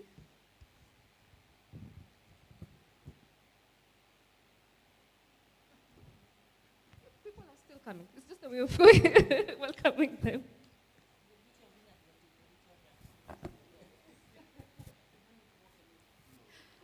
My Africa walks barefoot. She wakes before the sun, her hands smelling of smoke, injera, and goat milk. Her skin is the color of the land after rain, dark, cracked, and full of life. I come from a people who move with the rhythm of the earth, agro-pastoralists, not nomads of desperation, but stewards of equilibrium. We grow, we graze, we give, we grieve, and definitely we do get up. My grandmother never called herself strong. Just like Africa, she simply was. She woke up each morning before the roosters cry to milk the goats, sweep the compound with handmade brooms, sort lentils, and laugh with the sun. She knew which herb soothed fever, which trees cried, and when the soil was sick, and how to plant seeds on the same land that had once held her ancestors' bones. She was a healer, a nutritionist, a meteorologist, and a conflict mediator. But she never had a certificate. She had a memory, an intuition, and the land. She never used the word climate change, but she could read the clouds. She smelled the shift of a season in a way the air touched her cheek. She knew when the acacia bloomed early, the rain would betray us. She could tell from the quiet of the birds that the drought was whispering through the trees. Today we draft climate policy and carbon offset report, but she practiced climate justice through lived ritual. She harvested with the moon, shared surplus with the neighbors, left pasture to rest, never took more than what she needed. She composted before compost was a trend. She cooked with firewood only from the fallen trees, never from the green ones. She fetched water with care, singing as she walked the long path to the wall, not to waste breath and not to waste a drop of water. Her house was made from mud and love, cool in the day, warm in the night, built to harmonize, not to be aesthetic. Even in her waste was returned to the earth to feed new life. Zero carbon, zero plastic, zero waste, yet full of freedom. She didn't know sustainability. She simply embodied it. Thank you very much. Thank you. Back to the MC. Thank you very much. I know it is very interesting to be in these groups, because then you go to a place where you are interested, and it becomes very interesting and you don't want to leave. But the beauty about a conference is we get the opportunity to network. Now you know what each of the organizations is doing. You can visit them even after this conference or this summit. So thank you very much. Ses, because you are here, you will start by reporting. It is time for feedback. I will call all the session rapporteurs, 5 of them, to come and occupy the seats here. We will hear reports from each of those groups. And then we will have an opportunity to pose questions to them. Allow me the latitude to alter the program again a little bit because of the circumstances. We wanted to do this in 45 minutes. I am going to adjust that we do this in 30 minutes from now. We are already 30 minutes late, so 15 minutes we have, and then an additional 15 minutes. So within that time, we report and we get interactions from the audience, and then we proceed to the next item. So all the session rapporteurs, please.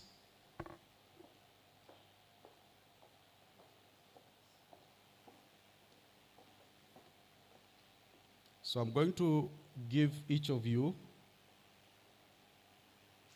3 minutes to summarize what you discussed, and then 3 minutes for Q&A. Maybe the best way to do is 3 minutes each, so that a total of 15 minutes, we are done, Then the question and answer comes thereafter. Is that okay? We agree with that? Very fine. So we start. Which group is this? This was in breakout room 3. 3. Okay. So we start, you introduce your group, and then you tell us, you give us a summary of what you discussed. All right. Once again, my name is Sharon Nasirian. I was in group breakout room number 3 that was discussing pollution, led by Women Regional Network of Peace Builders Kenya. And in the room, the main thing that we're looking at is how pollution is leading to the lack of peace. And of course, pollution also affects our environment. So we're looking at what are the drivers of pollution, what are the policies that are put in place, how can we foster collaboration, and lastly, our call to action. So looking at the drivers or the disruptors that are leading to pollution, of course, there are so many. And as you think of pollution in the context of water, of air, of the soil, we can think about definitely the chemical waste, but there's also agricultural type of waste. So it covers both industrial, it covers agricultural, and also that type of waste. And then as we look at some of the policies that are in place to make sure that the pollution that is there, of course, does not lead to the peacelessness and distort the environment. Of course, in Kenya, particularly, there are so many policies, there's so many laws, there's so many regulations. The only challenge is implementation. But at the same time, we got to discover that at the end of the day, it all starts with me and you. And one of the panelists actually brought out that when you think about pollution, it is not, for example, us pointing the finger to the government, expecting them at the end of the day to take care of this pollution without recognizing that we're also playing a role in that. So that means it starts with us before pointing to the government. And the government will do its best, but we must also assist in this by complementing through our different efforts. And lastly, I will mention our call to action. And number 1 was get everyone on the table, each and every stakeholder, particularly women and youth. And there was a case study from Kibera who are doing restoration of Ngong River. And from a very small, from an initiative that they did, they were able to clean up waste that accumulated for over a decade. So that means the women, the youth need to be involved. And then that ties to the principle of leave no man behind and use health as a bridge for peace and also environmental sustainability, because at the end of the day, it affects each and everyone, not one individual. And then lastly, multi-sectoral collaborations to ensure that we're all doing this together, and institutionalizing peace and environmental sustainability from a very young age, which would mean starting from the school level. So as our children grow up, for them to start appreciating the importance of peace and environmental sustainability, it needs to be something that they are brought up with. So not as an adult, but as young as being in school. Thank you. Thank you very much. A round of applause for group 3. We move to, which group is ready? Group 5? Right. 3 minutes, please. Welcome back, ladies and gentlemen, to the afternoon session. So I was privileged to be in the biodiversity loss session, track. And here we had the privilege of having about 6 presenters. You had one person from the National Cohesion and Integration Commission.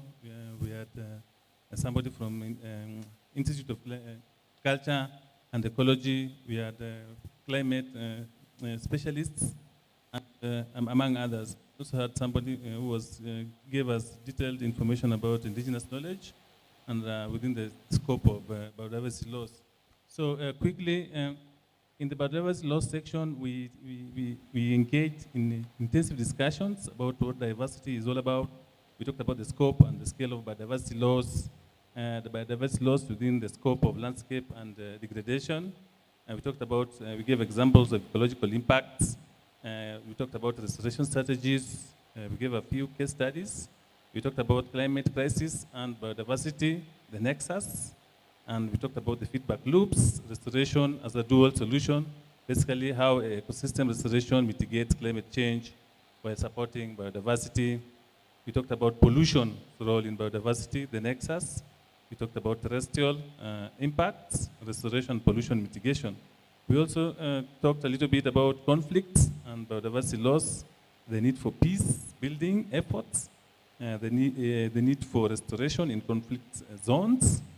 This was actually given by one of our presenters from the conflict areas. And we talked about also the issues of health, the health impacts, how the health can be restored. And we summarized by giving some sort of a way forward. For example, scaling restoration, the policy integration. We had a policy expert who is a retired forester who gave us the policy integration and the need for policy implementation at the ground level.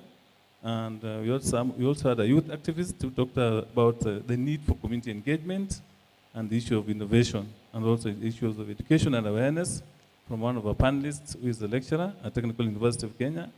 And also lastly, how education plays a very critical role in as far as advocacy and capacity building is concerned. So those are some of the critical areas we touched on biodiversity loss. And I think we're going to have a moment, I think shortly, where we're going to have a panel, a plenary discussion where we're going to ask questions to our panelists. So I don't think we're going to end this session now. So if anybody has more critical issues to ask, I think this would be an opportune moment to do so. Yeah, thank you. Thank you very much. Exactly 3 minutes. Give him a good round of applause. I am timing, that is why. So we move on to group. Yes. Which group is this? Group 1. This group 1. Yes. So we also give you 3 minutes to give us your report. Thank you. Good afternoon. My name is Angeline. I'm here under capacity of alternative justice system that is found in Kajiado County. And our panel, we were focusing mostly on conflict resolution in relation and in connection to our environment. So we had the pleasure of having panelists from Amani Community Africa who provided us an idea on how to create conflict resolution amongst ourselves and also amongst our community. We had also the great pleasure of having alternative justice system which mostly works with our communities, mostly in Kajiado County. So they allowed us to see how conflict can be resolved, both interpersonally and also in our community. So I guess the whole talk, the last 2 days, we were seeing how our environment and peace are symbiotic in the sense that they work together.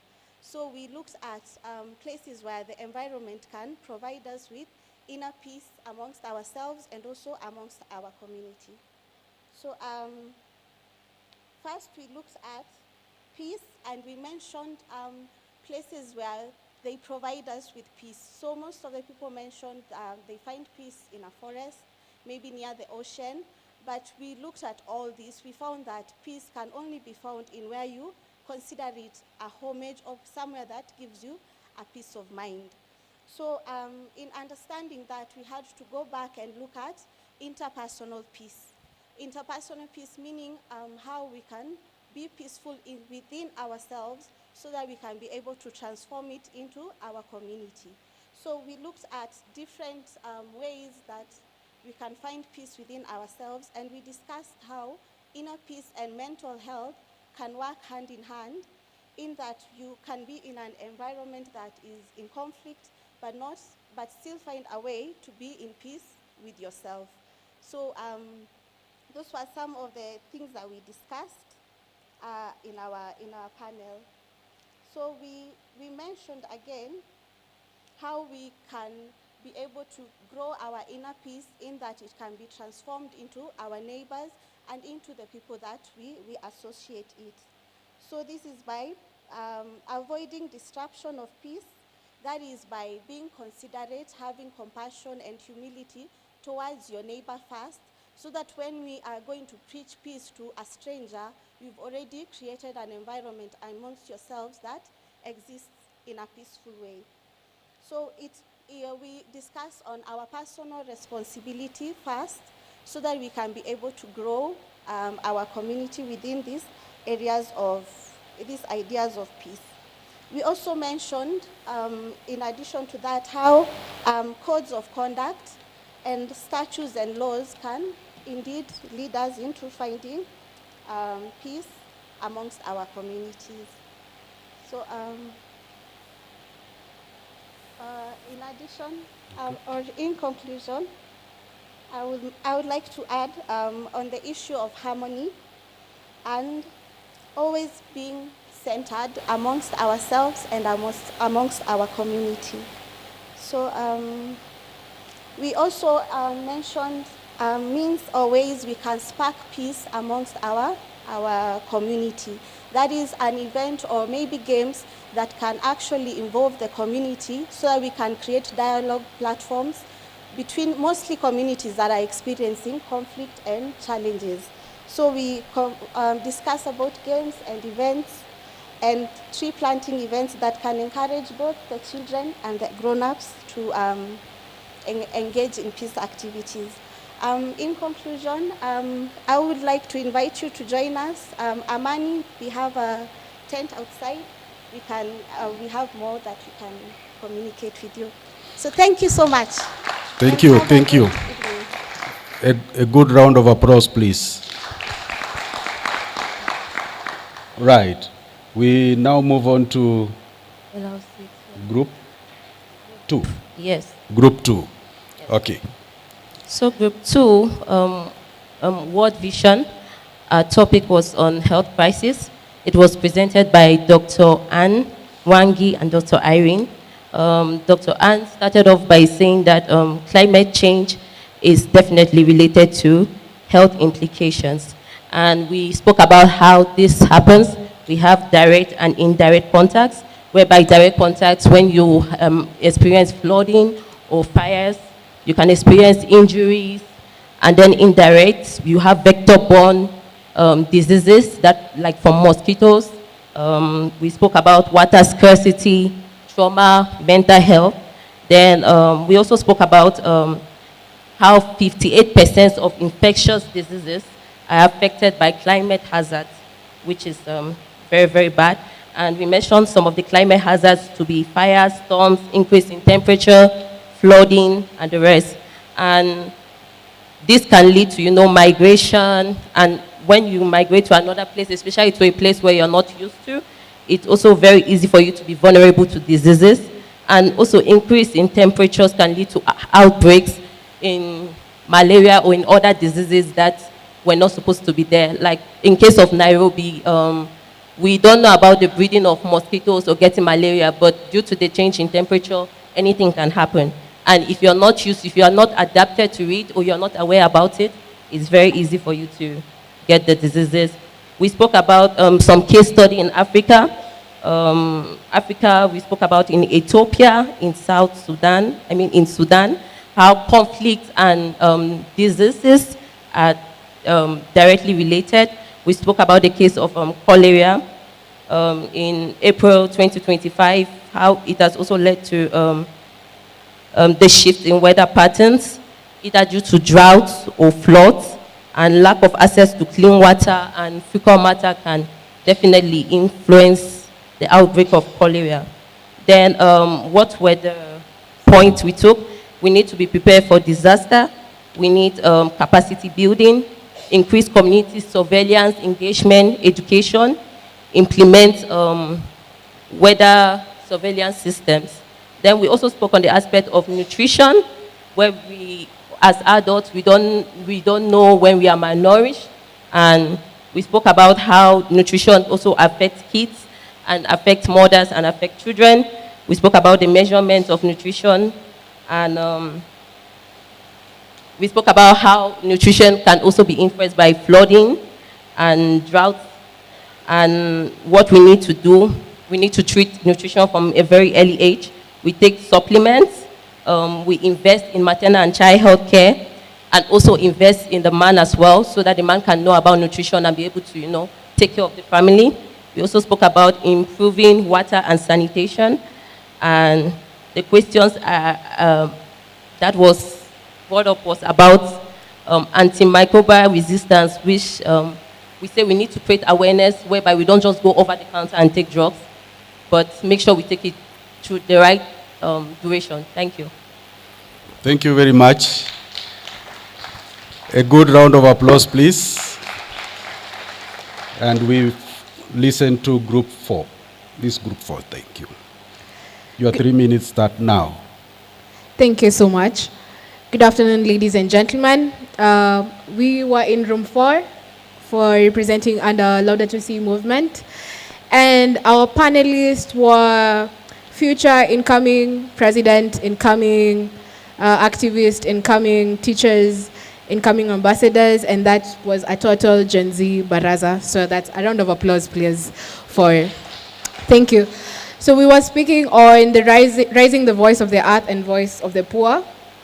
And our main focus was towards multinational corporations and its influence towards development, especially in African countries.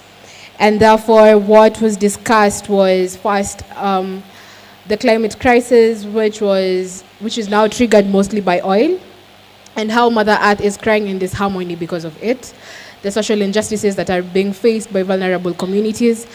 And then we have the sector towards how the education sector is also compromised in terms of by the influence of multinational corporations, whereby we have ethical values that are in question as to whether you'll take money because of poverty or you'll refuse because it's the right thing to do. And then we also have, we got the on-ground experience by Mr. Daniel from DRC, who gave us the on-ground experience on what is happening towards his country by multinational corporations and governments that are trying to exploit through constructing 52 oil companies and the influence of the M3 rebels, and how it's also affecting the local movement and the local development and in the, in the sphere of activism, and how they have to change strategy right now in terms of trying to continue using their voices towards stopping fossil fuel.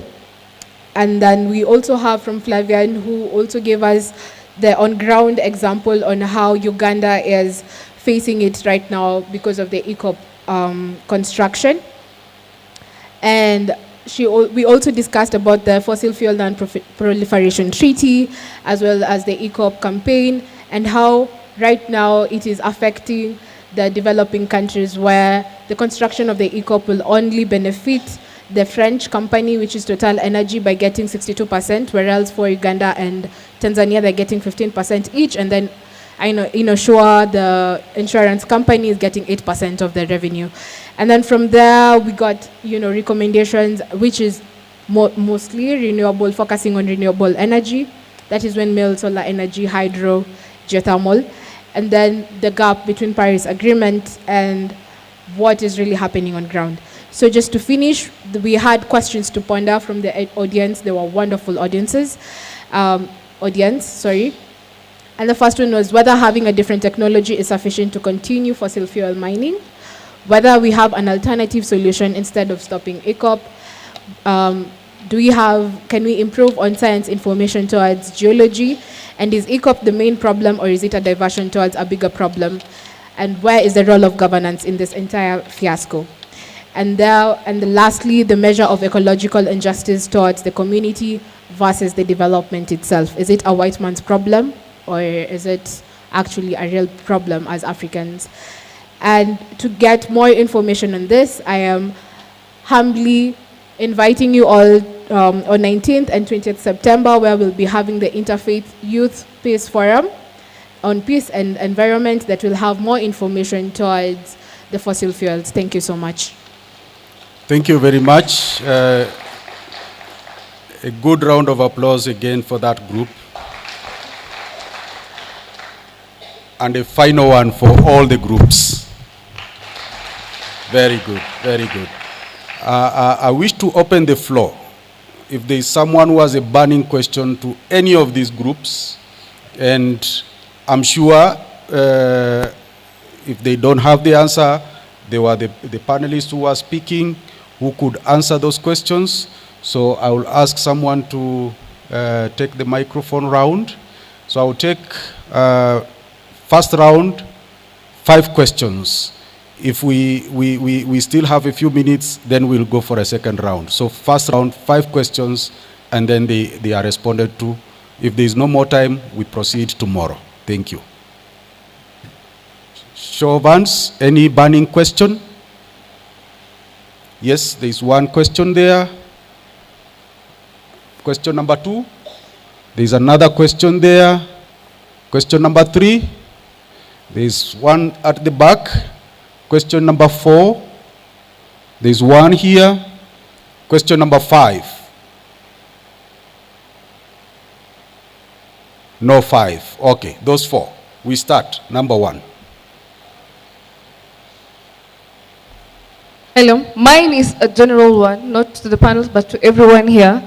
We all come from different faiths, be it Christianity, be it Islam.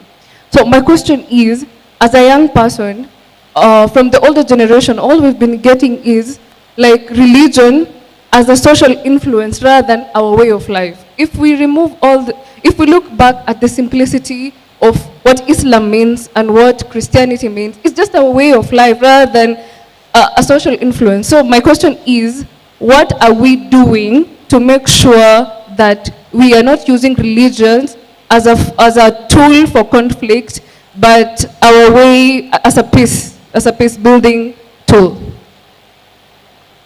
Good. Another straightforward question. Number 2 was where? That was number 4.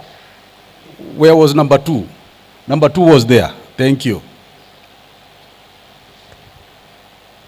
Okay, it's the observation that in the recent years, technology has really increased, particularly in the areas of communication, and also education is gone a long way towards affecting, I mean, in many people, and big percentage of people now are educated. However, we're still experiencing conflicts, and I think they are increasing both within the persons and also interpersons and communities. We also experiencing an unnecessarily high increase in environmental degradation. So how can we explain this?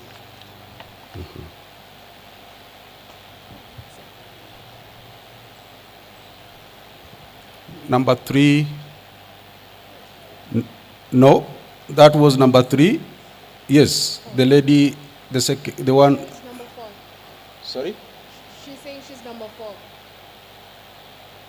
There were only 4 questions. The 5. Who was the 5th? I didn't see the 5th. Just give her. Let her ask. Okay. Okay, mine is more of a concern than a question. Looking at all the discussions we've had, I'm still wondering how we can deal with the conflicts of interest we see in most of our African leaders who has the first-hand power in managing the natural and all public resources. Great. We had, okay, number 4 and then 5, right? Okay. Can you add the last one? Sorry? Is it possible to add the last one from... There's someone else? Yes. Okay, we start there. Yes, my name is Brian Chacha from Laudato Si Movement. Thank you for this platform. Now, my question might cut across all the groups that are presenting.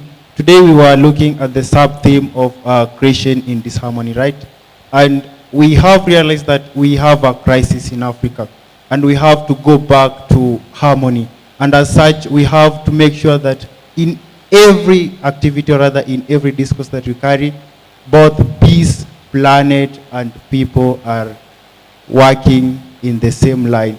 Now, I would like to get the parting shot of what we need to carry forward as activists, or rather as individuals that are aiming to restore hope in Africa. What should we do then moving forward? Thank you. Right. Number 5. Yeah, thank you.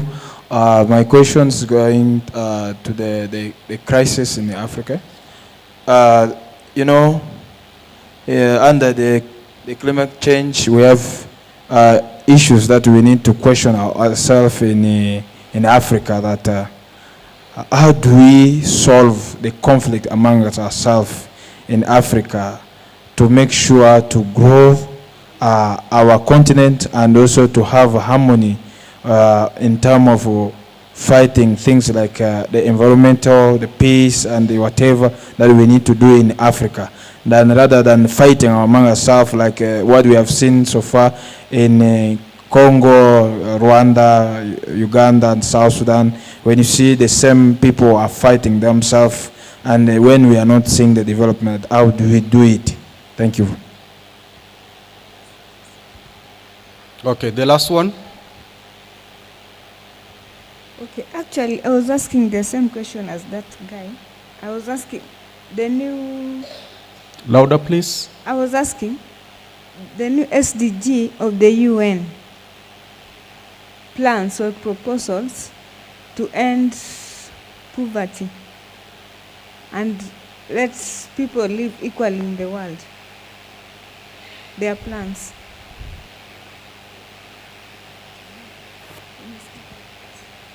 If I got you right, you want to find out what is being done to ensure effective implementation of the SDG on equality. Is that so? For poverty. Poverty eradication. Yes. All right, all right. Mhm. So, any of you wants to answer or? Right, the mic comes back here. Just pick on any question or all of them. If you summarize all of them, then we finish. Thank you. I wanted to start with my sister there. I mentioned the challenge that comes in religion. Use this other mic.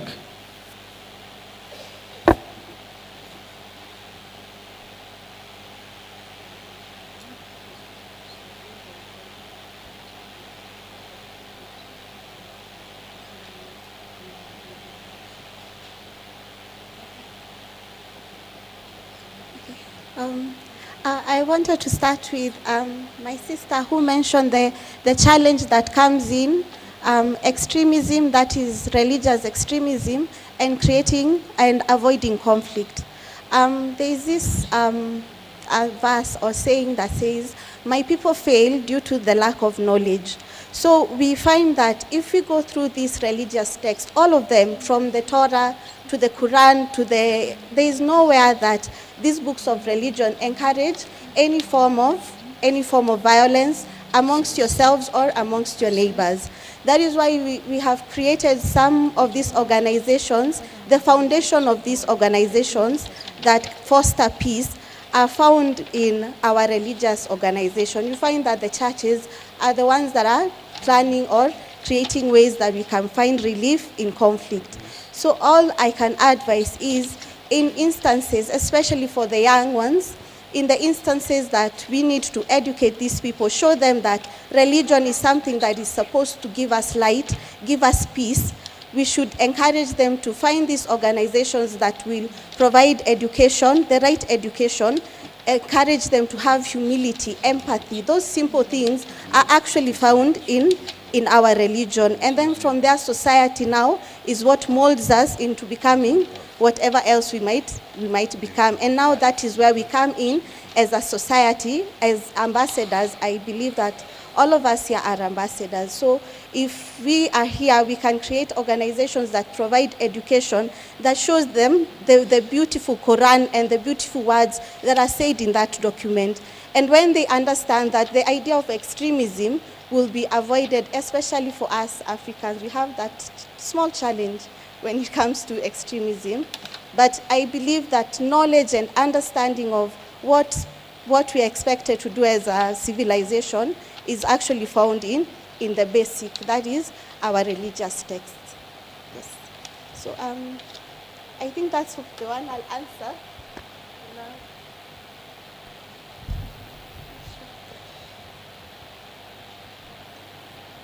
Okay, so from my end, I would like to answer the general question on the way forward. So from our breakout room, that is 3, that spoke on pollution, we got to identify that pollution is everyone's problem. It's not the government's problem. It is everyone's problem at the end of the day. So you and me. So that is the first step, recognizing that for you and me, we also have a responsibility to play when you think about ways of making sure that we do not continue with polluting our environment. That's number 1. And number 2, a conversation that was also sparked in the room was about pollution justice. We often do not think about it, but we need to start talking about it and advocating for pollution justice, because it affects the most vulnerable people. It affects the women, the children, the vulnerable communities who are living in the slum areas.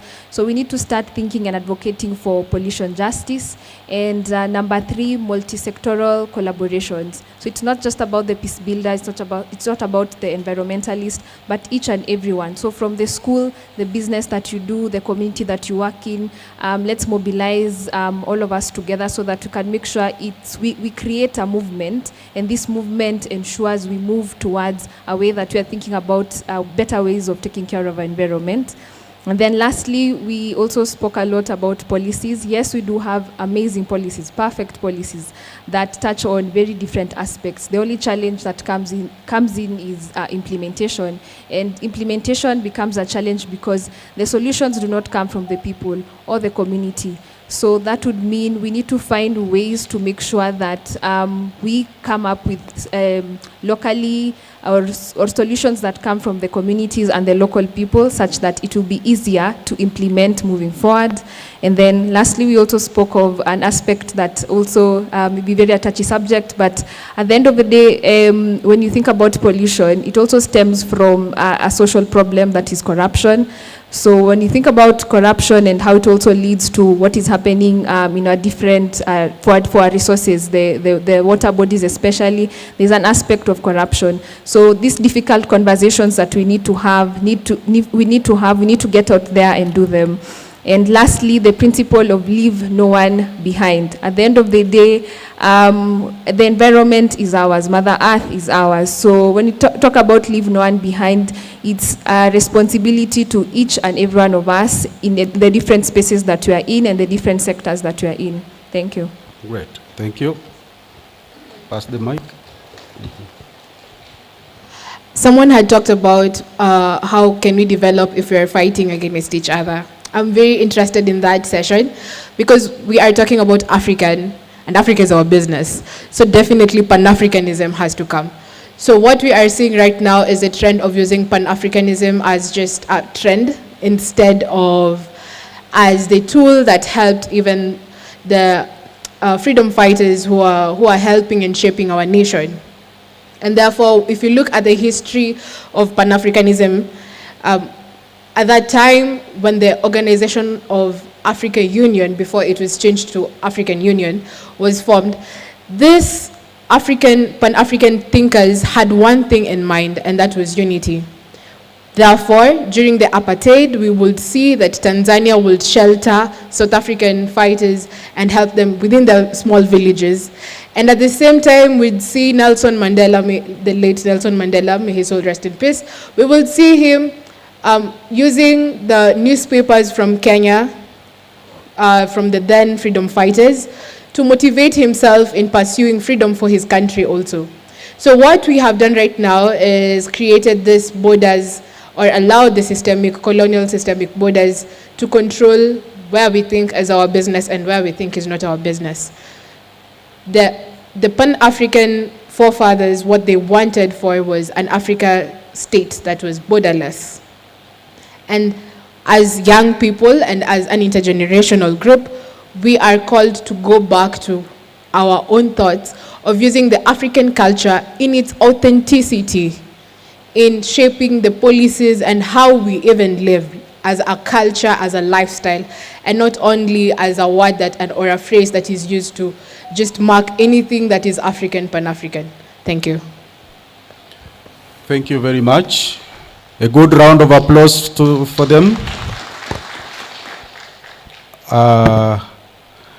If your question was not adequately answered, I'll take a photo and show you so that you follow them outside. Right.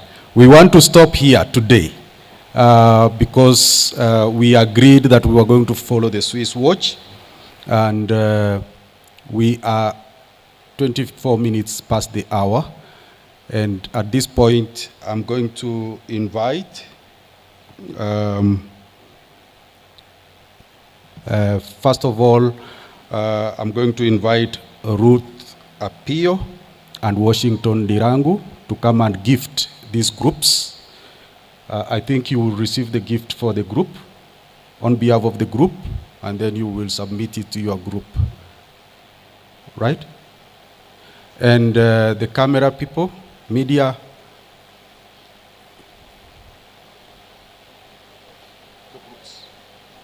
all group members, kindly come and receive your gift.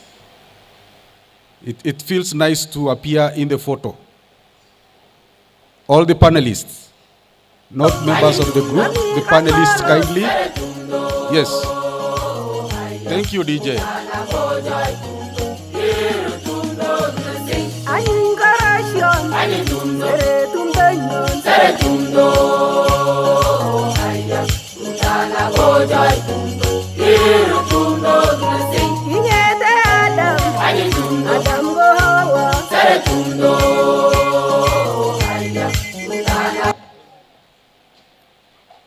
Why have you stopped so quickly? They were enjoying coming. Yes. We have, is Ruth here and Washington? Yes. You will gift. Let us start with group 1, Amani Communities.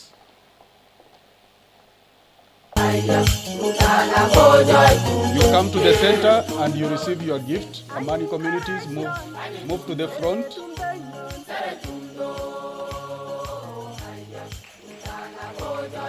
Very good. Thank you very much.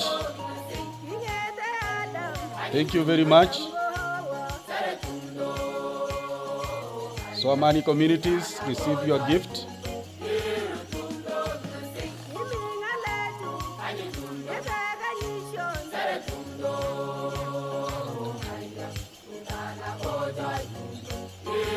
Thank you.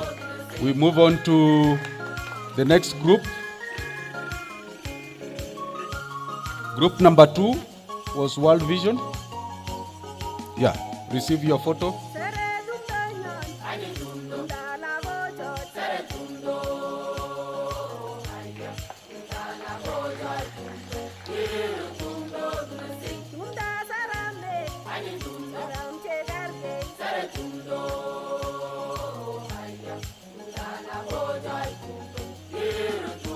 Yes. Group 2, that is your gift. Thank you. Make sure you appear in the photo with a nice smile. Very good. Group 3. Group 3.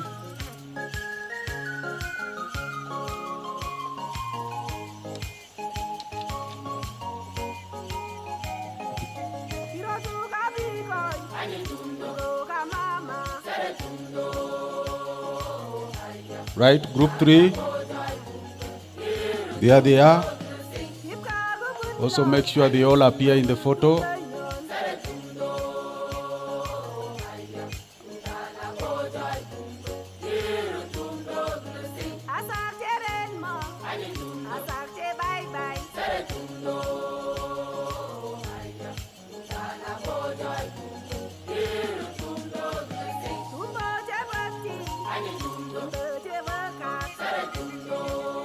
These ones have decided to take their time.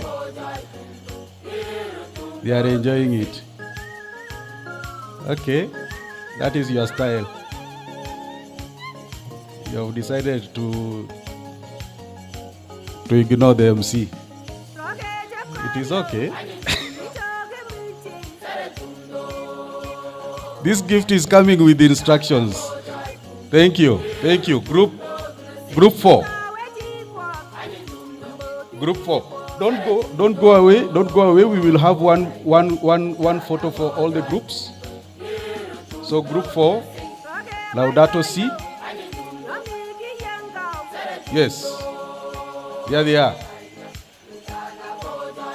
Your gifter is there on your right. Very good.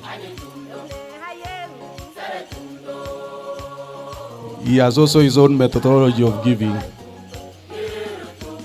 That was his style. Very good. Thank you very much. Thank you.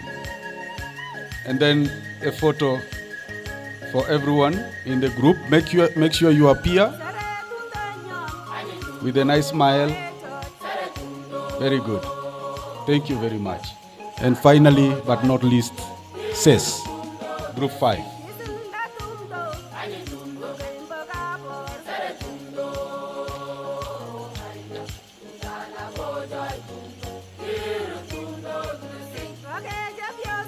Right. You are being gifted from the right hand side.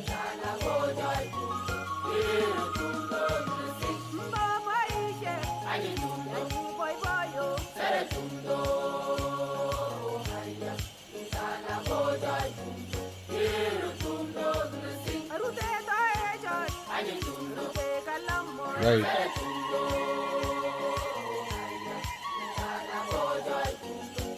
Just give them, they will sort out. The easiest way is to give each whatever there is, and then they look for each other. That's one way of knowing each other also.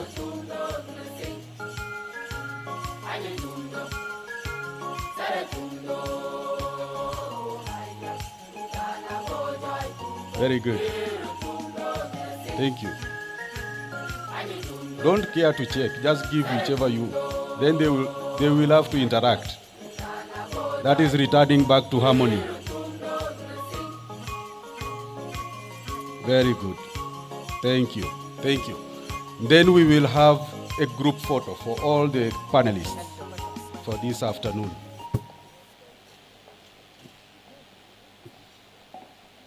So those who are blessed with height, you take the back row. Some can sit. It can also be. You can also have some seated, and then others standing behind. You stand. Yeah, they prefer to stand. Okay.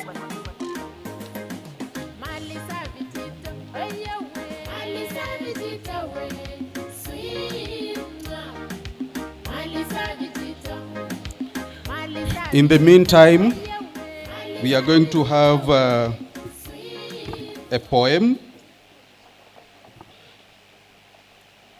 recited to us by Mohammed Mwachausa, the ED of Samba Sport. Kindly be approaching the podium. Wow, they have arranged themselves differently.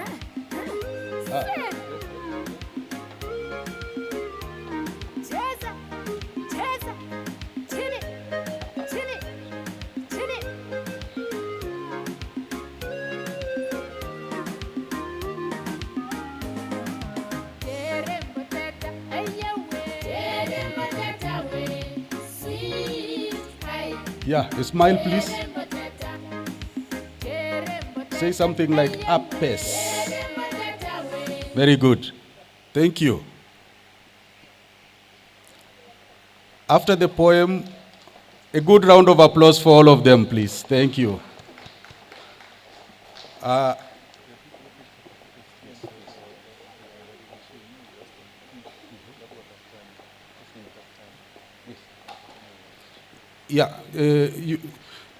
Those who have been gifted, kindly note that the pen that you have received has a name on it. So look for the owner. Look for the owner of the name, and they look for you if they have taken yours. Thank you. So after the poem, we are going to also have closing remarks from Maria Letoya. Please also approach the podium. Welcome. Thank you very much. My name is Mohammed Ali. And I want to say the last time I did a poem should be more than 10 years ago. But Joy, because I came late yesterday, decided the best way to punish me is to make me compose a poem and recite it. So I'm going to do it. So I know we have done a lot of English over the last 2 days, but this poem is in Kiswahili, so if you don't understand Kiswahili, I'm really, really sorry. But there was a very beautiful poem already recited by Diamond, which was a beautiful English language. So my poem is dedicated to the ocean. Na jina lake inasema, nitunze, nitakutunza. As in, protect me and I will protect you. Jina langu ni bahari, kipenzi cha wanadamu. Nina mali furifuri, utajiri wa kudumu. Katu mimi si mshari, ninawapenda kaumu.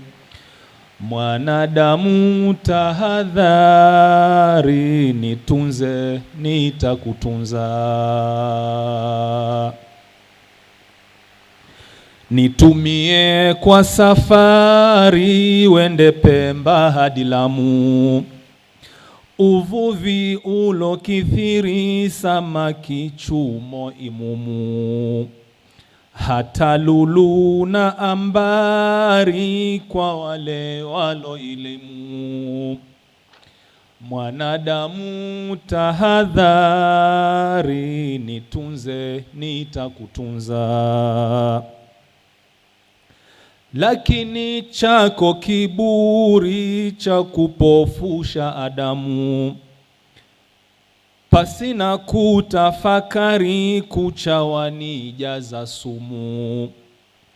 Machupa na matairi, yote wayatupa humu. Mwanadamu tahadhari, nitunze, nitakutunza.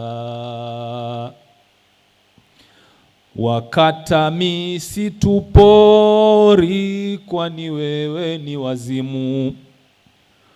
Wanaoniziba siri, na wao wadhulumu. Hata mito mwathiri, kuinyongoa kwa zamu.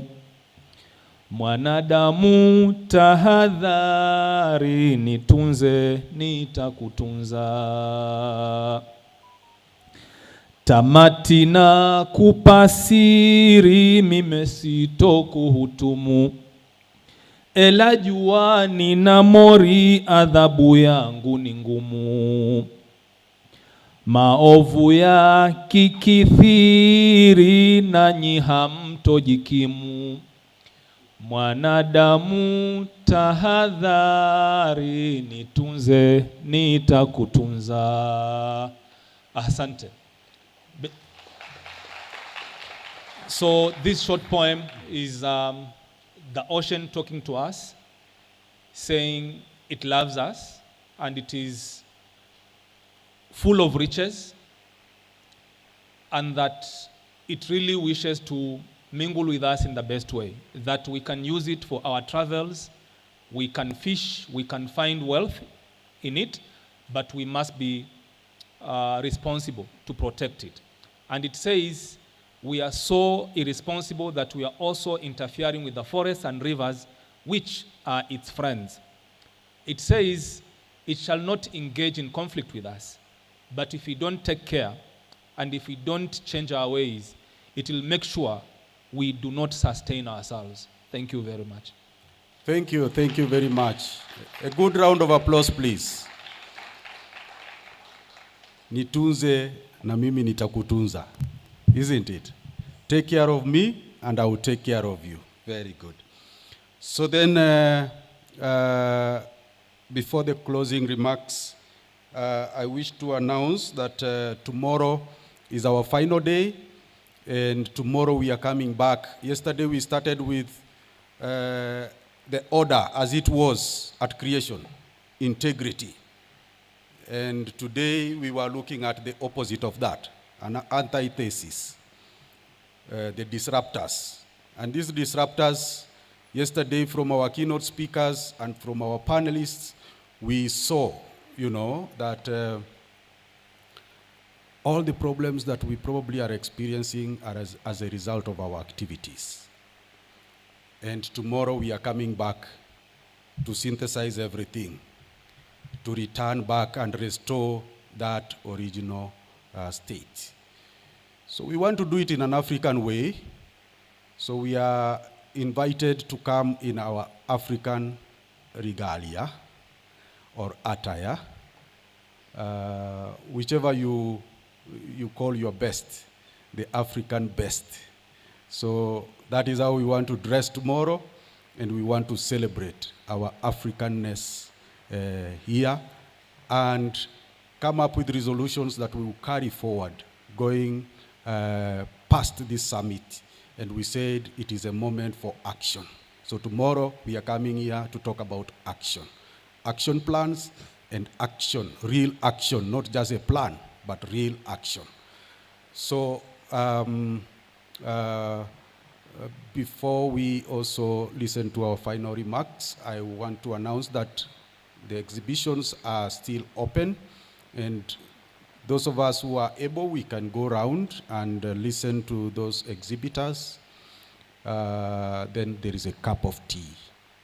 Don't go before you take your cup of tea, because we were told yesterday, you must never waste.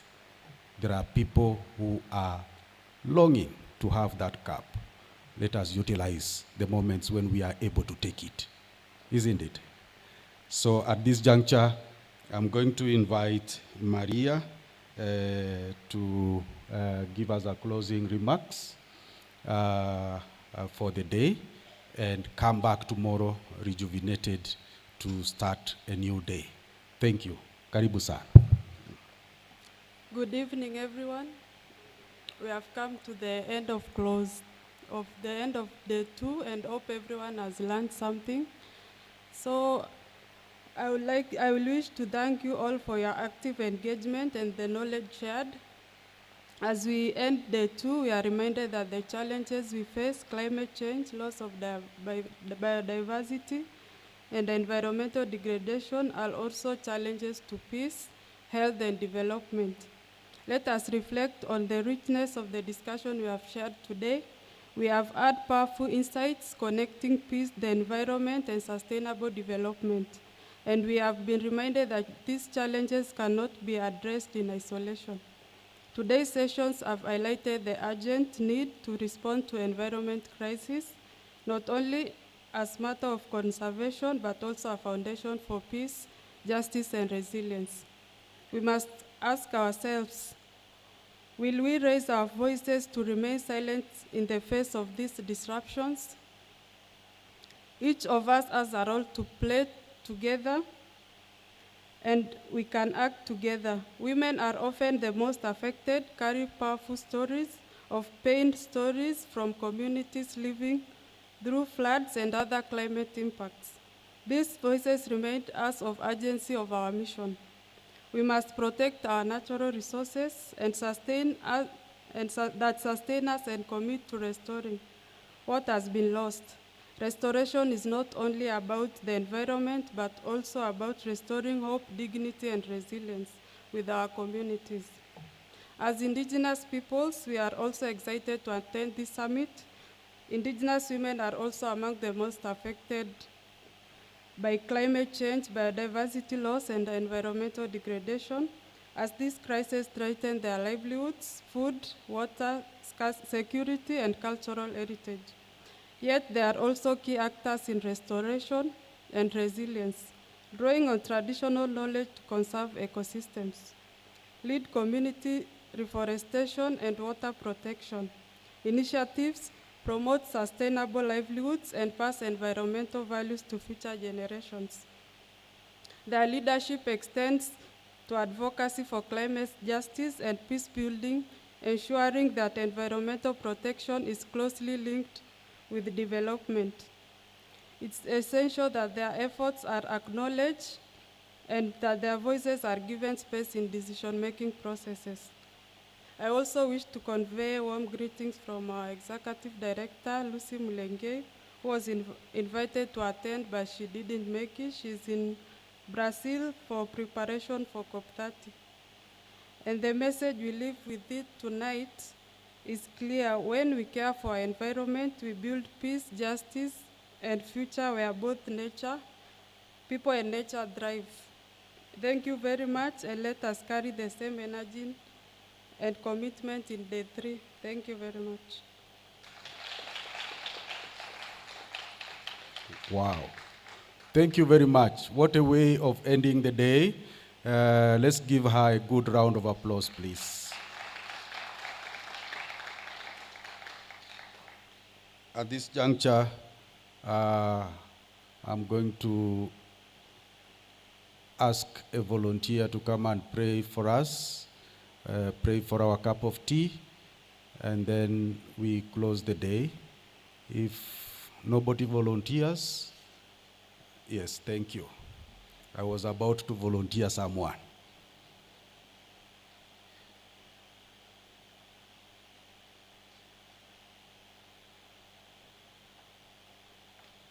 So let us remember that tomorrow again we start at 8:30 with registrations. And today we were rehearsing how to use the Swiss watch. Tomorrow we'll be more strict with the Swiss watch, so that we make sure that we go prompt with the timings. So thank you very much. I thank everyone who has participated today in all ways, with the speakers, the moderators, the panelists, the MCs, and Joy did a lot and tried her best even in that condition. And we appreciate you very much for the work that you have done. All the media teams that are here, Capuchin TV, for putting us live throughout this summit. We acknowledge that greatly. I wish to appreciate also the team that is coordinating us from the back. I know they are not visible, but all that is happening here is courtesy of their support, and we thank thank them very much. We also thank those who are keeping us, fed, because an empty stomach never sings hallelujah. So we thank them also for doing their best in terms of ensuring that we are comfortable. We also thank the staff of this premise, led by Festus Musau, for the good work and the support they are giving us. Just a kind reminder that let us always carry our valuables with us. Let us not leave them behind, just in case, someone is tempted. Thank you.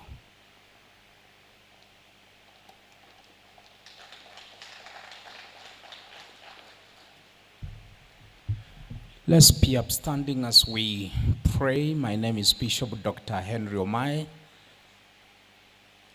Our loving Heavenly Father, the creator of heaven and earth and the entire universe, what a joy it is to be together the way we've been. If there is a time that we are so grateful to approach this summit, is now. We subscribe to your blessed will, especially as we leave this place. Want to thank you for the organizers. We thank you for every participant, and the Lord more so, them that have imparted knowledge to the rest of us. We all say, may your name be glorified. Help us, Lord, to nurture the creation that we see around, the environment, for that is our great responsibility. We speak peace. The Lord is next to your heartbeat, because you said in your holy word in the Bible, blessed are the peacemakers, for they shall be called the sons of God. So tonight as we part, Lord, we go in peace as children of God who love the environment. And we thank you for the cup of tea that has been prepared, Lord, to nourish and to give us energy. Receive all the honor and the glory for hearing this prayer, for we ask this in the name of the Father, the Son, and the Holy Spirit. Amen. Amani ya Mwenyezi Mungu iwe nanyi nyote.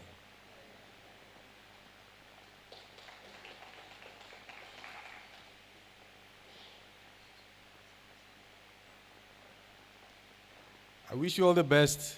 Nice evening. See you tomorrow.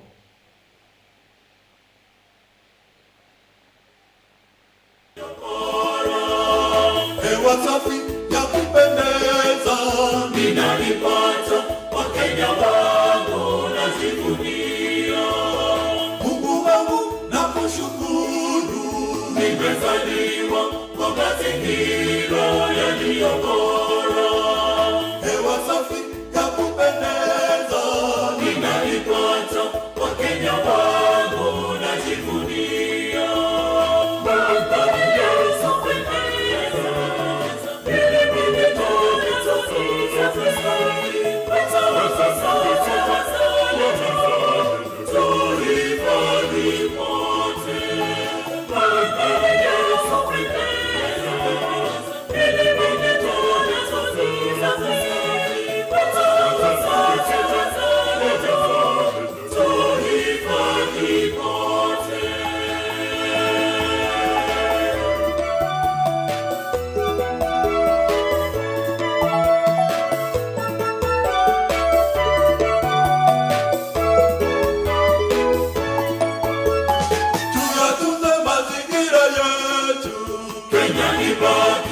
kivutio cha watalii.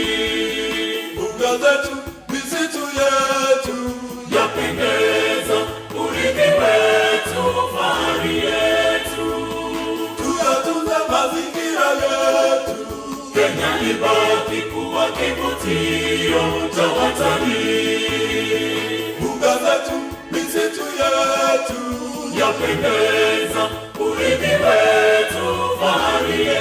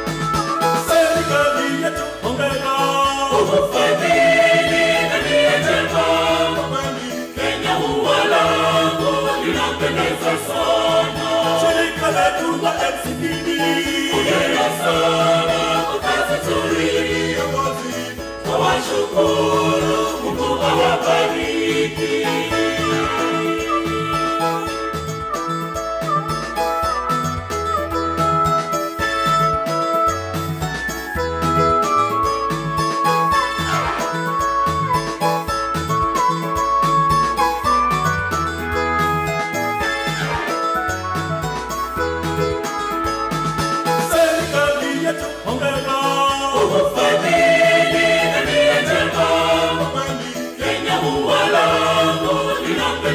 sana. Shirika letu la NCBA. Hongera sana kwa kazi nzuri viongozi. Tunawashukuru, Mungu awabariki. Serikali yetu hongera. Hongera sana kwa kazi nzuri viongozi. Tunawashukuru, Mungu awabariki. Hongera sana kwa kazi nzuri viongozi. Tunawashukuru, Mungu awabariki. Mungu awabariki.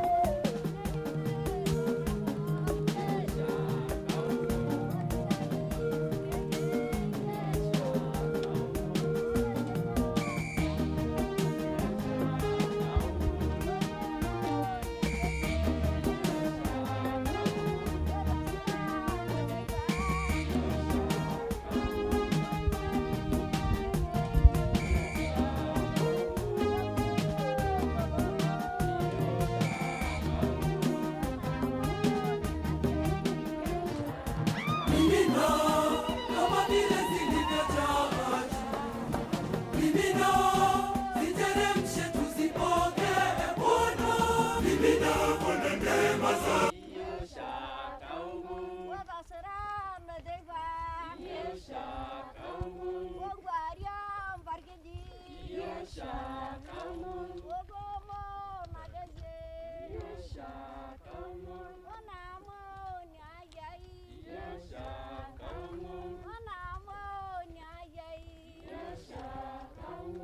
Okay.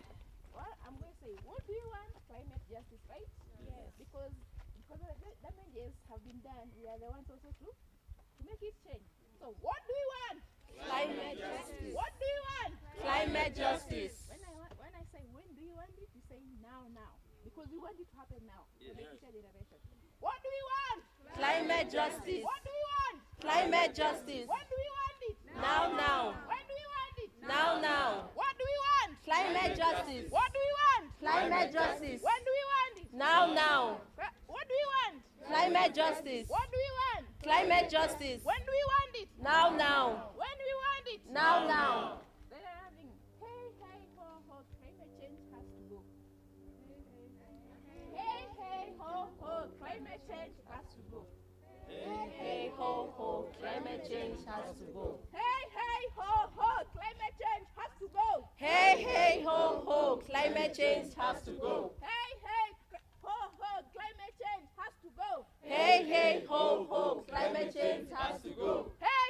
ho, ho, climate change has to go. Hey, ho, ho, climate change has to go. Hey, climate change has to go. Hey, ho, ho, climate change has to go. Hey, ho, ho, climate change has to go. Hey, ho, ho, climate change has to go. Hey, ho, ho, climate change has to go.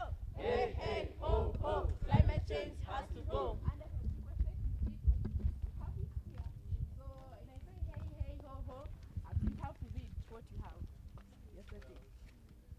Hey, ho, ho, climate change has to go. Hey, ho, ho, Every climate action, change no has matter to how go. small, contributes. Hey, ho, ho, climate change has to go. Hey, ho, ho, climate change has to go. Hey, ho, ho, climate change has to go. Hey, ho, ho, climate change has to go.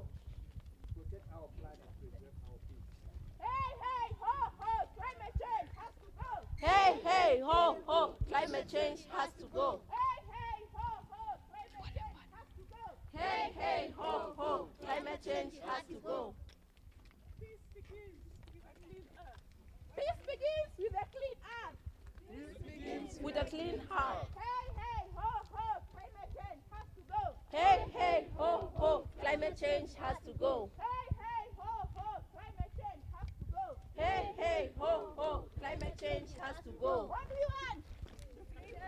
Climate justice. Climate justice. Climate justice. Now. Now.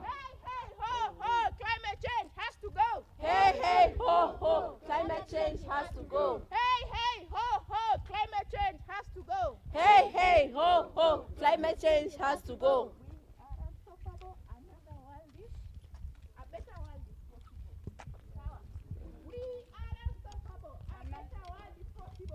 We are unstoppable. A better world is possible. We are unstoppable. A better world is possible. We are unstoppable. A better world is possible. We are unstoppable. A better world is possible. We are unstoppable. A better world is possible. We are unstoppable. A better world is possible. We are unstoppable. A better world is possible. Hey ho, climate change has to go. Hey, hey, ho, ho, climate change has to go. Hey ho, climate change has to go. Hey, hey, ho, ho, climate change has to go. Hey ho, climate change has to go. Hey, hey, ho, ho, climate change has to go. Hey ho, climate change has to go. Hey, hey, ho, ho, climate change has to go. Solidarity forever. Solidarity forever. Solidarity forever. Solidarity forever. For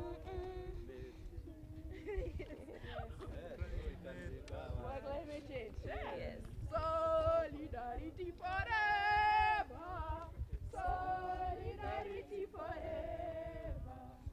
Solidarity forever. For the climate change to go. Solidarity forever. Solidarity forever. Solidarity forever. For the climate change to go. What do we want? Climate justice. What do we want? Climate justice. When do we want it? Now. When do we want it? Now. What do we want? Climate justice. What do we want? Climate justice. When do we want it? Now. When do we want it? Now. What do we want? Climate justice. What do we want? Climate justice. When do we want it? Now. When do you want? Now. What do you want? Climate justice. When do you want it? Now. When do you want? Now. Solidarity forever. Kuna bounce. Solidarity forever.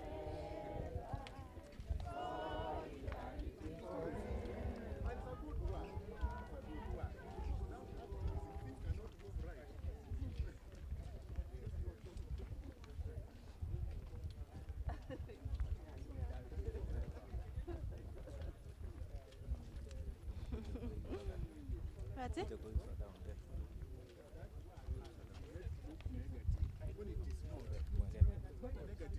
It's a very positive term. Somebody must speak for those who can't speak. I'm a friar minor, a Franciscan, and we know creation, the patron saint of creation is St. Francis of Assisi, who called every creature brother or a sister. We are here advocating for climate justice. We need our climate to be put back the way it's supposed to be. Since if the climate is not in the right way, we will suffer, we will also torture other creatures, and then we are there. Justice is the mother of peace. We cannot have peace in our planet Earth without justice. So we are here appealing for restoring environment to its normal status. And one as Mother Earth is through planting of trees. Thank you.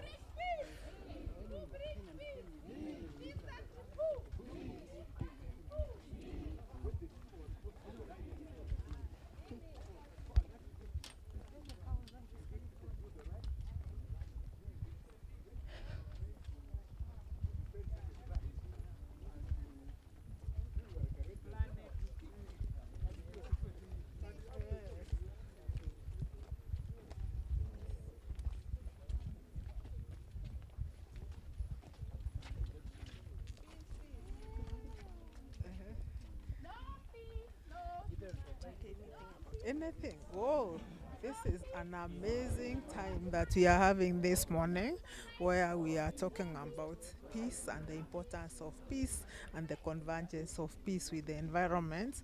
And it's amazing to see people who are so passionate and who are looking into a very great day where we will be talking about how peace has been disrupted, but it's still us who are going to bring back the harmony, because we cannot afford to continue living in disharmony. We must take action so that we bring back harmony and create a better world for ourselves and for generations to come. So this is a very exciting summit, and we are very happy that people have turned out in great numbers so that we can have a very important conversation and discourse about the actions that we need to take to bring back the harmony. So thank you very much. My name is Dr. Joy Babu. I'm one of the conveners of this summit. Yeah, thank you. Advocating for climatic change. Okay, my name is Sister Juliet Wesonga, Little Sisters of St. Francis, Mother Kevin Schools. We are here in this forum that advocates for climate change. Actually, it's African Peace Environment Summit. That is a summit that is going to take 3 days. We started yesterday. We are finishing tomorrow. And today in our program, we are having a peace walk, sensitizing the whole world about taking care of Mother Nature, Mother Earth, how we are supposed to preserve the environment. When we take care of the nature, it also takes care of us. That's why we are seeing here people of different gender, people of different denominations, because we are all advocating for taking care of Mother Earth. Once we take care of Mother Earth, then it also takes care of us. With us, you are seeing placards like the one I'm having. Let's work together to create a sustainable future for generations to come. If we work together collaboratively, we have worked together to cause disharmony with nature. But now we have again to work together to harmonize with nature what we have destroyed, to bring it back, to save our future, because we are striving towards creating a sustainable future for our future generations. Thank you. We are raising a prophetic voice. To raise a prophetic voice means to do a very powerful, strong advocacy, because we want to send